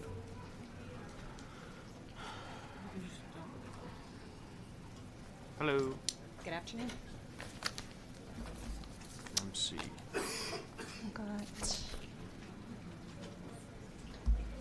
Frisco. Hello. Hello, good afternoon. My name is Ann McCausland. I'm a trustee for Frisco ISD, and I appreciate the opportunity to come this afternoon before the committee. I am here to testify on House Bill 3. As a district, we don't take an official position on pending legislation, but trust me, there are many things that we do like about the bill. So I'd like to point out a few key components that I hope will remain a part of HB3 as it progresses through the session. The basic allotment increase, I think it's important to note that the increase is made statutorily rather than by appropriations. However, I know some of the runs that for the various districts that unfortunately there's some that are not benefiting. And of course, in education, there should be no losers, only winners. The new allotments for dyslexia and early literacy, they're a great investment for our students who need the most help, specifically the inclusion of students who've completed a dyslexia program but are still receiving accommodations. The Tier 2 guaranteed yield levels, it eliminates the arbitrary measure of the Austin ISD wealth level and ties it to 1% of the basic allotment. And property tax and relief and recapture reform, I believe that HB3 provides meaningful property tax relief through the Tier 1 and Tier 2 compression and reforms the recapture system. It's key that the recapture payment is calculated after districts receive their full Tier 1 entitlement. Lastly, the increase to the minimum salary schedule, the $5,000 increase, and the decompression of the pay scale is a great start to addressing the teacher pay equity problem across the state. So again, thank you to this committee for HB3, which simplifies the school finance system and increases its sustainability for the long term. All right, thank you, Ann. Questions for Ann? So, Ann, you're taxing at $1.17. When did you guys do your TRE? We did our TRE in November. November of this past year. Yes, we did. Okay, and so even with that, your recapture payment would be $42 million, right? Correct. And under this plan, you would go down to $1.09. Yes. And your recapture goes to 3.8, and you pick up $21 million. That we're still crunching on the numbers, but yes, preliminary. That's what I'm being told. Okay. And you're legislatively prohibited, or you guys have a policy with your boards to not support? Just on pending legislation, we think it's better. Just like I said, I'm here to testify on. There's many things that we really like about House Bill 3, but as a district, we have a position. We don't take an official position on pending legislation. That's fine. Yes, Mr. Bill. We've asked this question several times, but what percentage of your budget is personnel? 83%. So what percentage of this new money would end up going towards personnel? Well, if it's 83%. Just wanted to make sure. Sure. No, it's a valid question. Thank you. Thank you for being here. Thank you. Dan Hopper. Hooper. Did I get it right? Hooper? Okay. She might have spelled it wrong for me. Yep, it is. She's got two P's. With Scholarshot testifying for the bill. Dan Hooper with Scholarshot. Yes, thank you. Chairman Huberty and the committee, I am here to testify for the bill. I deal with at-risk kids and getting them through college. And we see the results of our public education system at the finish line. Because if these kids don't convert to a career-ready degree, then we're really saying our $125,000 investment in them is, it's okay to return that with a poverty wage. So the kids that we see come from households with less than $30,000 in income, and the primary reason that we exist is to reverse the state's outcome where 9 out of 10 low-income kids that enroll in college in Texas drop out. 9 out of 10. The most egregious cause of that is a lack of definition in high school of what is successful for college access. The overemphasis on access gets kids enrolled in college where they're unprepared and underfunded, and consequently 9 out of 10 times drop out. So I'm here to speak alongside with Commit and the amendment that they submitted earlier today, which has language to put some teeth in the college, career, and military readiness measures, and I hope you'll consider that very carefully. And I'd be glad to provide our data to help you adopt that amendment or understand it. Sure. Questions? So you work with Commit then? We are a partner with Commit. I see. And what is your role within Scholarshot? Help us with that. Scholarshot's sole focus is to help at-risk kids exit poverty with a career-ready degree, vocational associate or undergraduate degree. Yeah, I know that we've been trying to, working with Mr. Williams and his group and trying to come up with some language. We do have, baseline language in the bill, but we're happy to continue doing that. We think it's important. It would be a huge win for our kids to define what is a successful transition from high school to career. And without that definition of success, I don't think we have the means to measure how effective that language is. Thank you, sir. Appreciate it. Have a good day. All right, we got a couple young people that want to come talk to us. Effie Sutton and David David. You here in the room? Okay. Then that's going to be followed by Lonnie Hollingsworth.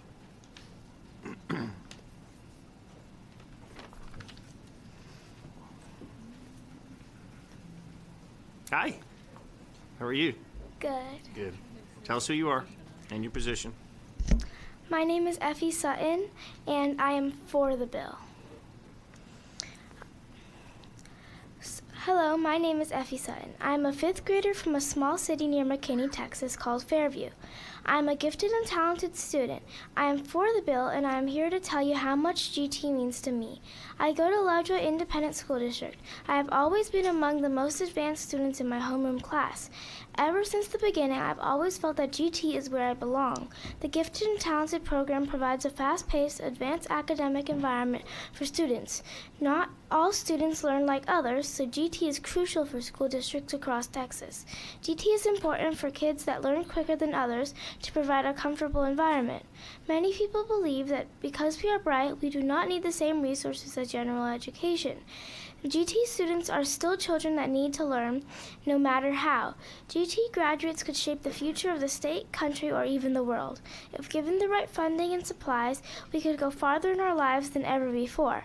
We can even not only impact our lives, but the lives of others too. 1 in 3 students are facing economic problems in their families, so GT programs are important for them. Not all families can afford academic services outside of school. The GT programs provide a suitable academic environment for students no matter their background. All students should be recognized in the funding of academic services across Texas. I beg of you to continue and possibly increase the significant funding of gifted and talented programs across Texas. Great job, Effie. That's awesome. Members, we have questions? She's in 5th grade. Where are you going to college next year? You don't know? Where you want to go to college? Harvard. Harvard. Okay. Yeah, there you go. Where's your mom? Does she got the cash for that? You know, we'll have to maybe create scholarships into FAFSA. I'm pretty sure she'll be fine. Yeah, that's right. That's right. Good job, Effie. David?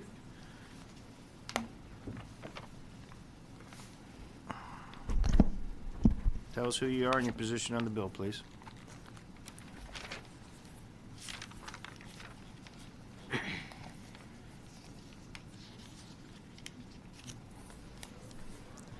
My name is David David. I am for the bill. I am in 7th grade. I am also a gifted and talented student. I come from a small town outside of McKinney named Fairview. There I attend Willow Springs Middle School, which is part of Lovejoy ISD. I am very glad that GT students learn at an accelerated rate, and I would like to tell you my personal story. Before I began taking GT core classes, I felt bored and unchallenged. I hated school because my teachers would introduce a new concept and I would learn it faster than my peers. This would result in frustrating review because I had already understood the topic. This issue was resolved when I qualified for GT because we learn on a higher level and at a faster pace. Please do not decrease designated funding for GT, and please keep kids enjoying learning. Thank you. Thank you, David. Members, we have questions for young David here? No? Where are you going to go to college? Hopefully Harvard as well. Harvard as well. Okay. That's great. And where high school are you going to go to? Lovejoy High. Lovejoy. Okay. What else do you do besides study really hard? You play any sports or anything like that, or what are you doing? I play the trombone. Yeah? Good for you. You gonna be in the band? You gonna try and be in the band in high school and all that? Yes, sir. All right. Attaboy. Good deal. Yeah. Is it? Yeah, it's hard. Yeah. Yeah. There's no proper notes. It's all measured, right? It's all measured, right? Yes, sir. Yeah. You're awesome. Good deal, buddy. Well, thank you for coming and seeing us on your spring break. Where's your mom's?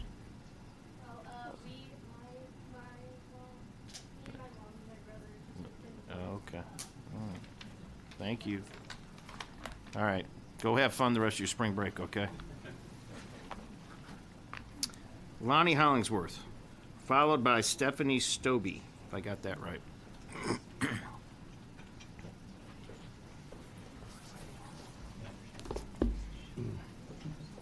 Lonnie, I got to apologize to you because yesterday, was it yesterday or the day before we had our meeting, I looked right at you and I called you Monty. And I was looking right at Monty, and I was like, I don't know what. I'm sorry. And you didn't correct me. me. I didn't even notice that, so thank you for bringing it to my attention, Mr. Maybe you thought Chairman. I was yelling at Monty. I don't know. A lot of people hear me when I say Lonnie, and they think I'm saying Monty. So No. I know what it is. It was looking right at Monty when it happened. So anyway, you all can't sit next to each other. Okay, well, I'll try. My name is Lonnie Hollingsworth. I'm the General Counsel for the Texas Classroom Teachers Association. First of all, I want to thank you all for what you do. I've done this for many decades, and I'm in awe of what you as public servants put in to work for the good of the state and for our school children. So thank you very much. And as far as this bill is concerned, there's several proposals in the bill that we've supported for years, including funding for full-day kindergarten for low-income students and enhanced funding for schools with higher numbers of disadvantaged students. The changes to Comp Ed are bold, something that needs to be done. We'll look forward to seeing how that is done. I would like to focus my remarks in the time I have left to talk about the salary provisions in the bill. As you know, we have supported for years an across-the-board teacher pay raise. We still think that could be done within the terms of this bill. On page 49, you have something called an educator transition allotment that you use to fund the increases in the minimum salary schedule. We believe that could be modified to do something like funding an across-the-board pay raise, and that could be done in a more equitable manner than is done in other bills where they just pay, to districts directly the stipend. And I think that's something that where you can work in school finance reform and that goal, which we think will increase the base pay for all teachers. As far as this bill is concerned, we want to work with you to try to improve it, and so you can move it forward and get it through the process. And so we have some suggestions on page 154, and you've already heard some information about this. You've made it so emergency permits and alt-cert programs and things like that don't count for purposes of putting teachers on the minimum salary schedule. And it suggests that you don't do that you use current definition of classroom teacher, because when you do that, not only you're not counting people who are on those permits, you're also taking away steps that people have earned in the past. So we would suggest that you not do that. On page 155, line 3, you allow districts to opt out of the steps and use performance measures instead of experience steps. We think that that's a big loophole that basically allows every district in the state to get out of the minimum salary schedule. So we would suggest that districts, have to go through the district of innovation process in order to do that sort of thing. The incentive program itself, you've heard some of the concerns about that. I think you found the stuff that was the main concern. A lot of information there about giving Commissioner of Education a whole lot of ability to collect data on teacher appraisals, on student data per teacher, in order to make this ranking of teachers on a statewide basis. I think we agree with the goal of incentivizing good, experienced teachers to work at high needs campuses. We want to work with you to determine a way to do that. But I think that the way that's in this bill is restrictive and prescriptive, and I think you should create more ability for districts to determine how they want to do that at the local level. It kind of assumes that the data exists to determine the effectiveness of teachers across the state in all subject areas, and we're just not sure that the data exists to do that. And if you're going to do it, leave it up to the districts to develop a process. And we're working on language to give to you. We think the language in the bill where it allows the commissioner to determine the number of Comp Ed students on a high needs campus and weight those students. You could create an allotment to districts based upon those campuses, and then leave it up to districts to determine how to assign effective teachers to those campuses, and that's what we would suggest. Okay. I'm going to have some questions for you, but any questions for Lonnie at this particular time? A couple things. You've heard me talk about to the other group representations. We had a meeting this past week, talked about your concerns. Obviously, you were concerned about the well, it wasn't this week, but it was before the bill came out. You guys were concerned about the third grade performance-based reading allotment, so we just got rid of it along with the money. And for the, call it for lack of something else, I understand that you've submitted some language and that I'm staring at right now that's called educator effectiveness allotment. Yes. Talk to me about that for a minute. So the suggestion is to use some of the basis in the bill where the commissioner identifies the campuses. And, you know, I didn't find it necessary in the language to actually pull the language from the bill because I figure the commissioner can do that by rules anyway. And it's pretty bold just to do that. I mean, just to do the comp ed piece and determine those various weights to see how much you want to weigh those campuses, that's huge. So if you want to do something like this, direct the money to the districts based upon the commissioner rules on determining what those campuses are, and then leave it up to the districts to determine how to determine who the effective educators are.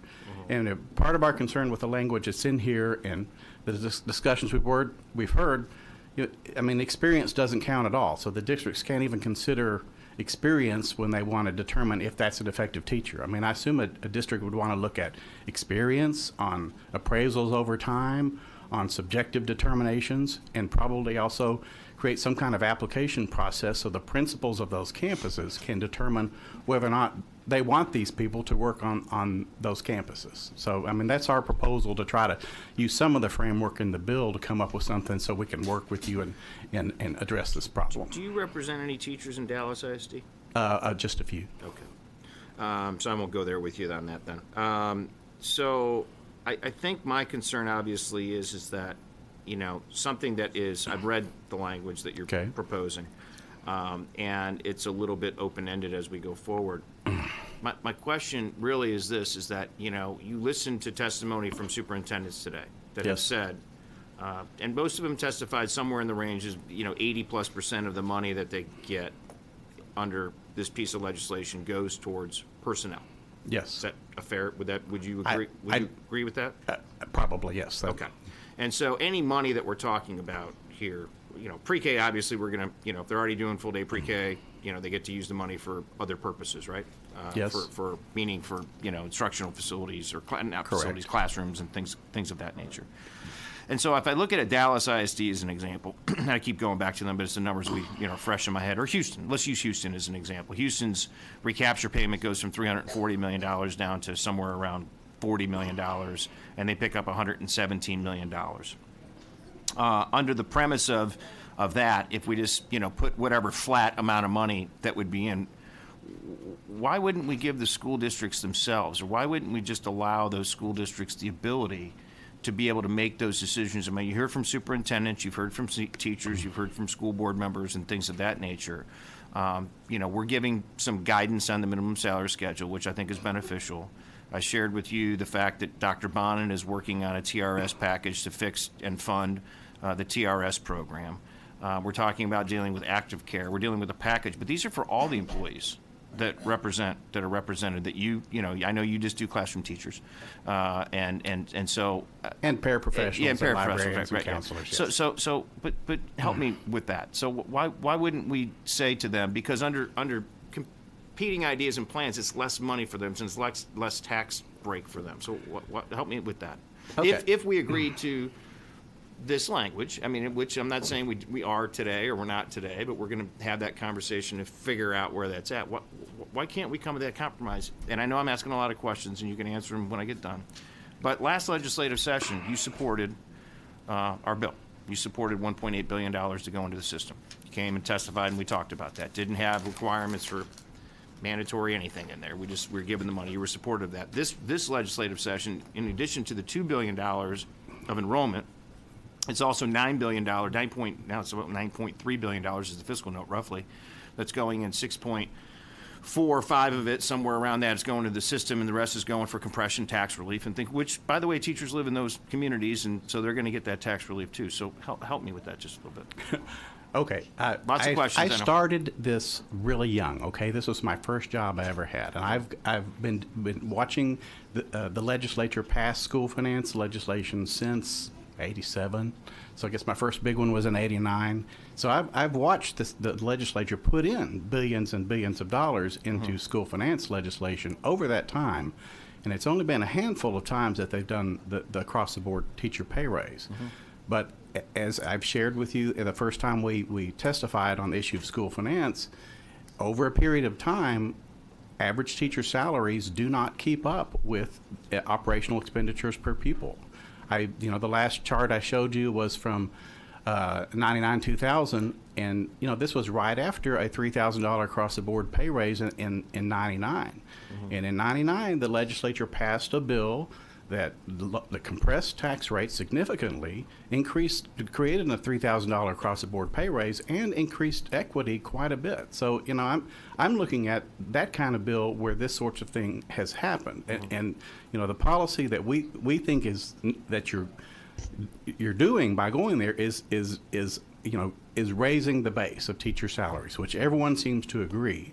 If there's another way to actually do it to make sure the teachers get the money, then we're all ears. But this bill, it provides the ability to do it, but will we get there? I mean, districts get all that money, and and for one thing, this is a one-time influx of money. So their incentive is to be careful stewards of that money, to put it in fund balances and not necessarily spend it. And so, there's a lot of reasons that it doesn't go to teachers the way we think it should. So I want to make sure I understand. So you're suggesting that if the money that you heard from the superintendents that came and testified and the school board members that came and testified today. So what you're saying is that unless we require them to give them the money, that you think that they're not going to give the money to I think over the years that has been the experience and what the trend line we have seen. So do you trust the superintendents and the school board members? Do I? I trust them to make a rational decision. Yes, based upon their perspective. Don't you think Dr. Allen, that represents Houston ISD, with $117 million, that school board and those superintendents aren't going to make sure that the teachers represented by AFT are going to get their lion's share of that money? I'm sure in your district where you are a trustee, yes. In many districts across the state, Dr. Allen, yes. Does it happen on a statewide basis? It does not. I mean, I've looked at this for decades, and it simply doesn't. But we increased the minimum salary schedule to make sure that we took care of the rules and everybody else. That will help as long as you don't allow the big loophole to get them out of it. I mean, there's something to be said for raising the minimum. That does tend to drive salaries statewide. It is a good thing. We would suggest you reinstate the driver. I've got language to fix that as well. So the last, and we'll move on. But I want the buy-in here. But the point is you would agree that last legislative session you supported a $1.8 billion influx into the school finance system under that. Yes, bill. It was not as big an opportunity cost as it would be this time. I mean, but you supported when you came to testify. You supported that, correct, which is $1.8 billion. Yes, sir. And this time it's $9.4 billion, and you're not supporting it. Well, right I think more along the lines of 6 because the tax compression. But we're picking up that portion of. It's $9.3 billion. I mean, that's the number. 6.3 is actually going to change formulas, but the other's going to compress tax rates. I mean, we got people that are getting taxed out of their homes, for crying out loud. Right. So that's real money that's going through this bill. And that's why I looked at the fiscal note. The fiscal note says 9.3. I mean, there are some of the concerns I pointed out are serious concerns. Yeah, That's concerned about the loophole on the minimum salary schedule. You increase it on one hand, and then then allow districts to get out of it real easily on the other. So if we work on that, on the minimum salary schedule, Mr. Brunel is reading this. The committee members will take a look at this language that you perhaps have proposed on this. We fix these items, you'd sign on to the bill? I think I'd have to talk to my people. I don't know. Come on, Lonnie, I thought we were negotiating. I have the ability to say yes. Come on, don't you? I'm jacking with you. Okay, well, all right. His face is turning all red in case anybody's curious. So I would give it serious consideration, Mr. Chairman. All right, buddy. Thank you. Any other questions for Lonnie? Mr. Bell. I just want to make sure I heard earlier that on that out of the schedule on page 155, you're still okay with districts of innovation having the latitude to manage their salary schedule? They have that ability under current law. If they would have to put it in their district of innovation plan, so if they would have to amend it or create such a plan in order to do that. No, we don't like that, but that is the current law, and if you're going to allow them that flexibility to get out of minimum salary schedule, we think that's the process they have to go through. Thank you. Okay, any other questions? All right, thank you. Thank you Appreciate very it. much, Mr. Chairman. You betcha. Thank you, members. Stephanie Stobie, and then be followed by Mr. Monty Extra.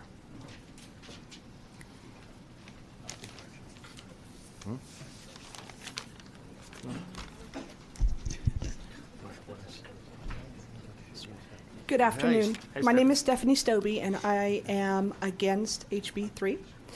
I teach 4th grade in Round Rock, Texas. I have been honored as the Texas Secondary Teacher of the Year in 2012, and in 2017 I was Round Rock ISD's Elementary Teacher of the Year. I have a lot of experience in working with education outside of the classroom. I helped develop the new teacher standards. I drafted T-tests. I worked on the equity toolkit, and I am also part of the TEA strategic plan. I am an officer with ATPE and a Teach Plus Texas alumni. However, today I would like to represent myself. I do not support House Bill 3 mainly because of the merit pay. I do not believe that we should tie pay into teacher. We should tie evaluation into teacher salary. My first concern is simply, what is merit? How are we going to define what is merit? Neither STAR scores or T-test scores were designed to measure teacher, to establish rewards for pay. To design a new system to make performance assessments to measure pay is just going to be a lot of money, and it's going to be a waste of funding. Some of the proposed changes to the evaluation laws have me question. After considerable time, effort, testimony, negotiation, the T-Test Committee finally had a product that we were proud of that was applicable from Dime Box to Dallas. We need something that's going to reach all areas of our community here in Texas. I have experience in teaching in a Title I school. For 2 years, I worked in a Title I school that offered merit pay. I had students who received ESL and special education services. I received $4,381 in merit pay. The person sitting next to me had no ESL children, no bilingual children, and no children receiving 504 or special ed. He got $10,500. So I feel like I worked and I worked and I worked, and I got very little in return. I support Commissioner Morath's tiered licensure program, where we evaluate teachers and reward them for work outside of the bare minimum and for advanced licensures, certifications, and leadership positions. Thank you for allowing me to speak today. Thank you, Stephanie. We appreciate you being here. Members, we have any questions? Representative Talarico's. Yeah, Yep. I'm Yeah. assuming you would, because you represent her. So I do. And we've met before. Yes. First, thank you for all your contributions to Texas public education. Thank you for seeing me last month in your Of office. course, and I think you and I have somewhat of a philosophical disagreement, and that's okay to have. So I wanted to, instead of talking about merit pay for all teachers, I wanted to kind of focus the discussion on attracting teachers to our high-need campuses and paying them for that more difficult work, which you just acknowledged in your testimony, that teaching some of our high-need populations is more difficult than teaching in a more affluent environment. Yes, it is. So if we separate those two, are you in favor of paying teachers or increasing their salary, not just a stipend, but increasing the salary of those teachers who teach at our IR or our Title I campuses? So you would then, you're not really, it's not merit pay, it's an incentive to work in an area that might be in desperate need of teachers. There are incentives all across our state for that. Sure, and I would add, I think at least what we've learned from the Dallas model is that you have to evaluate your teachers before you can do that. So using something like T-tests, which you have developed, to then attract those high-performing teachers. I do not support in any way using T-tests to evaluate a teacher for extra pay. For extra pay. So even if it's to go to teach at a high-need campus? No. Tell me. T-test was designed, when we drafted T-test, we started first with making the new teacher standards. And from there, we went on to develop this tool. And this tool was not meant to be an evaluation system in which we would give people either a slap on the wrist for not doing a great job teaching, nor was it meant for us to be pegging gold stars on teachers. We wanted to develop teachers. We wanted to initiate growth. We wanted administrators and teachers to come together and work to continually improve themselves. So if you were to use T-test now, which is meant to develop a teacher, and to use that for evaluation, I have a problem with that. Are teachers going to, our principals or evaluators going to lose their objectivity and think, well, I better kind of maybe rate James a little bit higher so he can get that stipend? You know, I can see that. Okay. No, that's helpful. And I shared my own personal T-test evaluation and student learning objective with Representative Tallarico in his office. Mm-hmm. Thank you. Representative Bernard.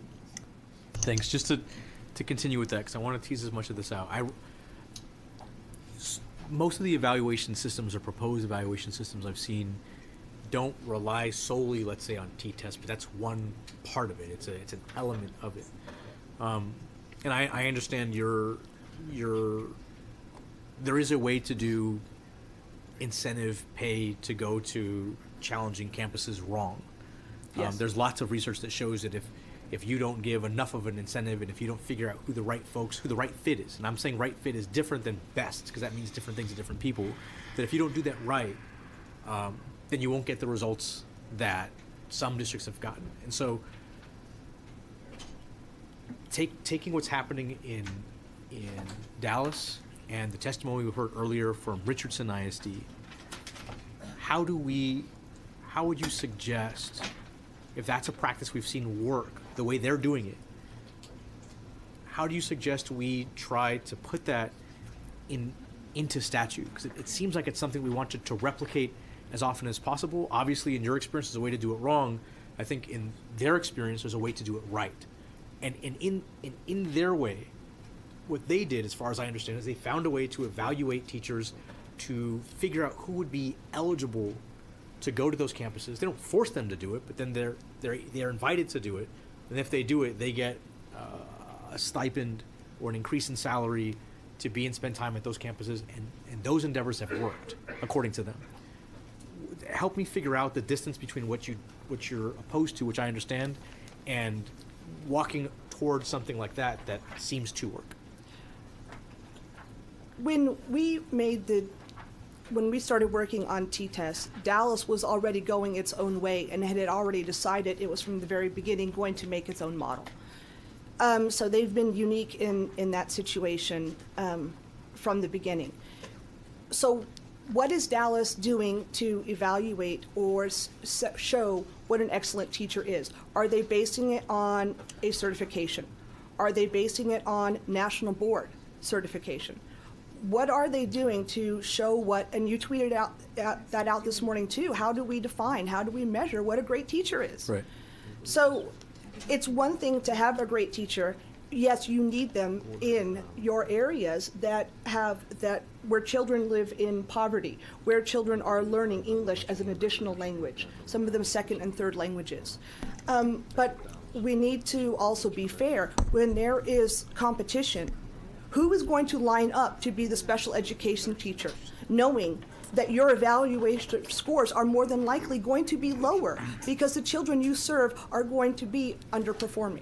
Is that a function of, so in Dallas, for example, and I'm going to say we're not encouraging the Dallas model because 15 to 30% of their evaluation system is STAR. And it's not STAR achievement, it's STAR progress. But still, people have an issue with STAR, and I get it. But in that instance, their evaluation system is 30% STAR achievement and then a variety of other factors, right? And they've been able to use that to staff some of these schools. I guess what I'm asking for, we don't have to have the answer now, but I understand what you're saying. I understand the reservations. I feel like there seems to be a path forward to do something like this right. And I want the smart people in the room to help us figure out what that looks like. So whether I'm not saying we're talking about merit pay generally, but trying to identify the best teachers and get them in front of the kids with the most need seems to be something we all agree on. We have to find a way to do that right so that it doesn't create the issues that you have, but it also gets those teachers in front of those kids, because it's such an old problem, right? It's like a vestige of a civil rights fight we gave up on. And I just feel like we have a chance to try to fix it. So let's figure out what that looks like. I would really recommend, and I am a big supporter of Morath's tiered licensure, where we get the best teachers out and then we get them, your pay significantly increases up to if you are in a high needs area. the more experience you have, the more certifications, your national board, your masters, you move up a tier, and then if you move up even another tier when you go into a high needs area. So then I guess my question would be, I understand them, I guess my question would be, do those certifications mean they're best suited for those students, number one, and are there enough of those teachers to deploy a project like that at scale? Those are outstanding questions we need to get answered, but I hear you. You're right. Okay. All right, thank you. Sorry, Mr. Chairman. Yes, go ahead. Thank you, Mr. Chairman. Let me, because I think in some ways you're like the most intellectually honest about this topic, so I really appreciate you coming to testify. You think that it is possible to evaluate teaching quality because you helped develop Yes, I do. One of our state's teacher evaluation system. But and I'm going to kind of phrase what I think, and you tell me if it's wrong, that adding compensation to the mix or tying those evaluation systems to compensation inherently corrupts the evaluation system. That the two are mutually exclusive, in other words, that you can't have a valid evaluation system and have a compensation system tied to it. That's what I get from our conversations, which is a fair position. It's just, I think, different from what some of us It's believe. like using a hammer to drive in a screw. Mm-hmm. It doesn't work. One system is to grow the teacher as a professional. And The two can't exist together. I have a hard time foreseeing that. And thank you for the compliment. I Yeah. told you I was a veteran, so candor, the Army taught me that. Yeah. But, I want to say that I left school today at 2 o'clock, and I Ubered here. My team divided up my fourth graders, and my principal let me leave an hour early so that I could stand up for the teachers in my school because they wanted their voice to be heard. And in 20 minutes, in a 20-minute survey I took running around school this morning, I had 19 people saying, please do not attach merit pay to our evaluation. Mr. Dutton. Thank you. Let me ask you this way. How would you get the best teachers to go to the worst problems? You need strong administration. You need programs that support the developmental needs of those who are living in poverty. You have to take a look at the neurological science of children who are... No, that's not what I'm asking. I'm asking, how do I get... when I went to work for Conoco, they told me the job was in Ponca City, Oklahoma. I didn't want to go to Ponca City, Oklahoma. I wanted to stay in Houston. But if I wanted the job, that's where I had to go. Now, and what I'm asking is, how do teachers decide where they go?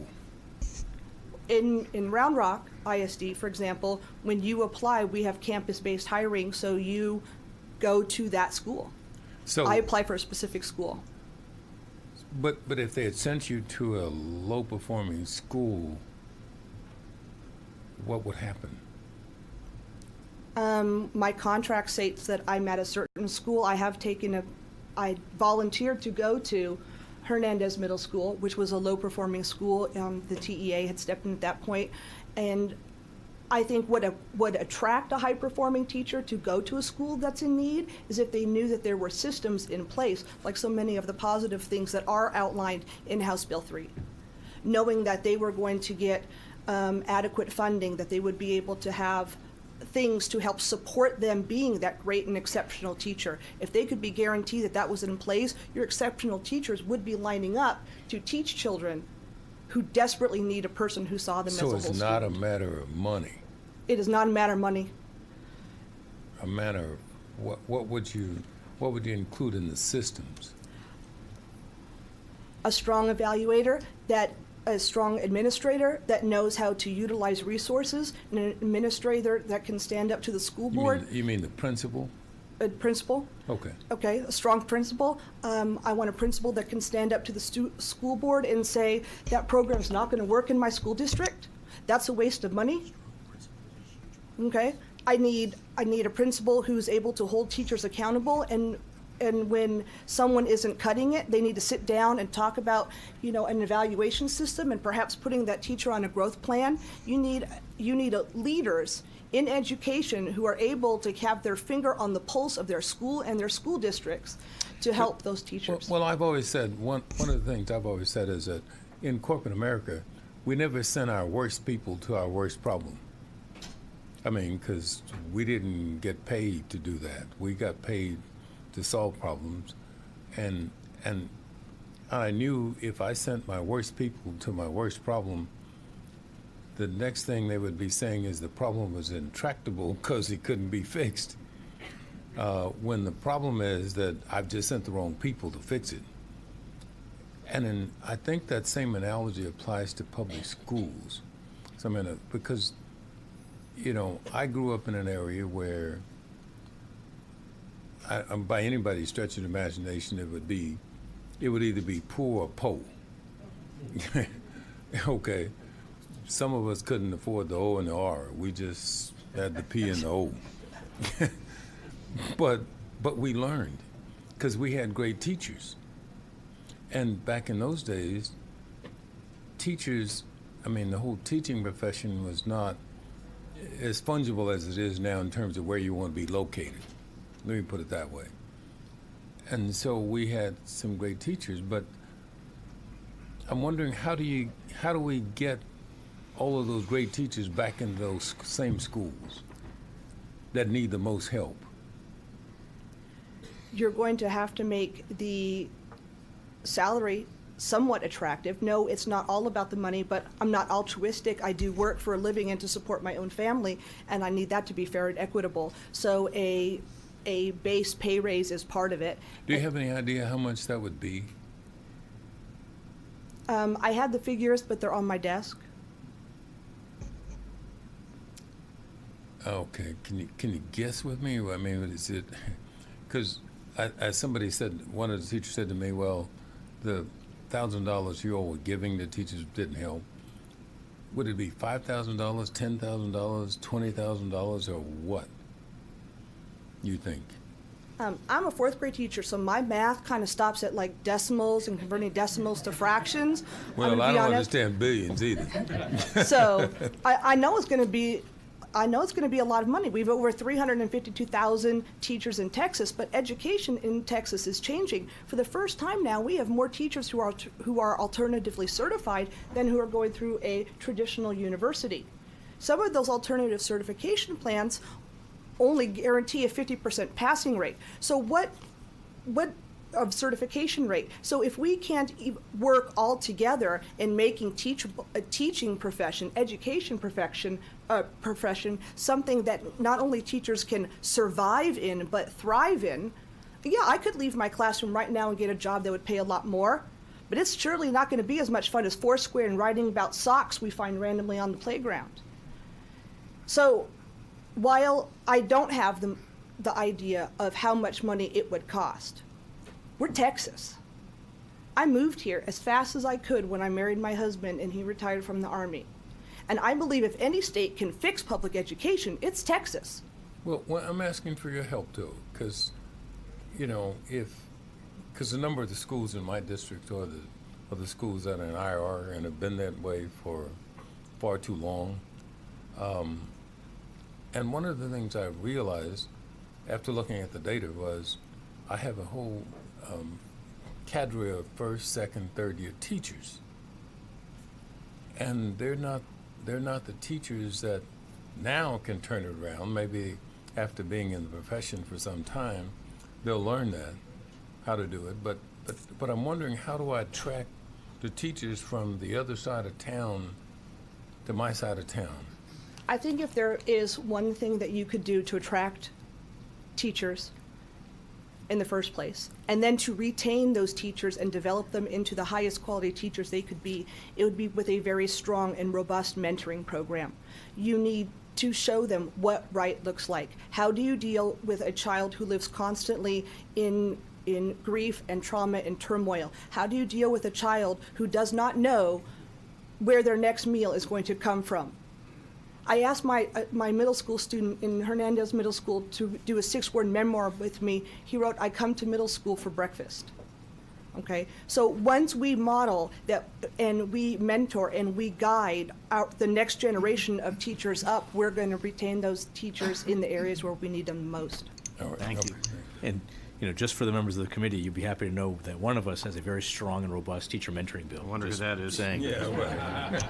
Right, I wonder who that is. Any other questions for Stephanie? Mr. Chairman. Go ahead. Thank you, Mr. Chairman. Just wanted to again thank you, and anyone who can teach fourth grade in the morning and then testify on school finance in the afternoon is pretty amazing. Thanks. I just wanted to ask, it says you're against, but I'm assuming you and the other teachers at Terra Vista Elementary are in favor of the other 90% of this bill besides merit pay. This was the full-day hot pre-K. topic that we discussed. I would be welcome to host you I'll out be there, there, and yeah. I can make that happen. Okay, but you personally, full day pre-K and 6.3 billion, all that's good stuff. Full day pre-K, we need to get that. There are so many positive things. The sticking point with me right now and Just with the a lot merit of pay. my peers is the merit pay attached to evaluation. Thank you. No, I want to share some of your numbers with you so you understand what you're against, which is your current tax rate's $1.04 in Round Rock. Your recapture payment's $52 million. You're at $372. Your tax rate goes down to $1. Your recapture goes to $0, and your school district gets $26 million more a year. And so, I guess, and I'm just throwing this out here for you to think at. When we craft legislation in the state of Texas, you know how much of the $9.3 billion is actually allocated for the merit pay program for teachers? I believe it's 3%. Am I correct? No, it's about $120 million.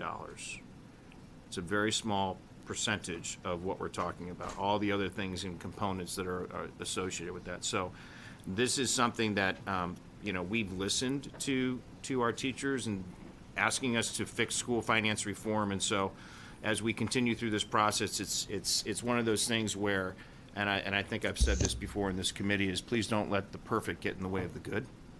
And as we go forward, let's continue to work on this. We certainly value opinions like yours as you come and talk to us in front of us, because I think it's important. But I'm giving you the magnitude of your taxpayers win, your school wins individually, the place where you work wins. You have to trust that you have good people to make sure that stuff's taken care of, and I just want you to. And this is something that I have mentioned with the staff at my school, how many positive things that there are included in the bill. Which is for us, and it's important for us to hear your opinions, but it's also important for you to hear our opinion, which is, I get that, but we're not going to make it perfect, but we are making this pretty darn good, and this is the largest step, and Chairman, you tell me, since he's been here, to fix this system. And so I want us to be very careful, because several sessions ago when Chairman Aycock was trying to do very similar things, everybody started fighting amongst themselves. And you know how much money they got? Zero. I was there then too. I understand. So you hear what I'm saying though, right? Right. Okay. We really appreciate you coming though. Thank you for your time. You Thank betcha. All right. We'll send you an invitation. Monty Extra up next, and then we've got Christine Nishimura after him. Rather.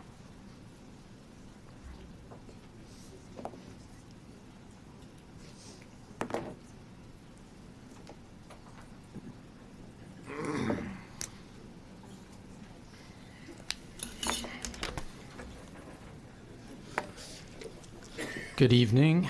Monty Exter, ATPE, testifying on the bill.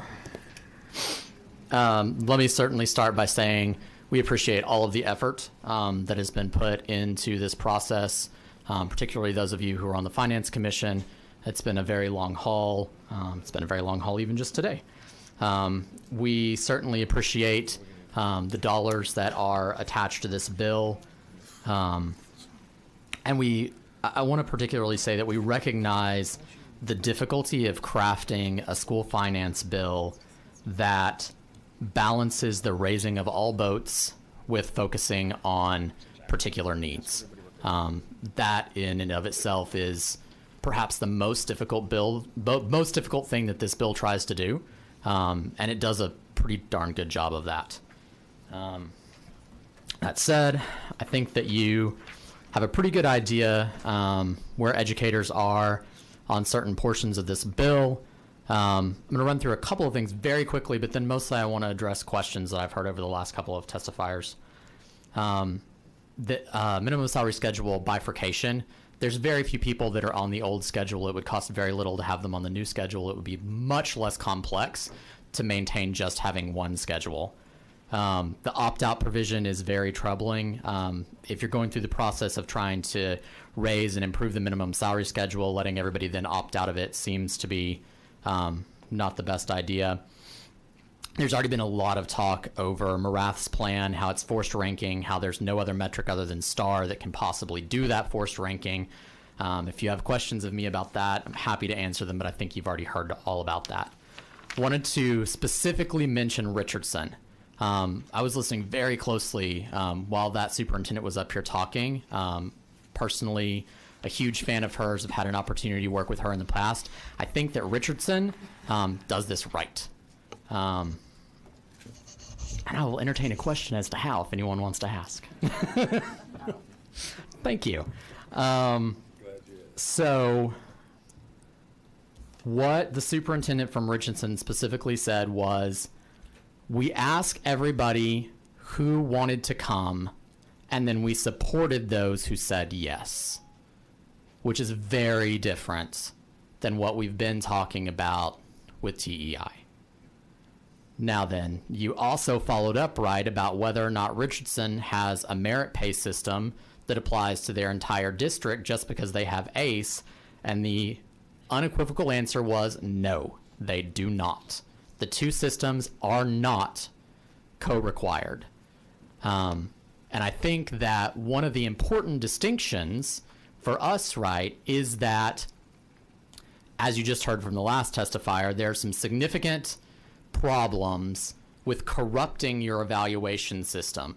You know, probably half a decade ago now, we got the famous line from the former commissioner about how the current accountability test was a perversion on the system. Those tests in general tend to pervert everything they touch. And so we want to make sure that we don't do that with our evaluation system. That said, you can definitely use the evaluation system, I think, in our mind as Richardson does, where it is basically a gateway, right? You're not using it as a merit pay system. You're saying it's an eligibility to be able to take on greater levels of service in other areas. Those levels of service may have stipends attached to them or they may not, but that's very different than merit pay. And it's also something that we are in no way opposed to. You also ask a little bit about making sure that educators had the right knowledge or information. Representative Bernal, I can't even speak anymore. Bernal. You guys actually already have some other legislation that I'm hoping is going to be up before you later in the session about micro-credentialing. I think that that's probably an extremely good piece of legislation to marry with this, because then you're not just talking about some of the overall like national board certification. That's a great program, don't get me wrong. But when you're looking to send people to specific areas where the whole point is that they are good with either SPED kids or they're good with ELL kids or they're good with kids of poverty, that micro-credentialing gets right to the heart of that and makes sure that they have those pieces of information. And then the last question I really wanted to address was the one that Representative Dutton continued to so eloquently ask over and over again about how you get them to go. And what I really distilled as an answer was, you ask them if they want to serve in that capacity.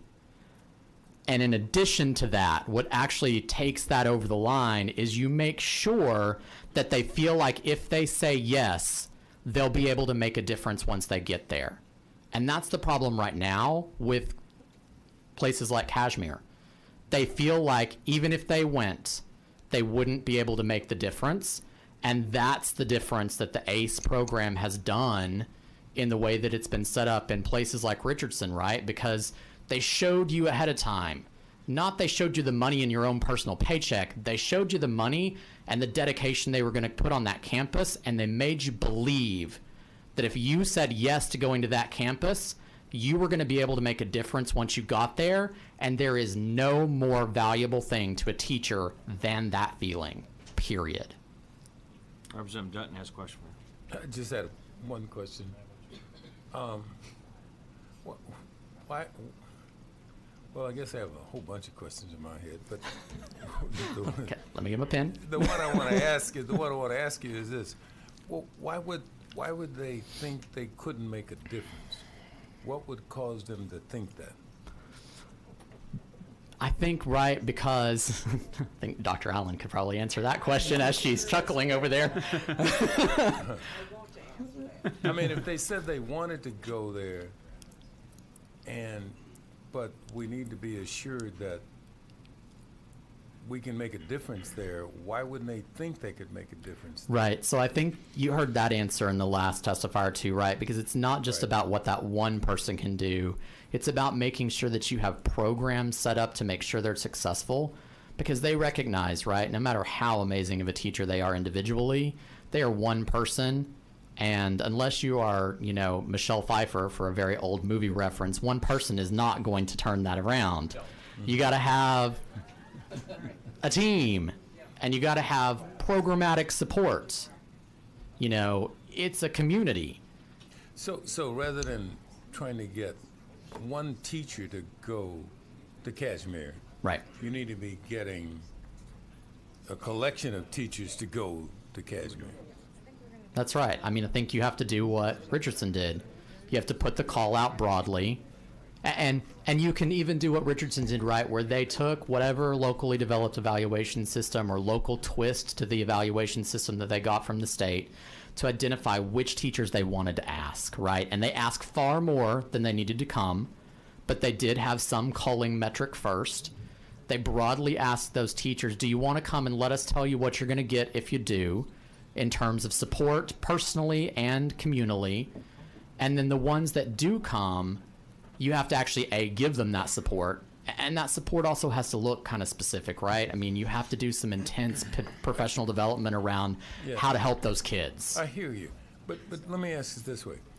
In Kashmir, one of the problems with that school, which is in my district, was, and I went and looked at it, and none of the kids, they didn't do well on the math portion of the standardized test. And so I went back and looked from 6th grade through 12th grade. These kids never had a certified math teacher. And so I started saying, well, why didn't they have a certified math teacher? If a certified math teacher would have, in my way of thinking, would have been there, then they would have passed.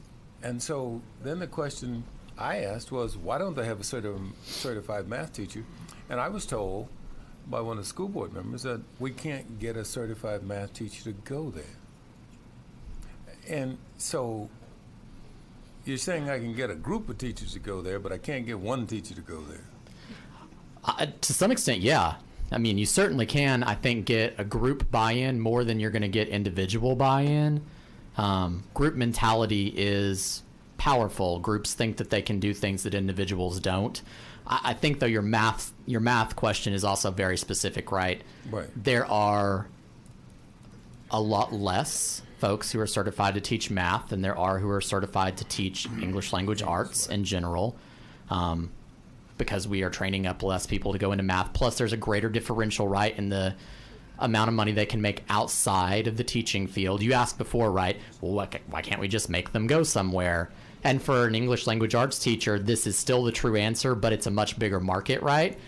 It's not right that they are going to go teach necessarily somewhere else if you require them to teach at that campus. It's that they can just leave the system altogether and go get a job that pays twice as much if you're not going to let them teach somewhere they're willing to teach.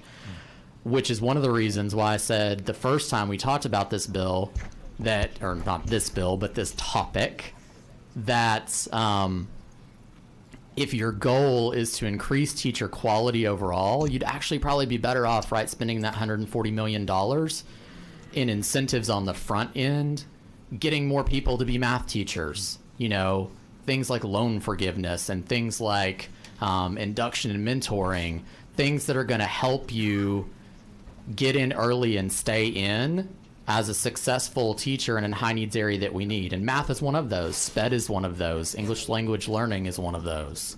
Well, should we have, for example, a team of teachers that do nothing but assist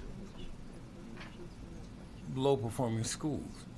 that if a school gets to have a problem, this whole team goes in and somehow or another gets it back on track, and then they go on to the next destination where it's needed. So there are pros and cons to that, right? I mean, you could certainly have a SWAT team approach, and you could use that to get the school sort of right, as long as when you stop having them there, you don't just go back to what you had before. Right. Because that is over-focused again on testing and accountability scores as opposed to the true situation. Because even if the school rises, and this is one of the best parts of the ACE program, right? Even if the scores rise and that school is no longer struggling in the accountability system, it doesn't mean the kids coming to that school are not still coming from a background of generational poverty. It simply means you're giving them what they need to overcome it. Right. But their little brothers and sisters and, you know, are still going to be coming up from that same system. Yeah. So you got to continue that. Just because you've succeeded doesn't mean you stop. Means you learn from what you're doing that's And keep successful doing it. and keep doing it. That's right. Yes. Okay. Dr. Allen? Yes. I just want to talk about my experience as a principal at a school, fighting for a great teacher to come over to Sunnyside in Houston, Texas. Teachers have to want to come there. That's the key. They have to want to come there. And you have to incentivize for them to come in the first place. So the money is spent up front. We will give you this salary if you come. At the end, there may be a bonus if you stay. If you come and the children are successful, there should be a bonus for them at the end, because I came initially for the upfront for that, and then at the end, I'm rewarded for being successful. So if you come with the bonus in the first place, I got my money up front. I'm not going to work hard to get things done. So this is when Billy Reagan was superintendent, Harold. When Billy Reagan was superintendent in HISD, he had an incentive program just like that. If you came to my school over in Sunnyside, you got a bonus for coming. And at the end of the year, the grade level got a bonus for bringing all those kids, bringing the grade level up. So if first grade was on target, then all of those teachers got a bonus. Not just one, it was a group bonus, so you bring cohesiveness to the group. Then, and the principal got a bonus for every grade level that was on. I still have my $5,000. I got 5 grade levels on target, so that has grown a little bit now. But teachers must want to come there, that's it. The other side of that coin is if you force teachers to come, they come over and then they are unhappy, they're going to leave. So I end up being the training ground for teachers to come and go. And so I'm unhappy. The kids are unhappy. The neighborhood is unhappy. So the real key is I want to go. There are many teachers who like to go to low-performing schools. I like low-performing schools. And so and that is of every race and ethnicity that they wanted to come. So I didn't just pick a teacher because, I want to come, because the teachers would come in and stay 1 year. My husband told me to come and raise money so that we can do the down payment on the house, and then I'm gone. You have to have a commitment, and I can still name you the teachers who came to my school who had a commitment and just didn't want to go anywhere else, and they liked low-performing kids. I can tell you the teachers on my staff who would say, give me the low-performing kids, and I would give them to them. They would give me the kids with the discipline problems, put them in that hole and drop them off. You'll never see them again. But they have to want to do that. And if you're going to use that money to incentivize teachers to go there, the Richardson district had the right idea. Ask them if they want to go. And what do you plan to do 5 years from today? Give you an indication of that's in the interview process, an indication of whether they plan to stay or not. If they don't want to be there in 5, well, I want to be a principal in 5 years, then you don't need to go over to this school. So, you don't say it like that, but I have a thing I would like for you to do. But that's the way it's done, and that she is doing it right, okay? There's no magic bullet. It's a difficult task. It's a difficult job. You have to want to do it. Amen.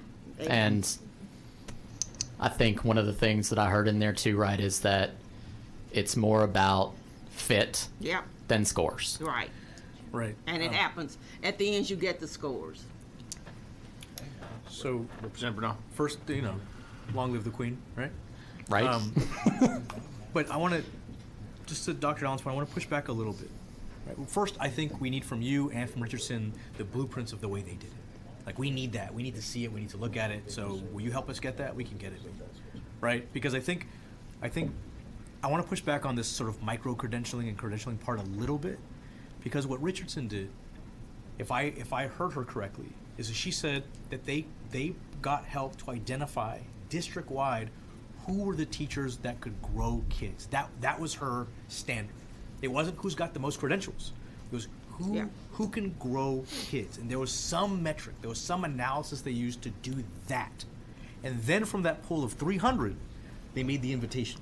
And then did the interviews and culled from that group the right people who fit the profile of the schools and the kids. And that's simple. You simply get the teacher's record, teaching record. And so they used kids group. That's right. They used a variety of pieces of information to put together a profile of a teacher who could grow students, any student, and then invited those people to be a part of it. So it wasn't. I don't want people to be confused that the more things you have after your name, right? No, the more, that's the same thing, right? Because fitting students and campuses with the right person is a completely different analysis than the degrees you have or the extra training you've gotten. And I don't want us to confuse the two. Right. So they created in that small district, and we want the blueprints for how they did it. But they had 300 teachers, and then invited them, who wants to do this, and they got the right ones into the right places. And in a year, in a semester, they've got a 50 or like 100% increase in their scores. So let's. I mean, I think we know for the most part how Dallas works. Let's look at how Richardson works, so we can get the blueprint and figure out. Agreed. And I think they did that with a system that we can certainly, based on what she said today, that we can support. The only thing I wanted to sort of add to what you were saying just there, I think that's true, right? I mean, do definitely want to look at the overall picture of a teacher and their ability to teach. You have to ask the why, but once they get there, it is still very important, and I think Dallas has made it clear that it's very important that you do give them intense professional development on that population of kids. And I know that you don't. I know you agree with that. Monty, we're talking about how to spend more money. Right. No, this is not about staff asking someone to walk into a situation and starving them. Yeah. We're having the opposite conversation right now. Representative Gonzalez and Representative Tellerico. Thank you, Chairman. Thank you, Monty. So I read an article that nationally we've lost 17% of special education teachers. Simultaneously, we are seeing an increase in our special education population after the removal of the cap.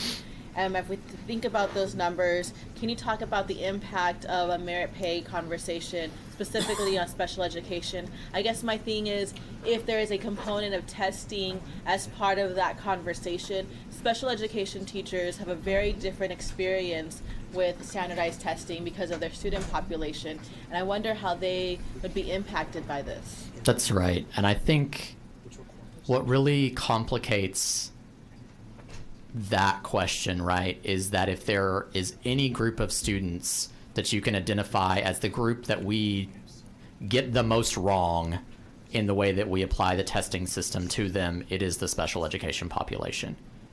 We test a lot of kids in ways within that population that, they're just almost inhumane. Right. And so if we're just then going to pour all that raw data into force ranking every teacher statewide, then I can see that could be a big disincentive to want to go into that. And we need to massively incentivize people to want to learn how to teach our special education population, because it's a very specific skill set. It's very different than teaching a non-special needs student. And you have to learn a whole other set of skills in addition to your regular teaching skills. So you're already asking somebody to do a lot. You don't want to disincentivize that. And additionally, now as I unpack it more, if we are switching or encouraging dual language, which also is another way, another type of education difference, testing also those, English language learners also has its complexities. Sometimes these broad things that we might do might impact some of the communities in which are more vulnerable, whether it's English language learners or special education, and when it impacts those communities, it could impact those teachers in a different way that we maybe aren't considering or don't consider or can't consider, and if we consider testing as part of this merit pay conversation. That certainly seems correct. Thank you. Representative Thank you, Mr. Chairman. I just wanted to build off of Vice Chair Bernal's questioning. In the Richardson example, we're kind of conflating three different things. One's a evaluation system, which sounds like they hired an outside vendor to complete in the district. And a merit pay, which they didn't do in the district for all their teachers. Right. And then the recruitment to high need campuses, which they did. So they had two of the three. And so your testimony is you're okay with kind of everything but the merit pay piece. You're okay with an evaluation system that'll be used to transfer teachers or recruit teachers to high need campuses. Is that right? So I feel like I'm good with good evaluation systems, right? And as long as you're careful with how you treat your evaluation system, your evaluation system is going to tell you a lot about your teachers, right? Right. So if you can use the data that it's already giving you about your teachers to make some of those determinations, then I think that that's probably okay and doesn't go past that point in which you're influencing the outcomes of the evaluation system itself. Not contaminating it. You're not contaminating the system. That's when right. we're talking about kind of an ACE-style program of recruiting teachers to high-need campuses, and we're talking about pay, your answer was that you thought kind of intrinsic motivation of making a difference was enough of a motivator to go teach at those campuses. Is that right? So I think I want to agree with what Dr. Allen said. So I think that it is helpful to offer a stipend to go to that campus, but the stipend is only going to get you what you're really looking for if it's the little bit that pushes the person that should already be there and already has a desire to be there over the edge to go. And that stipend is not going to keep somebody at that campus. So if you're looking to grow a long-term educator who is going to be, pardon my language, kick ass with those kids, then the money alone isn't going to do it. You're certainly going to have them want to be there, and you're going to have to create a culture on that campus where they feel value in being there, and what educators value is the ability to help kids. I agree. So it's a combination of those two things. Right. The intrinsic motivation of making a difference, extrinsic motivation of And the having intrinsic higher pay. motivation is more powerful than the extrinsic motivation, and that's, brain science says that's true in almost every situation. I agree. The only thing I would ask you is, do you think kind of the line between those two is more permeable than we're considering right now? Meaning that extra pay can increase your self-worth as a professional in any field, purely intrinsic versus extrinsic, I think it's a little bit fungible. There's a little bit of blurriness for sure. Right. I will say that, and this is a generalization, sure, that educators in general are more intrinsically motivated than the population at large. I would agree. I think I've said to you in our conversation about this, we seem to be the only profession that has to rely purely on extrinsic motivation. Right, and you shouldn't have to, right? We should also pay you. Exactly. I'm not suggesting we shouldn't pay teachers. We certainly should. I appreciate it. Thanks, Monty. Representative King. Thank you, Mr. Chairman. Monty, it's always good to see you, and one thing I can count on after 6 years, I've never heard you testify for anything in this committee. So I appreciate you being consistent. Wait until tomorrow, because I have one I'm testifying for tomorrow, actually. That's awesome. I'll make sure I'm here for that. So And dropped a card for one of yours today. My question is, one of the things we heard in the School Finance Commission when we were developing this, and everybody celebrates ACE. But the two things we heard over and over is, number one, It's not sustainable, and it doesn't fit for every school district, but a version of it could. The other thing we heard over and over is the local input should be the number one thing in any evaluation system. That's the reason the bill is not prescriptive, because that's what we were asked to do. We were asked to allow locals to develop it, so it's not absolutely the STAR test, or it's not. So my point is, I think when I listen to your testimony, and not just yours, but some of the other neutrals or the opposition to it, I hear a lot of boogeyman that aren't written in this bill. Now, we could switch it and say school districts shall, but the entire testimony of the School Finance Commission centered around mays. Allow school districts to operate as independent school districts or open enrollment charter schools, and one size doesn't fit all. So, I mean, I guess some of your testimony I've heard about, I mean, I've read the bill, I've read that section over and over, and I'm just not seeing a lot of this stuff. I hear a lot of what ifs in your testimony, and you know, but so would you, I guess my question ultimately is, would you rather the legislature try to incentivize or pay teachers more and be 100% prescriptive with school districts and say you shall do X, Y, Z, or we should allow school districts to develop their own system that fits their region best? Which way? Because you can't have it both. I mean, it depends on the topic, to be honest, how prescriptive you should be in each individual area. And this topic. Just this topic. Yes. That was a very broad question. Very pointed question.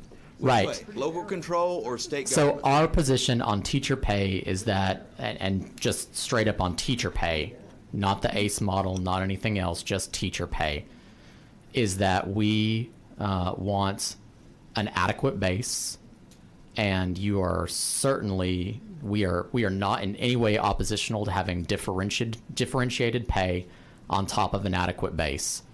Now, there's a difference between differentiated pay, which you can easily fit an ACE model underneath, and test-based merit pay. And in fact, you just reminded me what I was going to specifically do with this question. So I think folks a lot of times think that we come up with these policies when we come up here. I wanted to let you guys know that the way that ATPE at least comes up with our positions for you guys is that we have a group of teachers from around the state that get together, draft our entire legislative program, and then that legislative program goes before hundreds of teachers to be voted on.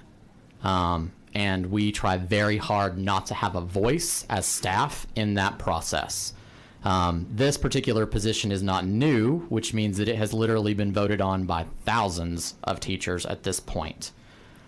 So, we oppose the use of student performance, including test scores, as a primary measure of a teacher's effectiveness, as a determining factor for a teacher's compensation, or as the primary rationale for an adverse employment action. That's what hundreds of teachers around the state have told me is my I don't position. disagree with hundreds of teachers. My point to you is this bill doesn't say that. It doesn't say we're going to use STAR test for teacher pay or performance. It allows school districts to develop their own metric. And so what it allows for. That gets back to the MRATH section of the bill.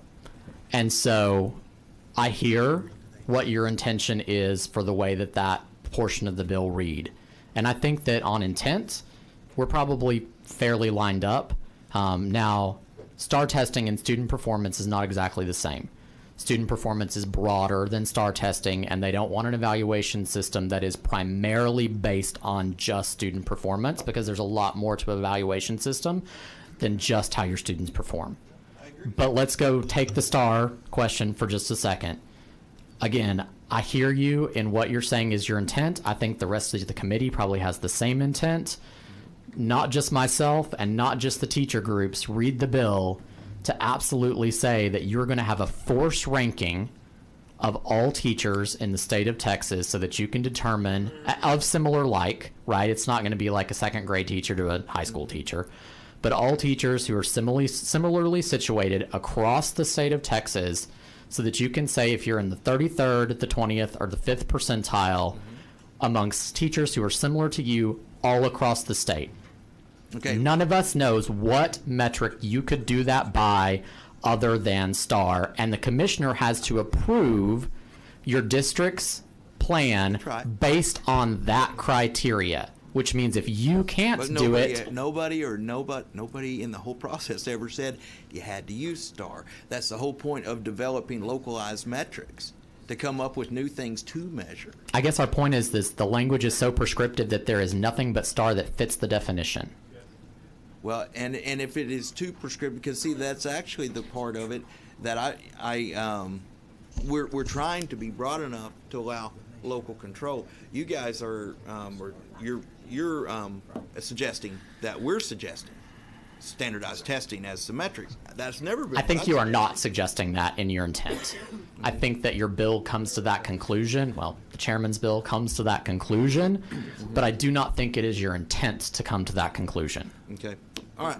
Well, I do think the local control aspect of this and letting the locals develop metrics. You know, we have a lot of superintendents in here that have testified for the bill. They feel like they're capable of developing a metric to do this. It's unfortunate that some of their staff don't support them in that. But one of my questions, too, is we've heard a lot about raising the base pay, and we've heard a lot about pay raises, across-the-board pay raises, right? And Sure. Is your group in support of that? I mean, certainly we're in support of across-the-board pay raises, but let me specify that our support on this bill is not contingent on a pay raise being in it. Mm-hmm. There is plenty of good about a cleanup of the school finance system on its own merit to support a school finance bill that doesn't necessarily include a pay raise, which doesn't mean we don't also support additional pay for teachers. So brings me to my last and final question. If we remove the teacher pay portion from House Bill 3, you'll sign on to it. Just remove it all together and take it out. Right. So the Marath portion and right. Well, all teacher pay out of House Bill 3 because everything else is good. You'll sign on to it? Probably so. Yeah, we need to see the sub, because obviously we think the sub's going to have a lot of changes to it, and I think 99% of those are going to be good changes. Thank you for bringing us in, and that was a great discussion to have with all four groups and the chairman. But yeah, I mean, I think so. Now, I will say, in the teacher pay section, we don't have a problem with what you've done with the minimum salary schedule. No, we think that it's a little complex. It's all connected. Okay, then yeah. Take it all out. Okay. Sure, I think we've beaten this horse a little bit here, but Monty, I'm gonna finish up with a couple questions, which is last legislative session, I believe your association did support the school finance bill. Yes, we did. And that was $1.8 billion. Yes, sir. This plan is $9.3 billion today.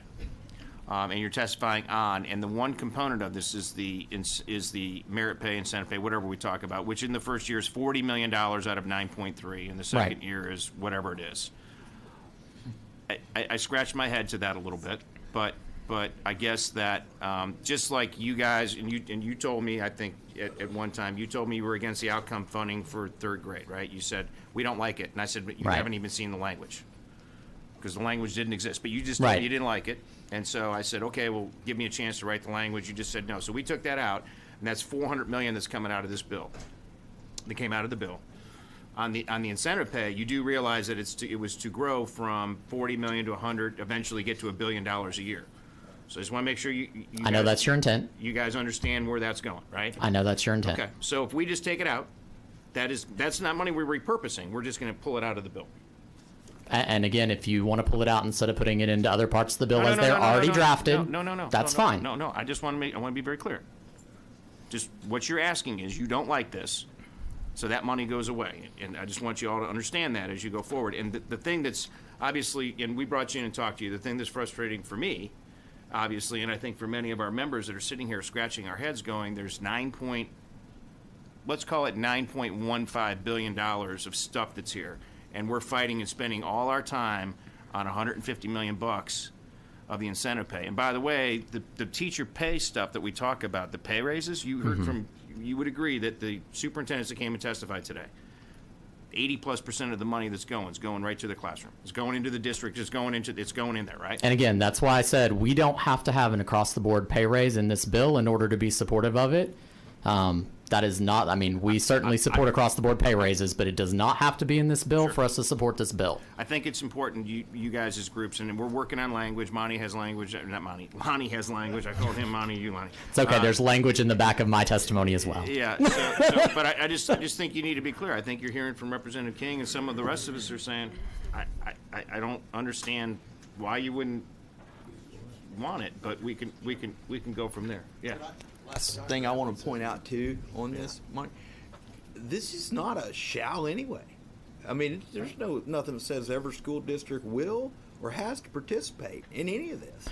If they want to develop a plan and access more money in underserved areas, they can. But there's nothing that says every teacher in the state of Texas is going to be evaluated. So that's both true and not true, the way the bill works. Not every district has to be in the program to get the merit pay money. But there are two things that neither one of which we can support that are across the board through that section. One of them is if you're going to rank all teachers statewide, you're going to have to look at all teachers' data in order to do that, whether they are part of the program or not. That's not what it does. And the bill specifically undoes confidentiality for teacher evaluation for every teacher statewide, regardless of whether they're in this program or not. That's a separate section, but it's in the same part of the bill. I really need to be clear. Yeah, Dr. Allen, go ahead. Should be very clear on when we did the research on the students in the state of Texas, and I think when I heard it last, it was 60% of our kids could not read, right? That's right. By third grade. Now there's an attempt to take the training money out of the bill for teachers. No, we left the what we call it the early reading allotment. No, that's the $780 million. That's in the bill. That stays. Okay. Oh, yes, ma'am. Now, That stays in the bill. what did you say was coming out?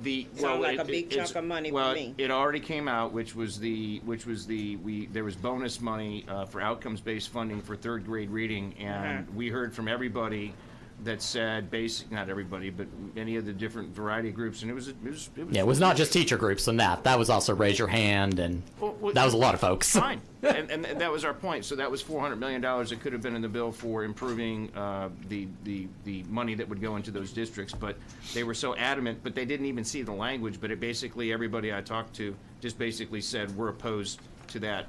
And, oh, by the way, we haven't seen what the bill is and haven't read the bill, but we're still opposed to it.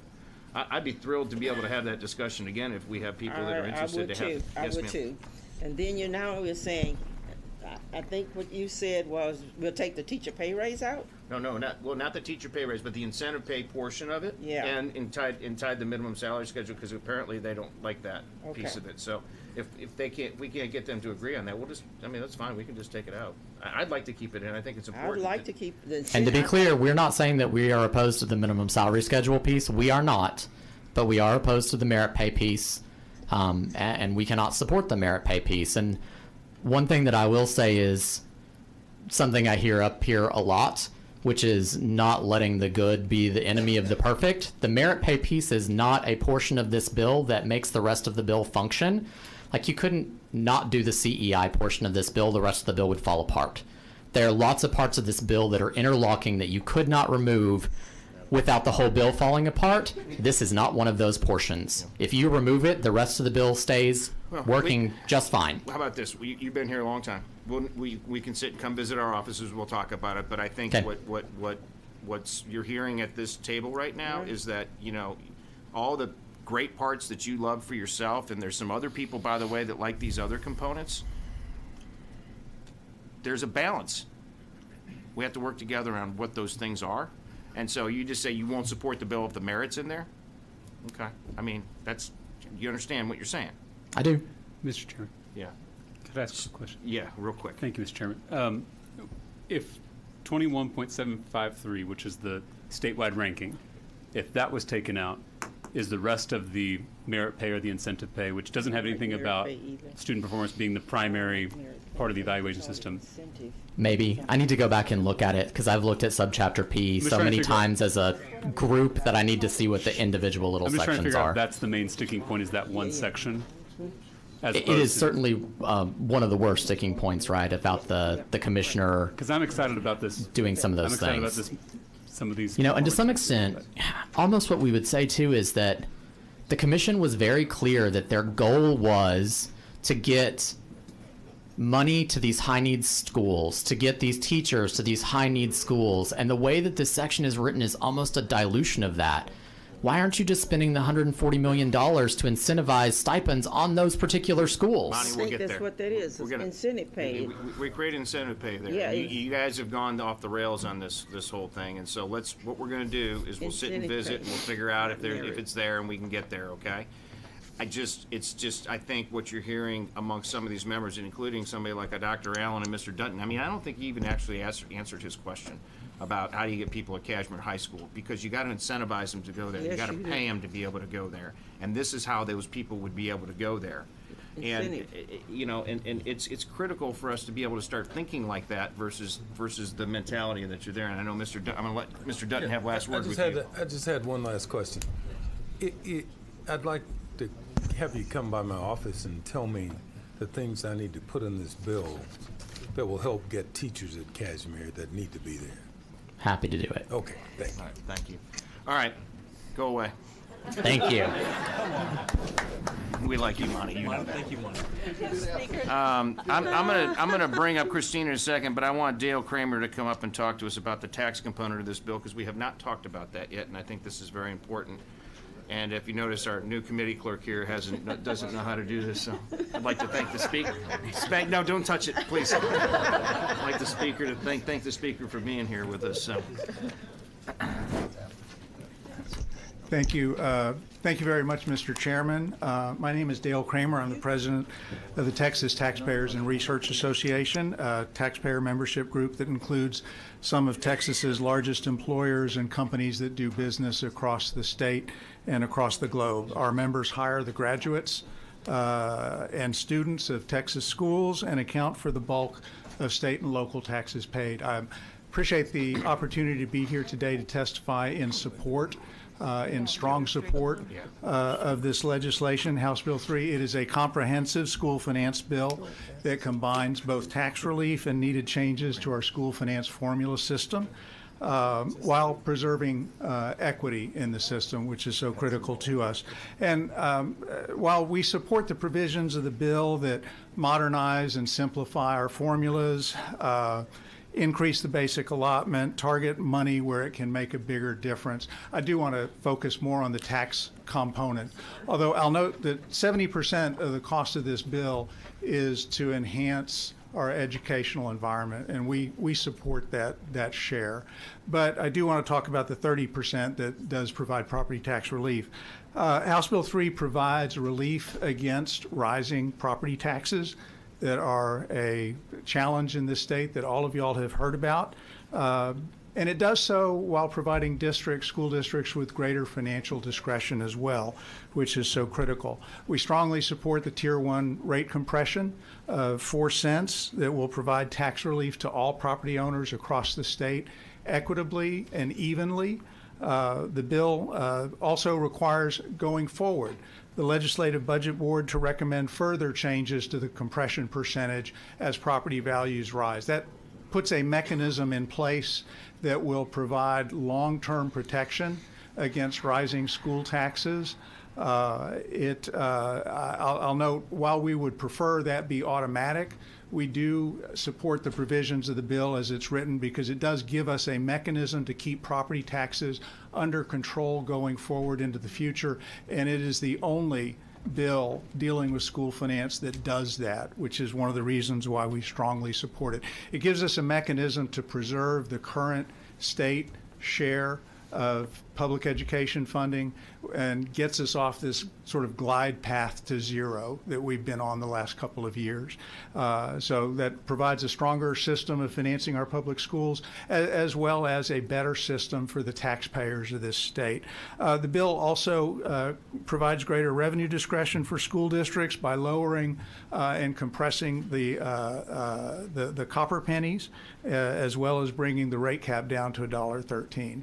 So by compressing those pennies, it does provide additional access to revenues that school districts are able to exercise. So it provides additional discretion so that they can access the funds that they need. With that, Mr. Chairman, I am happy to answer any questions. Yeah. I think the speaker has some questions. I'm just kidding. I don't think he does. Do you have questions for him? Because I have a few. If not. Okay. So, Dale, thank you. Couple things. You know, one of the components you mentioned at the very end was the compressing down $1.13. We talked about adding 2 more golden pennies to that. What's your thought process on that? Maybe taking that up for capacity purposes, and then I want to ask you some questions about automatic compression, because I think that's important. I think we're fine with that as long as we sort of preserve the current mechanisms in the bill, the threshold that a school board has to meet in order to access those pennies, as well as voter participation. So then the next question is, you talked about the copper pennies, certainly golden pennies, and I think this is important because we've been internally having this discussion, certainly within the Speaker's office, but with the Governor's office, the Lieutenant Governor's office, and there's different concepts of thoughts of compression and stuff. And while what Senator Betancourt and Representative Burrows, Chairman Burrows, are doing related to HB2 and SB2, I think are really important, obviously for the counties and whatnot as we go forward.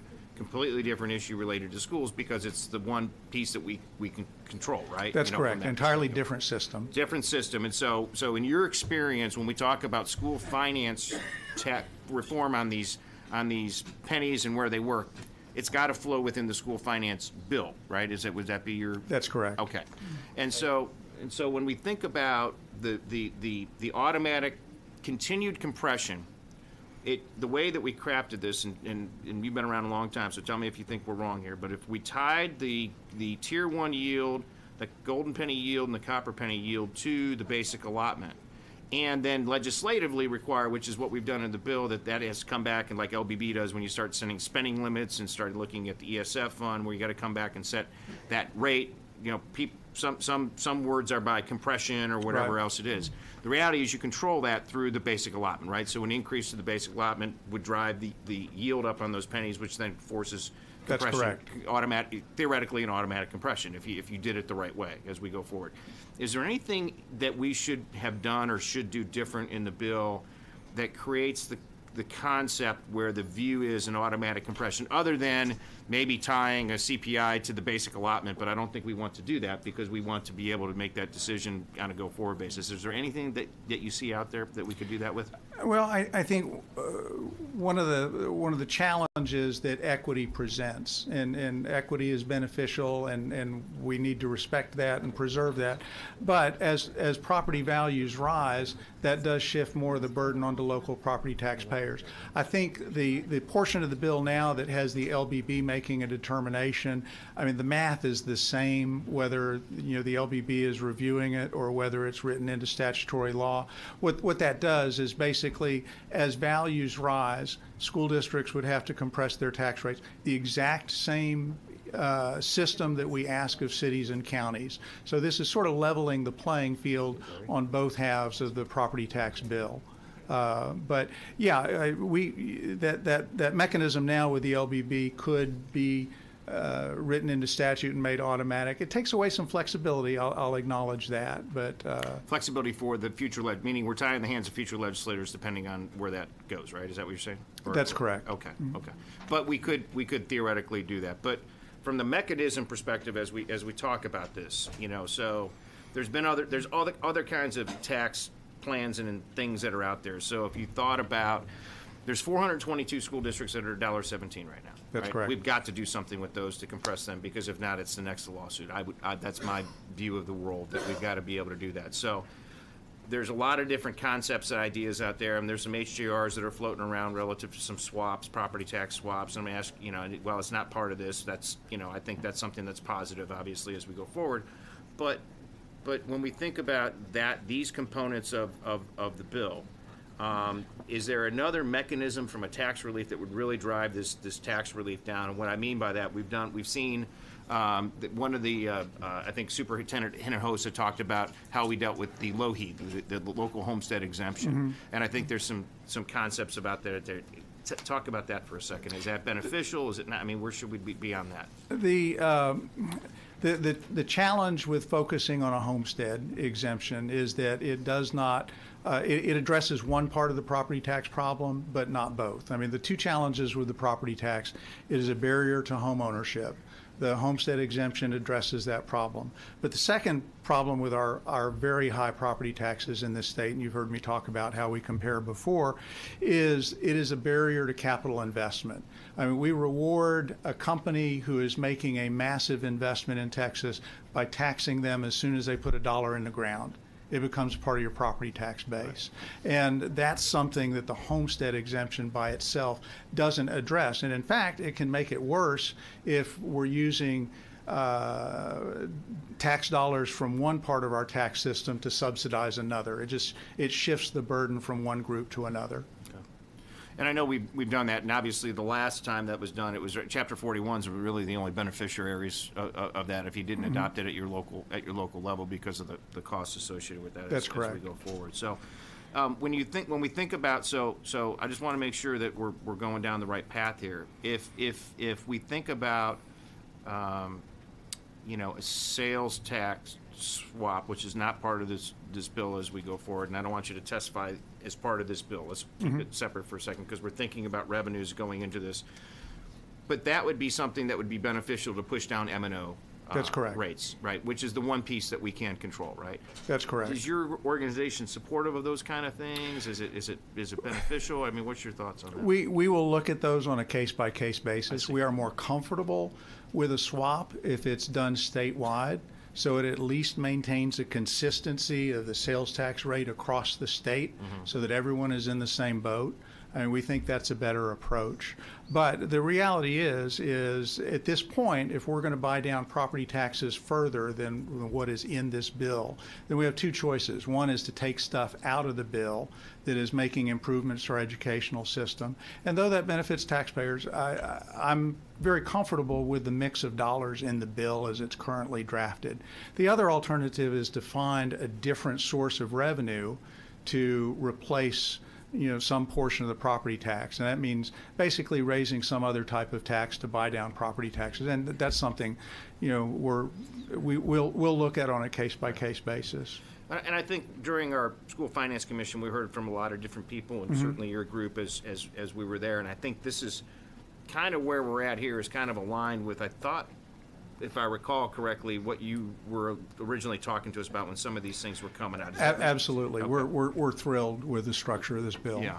I mean, we'd like to have, put more dollars in it, obviously, to buy the tax relief down more, but, obviously there's a yin and yang that we got to deal with on that to make sure that we get it right. So. Well, and there's something that hasn't been brought up today about this bill that I think is significant, and what really sets it apart from a lot of previous efforts that we've done is that this is a breathable bill. This is a bill that adjusts as values rise. It gives you a mechanism to do that. You're not stuck with one system that we've got to live with for 10 years. Right. This is living, breathing, and it adjusts and adapts as the economy grows. Sure. Yeah.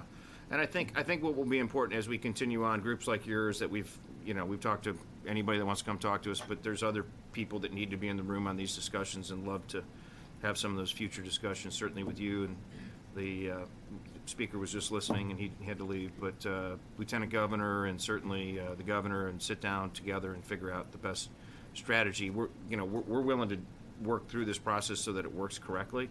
But the recapture piece is a big deal too. I mean, it was going to be out of control. I mean, I think that makes a huge difference in this. I mean, you would agree with that as well. Absolutely. The challenge of recapture is you can't address it directly without causing problems with equity, and this bill addresses recapture while preserving equity. And that's critical. And as you know, I've talked about rate compression many times before the commission, and you've heard me and Representative Bernal and Representative King. This is the right way to do compression. Good. Thank you. Mr. Ashby. Dale, thank you for being here, and I really appreciate TAR's support of House Bill 3. Keeping with your theme earlier, talking about the golden pennies, which I've been struggling to get up to speed this session on exactly how we kind of got there with golden and copper pennies. But just recently on the equity piece of this, constituency came to my office and they were expressing some concerns that about the penny yield being tied to the basic allotment instead of a cost driver like Austin values, and so that that would ebb and flow with inflation. And so I guess my question to you would be, do you feel like that tying that to the basic allotment would somehow, maybe not in the near term, but in a little bit in the medium and kind of longer term outlook on the bill, would it somehow hurt our property poor school districts? Thinking about it from an equity standpoint. I don't think so. I mean, we could look at a dynamic model in that sense, but I think the challenge of delinking the yield to Austin's, I guess, is that is a somewhat inflationary component. Although I'll opine that the cost of education does not change as values change. I mean, they may both go up at the same time, but there are different factors that are influencing them. So I think the advantage of tying it to the basic allotment is that gives y'all the discretion to sort of pick which buttons to push. Right. And you don't have the public school costs going up simply because values in Austin are going up. I mean, the truth of the matter is the cost of educating a child has nothing to do with the property values in Austin. Correct. So just to summarize, so you don't feel like that what we're doing here and tying it, the yield to the basic allotment on those pennies, that it is going to create some inequity that is going to be in the new system? I do not.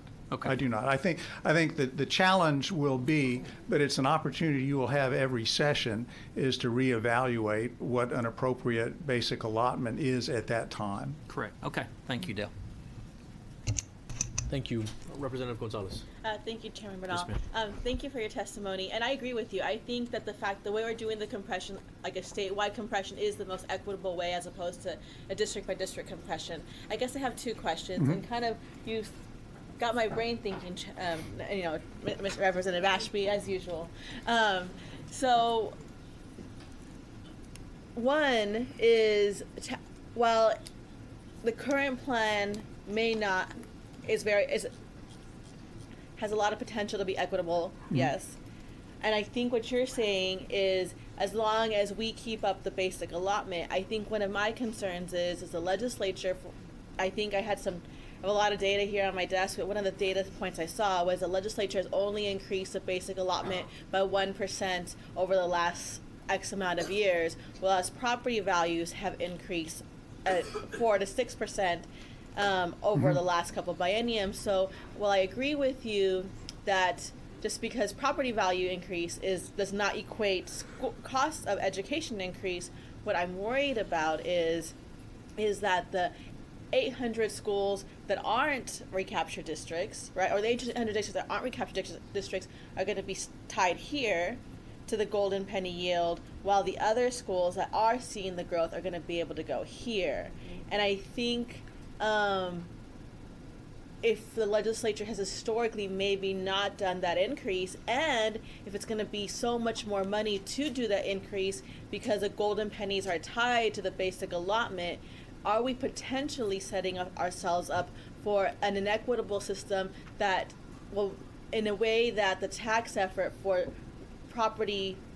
lower property value districts will be up here, and higher property value districts will be able to stay here and make a significant amount of more money? Does that make sense? Yeah, but I don't think the bill, even as it's put into motion over time, is going to create equity issues. I mean, the yields are fixed. You know the numbers you're dealing with. I don't think it creates a split in equity over time. I mean, it creates one system, and the poor districts are in that same system with the wealthier districts. I mean, recapture will grow again as values grow in those districts. I think the issue with the basic allotment is more over the level of funding. And granted, you've taken out a cost driver in the current formulas, which is the connection to Austin. So the reality is that will save you money next session when you come back to look at the system again. But that also gives you money that you can then perhaps put back into the basic allotment where it may appropriately belong. So while the basic allotment, you're right, it's only crept up maybe a percentage point each of the last several years. You've also had the equity yield tied to Austin that's driving that, and that number's not showing up in that 1%. So what you do by delinking it is it sort of frees up money so that ideally you've got money to adjust the basic allotment going forward. And I appreciate that very optimistic analysis. I think my concern is this is my fourth term. I am, I think, 54 in seniority. For legislators who may not have this background, that when we leave, I think what I would love to do is make sure that the system, regardless of who's sitting up here, who's in appropriations, or who's there, will be able to, there's still an equity component to it. And so I think I know you're right, but it's you're right, but what could possibly happen if we don't, right? And for me, I don't have any Chapter 41 schools. I only have Chapter 42 schools, and there's 800 Chapter 42 schools, and I just want to make sure that they don't get stuck here while the Chapter 41's going to come up here. Does that make sense? It does, and I trust as long as private sector school finance lawyers are out there, the system will be well observed and maintained.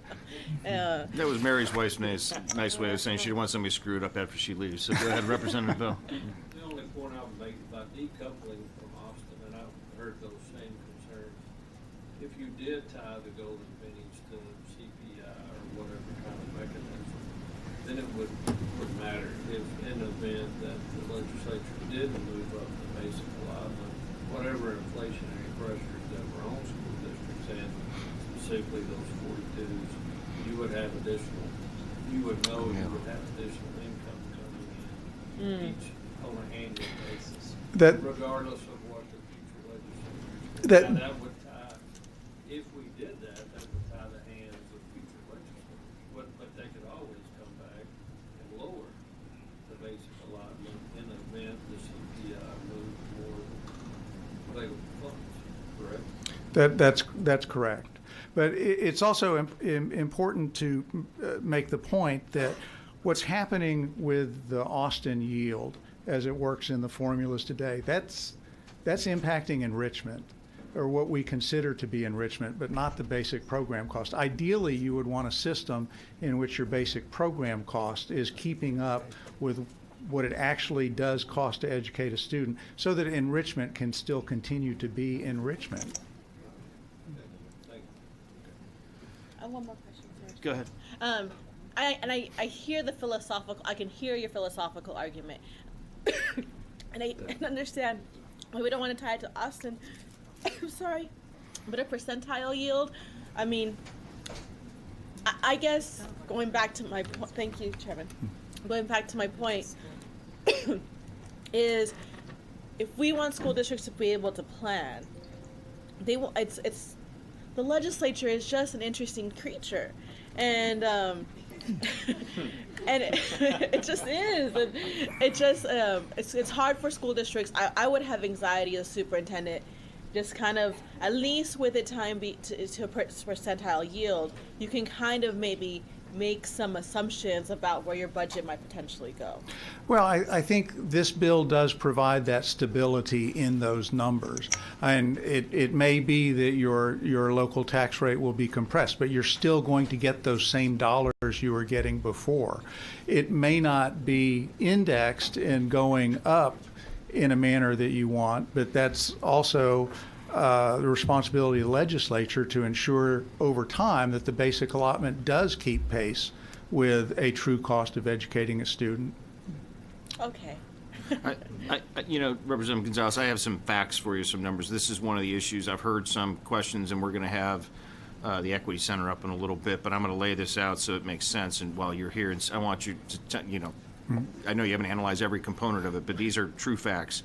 So the 454 districts that would have been Chapter 41 in 2022 under the current law, only 66 have wealth per student in excess of the new law golden penny yield of 96.48.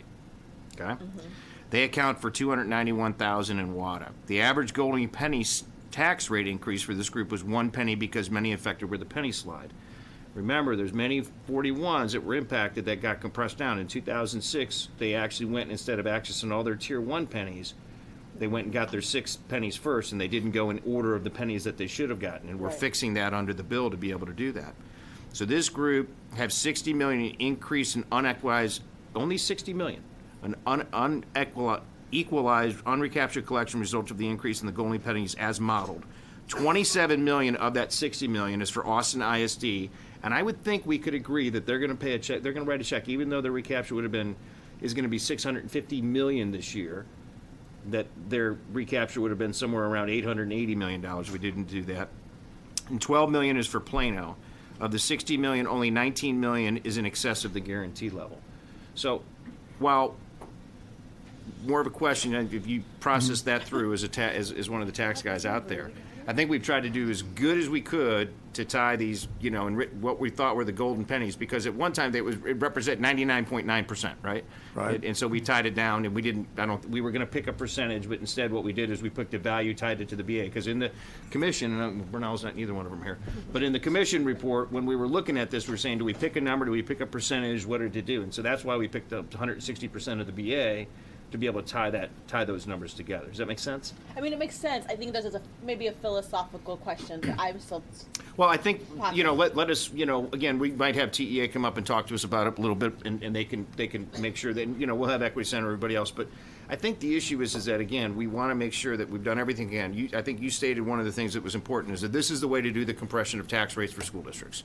That's correct. Now we can talk about at a later date, figuring out how do you force it, because I know that's one of the things the governor's very interested in. We've been talking about it and trying to talk to him and see where it's at and figure out how do we continue to do that. And we want to be very cautious and careful for future legislators as we go forward. But the mechanism is in place to force the issue by increasing the basic lot. Right.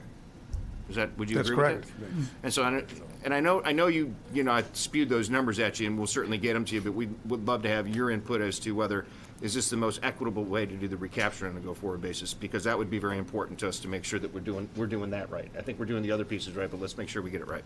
So.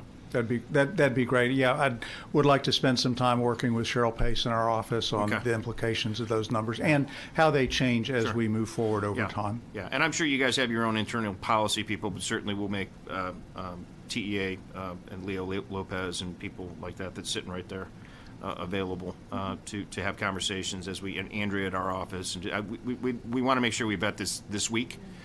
So let's get on it. Okay. Any other questions? All right. Thanks, sir. Appreciate it. Thank you. Christine Nishimura, followed by Jessica Fair.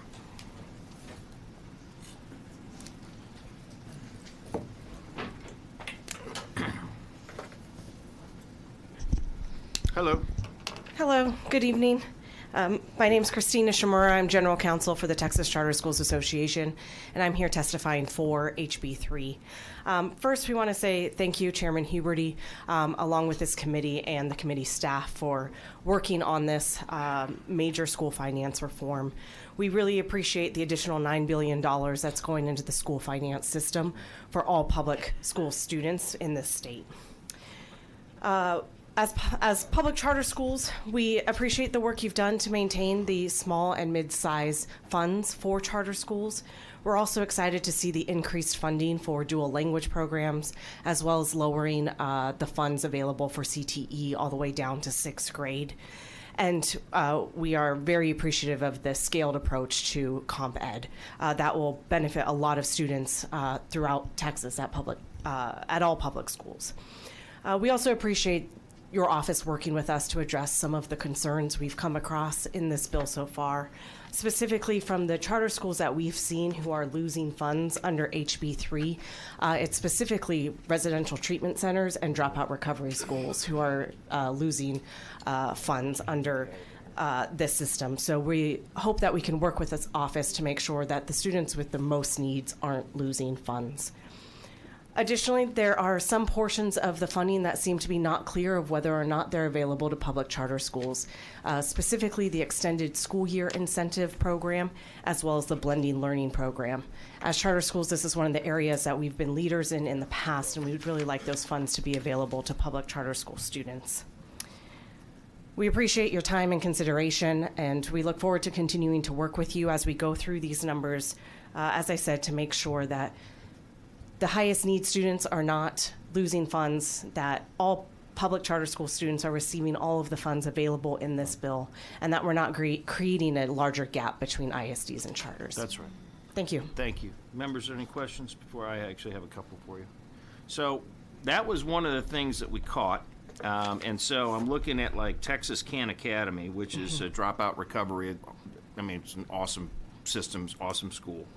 And if you haven't been there, you should go.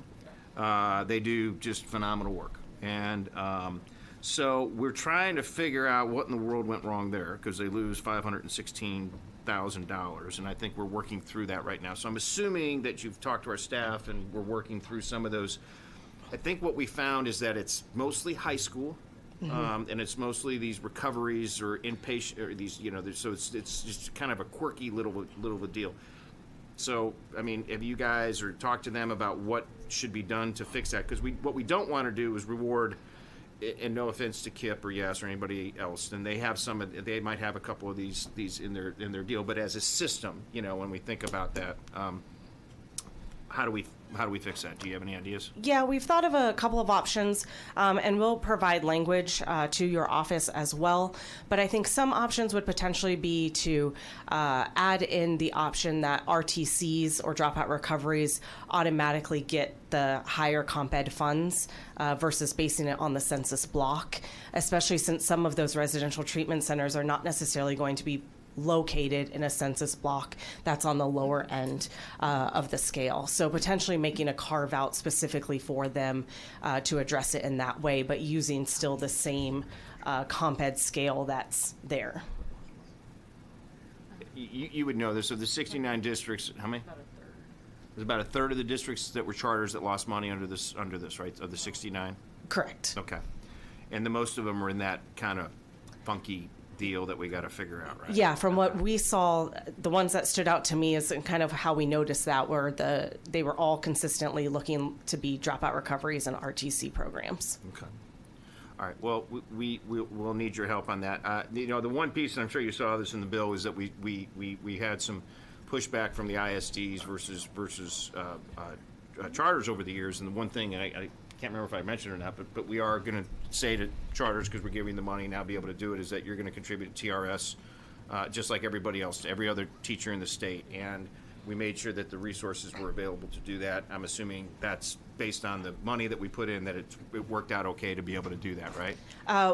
We haven't run the specific numbers on that. We are looking at the bill as a whole. Yeah. We appreciate it being part of the entire school finance conversation, because obviously increasing the minimum salary for all teachers helps in lowering that cost burden for both ISDs and charter schools if charter schools are paying into the TRS system. But I think it's important to note that we did, because there were many groups that came and talked to us, and whether they were ISDs, TASB, or whoever else, and teacher groups that said this is an unfair piece of the deal. So we listened and we put that in to deal with that. But you're here saying, hey, look, I get the whole bill. We're good, but we got some tweaks that we have to do for these smaller guys and figure out how we fix those. And so we're counting on you guys to come back to us and work with our staff to get that done. So, yes, absolutely. Okay? All right, thank you. Thank you. All right. Go home. I know you've been waiting here all day. Jessica Fair, then followed by Jim Garbilla. Sorry, Jim, I always screw your name up. I don't know why I do that. Who's after Jim? Hello. Hello. Thank you, Chairman Huberty and all of the representatives. I am a supporter of House Bill 3, and I thank you for putting funding back into education. Thank you, Representative Sanford, for your leadership in McKinney. And my name is Jessica Fair. I am a mother of 2 gifted sons. I am also a passionate gifted education teacher in McKinney, Texas. And I'm here today to ask that you please remove the section 42.156, removing the GT allotment for the bill, putting that back in, because gifted students are neurologically wired differently. And just like the proposed bill is putting an allotment for dyslexic students, I would hope that there would also be one for gifted students. In fact, I've had gifted students in 5th grade who were so advanced with their other capabilities, they were able to compensate and were not even identified for dyslexia until 5th grade. Being a mother of gifted children, I learned very quickly about academic differences, but also social and emotional differences. My son had very different interests than kids his age, and so I went on to pursue and become a gifted education specialist in McKinney ISD. I left corporate America and shifted my life to become a gifted teacher.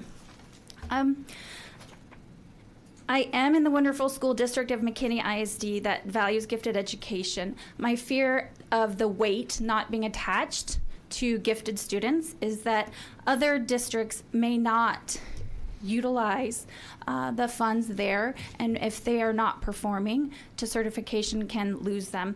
Currently, Texas has one of the most diverse gifted populations in the nation, and removing the GT allotment could potentially have a greater impact on students, particularly those in economically disadvantaged areas that rely on school to provide academic services.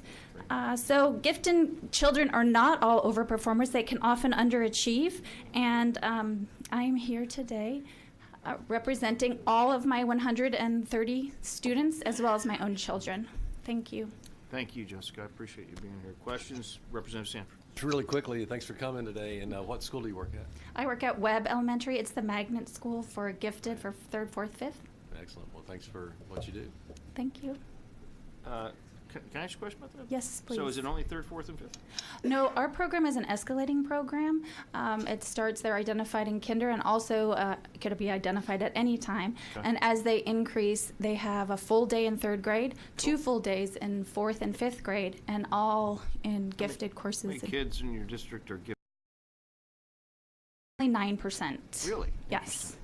And so we give you funding for 5%. Yes. And then what about the rest of those The kids? district pays for that. So we put the money into the basic allotment, which is $20, which obviously I think maybe you do or don't know this,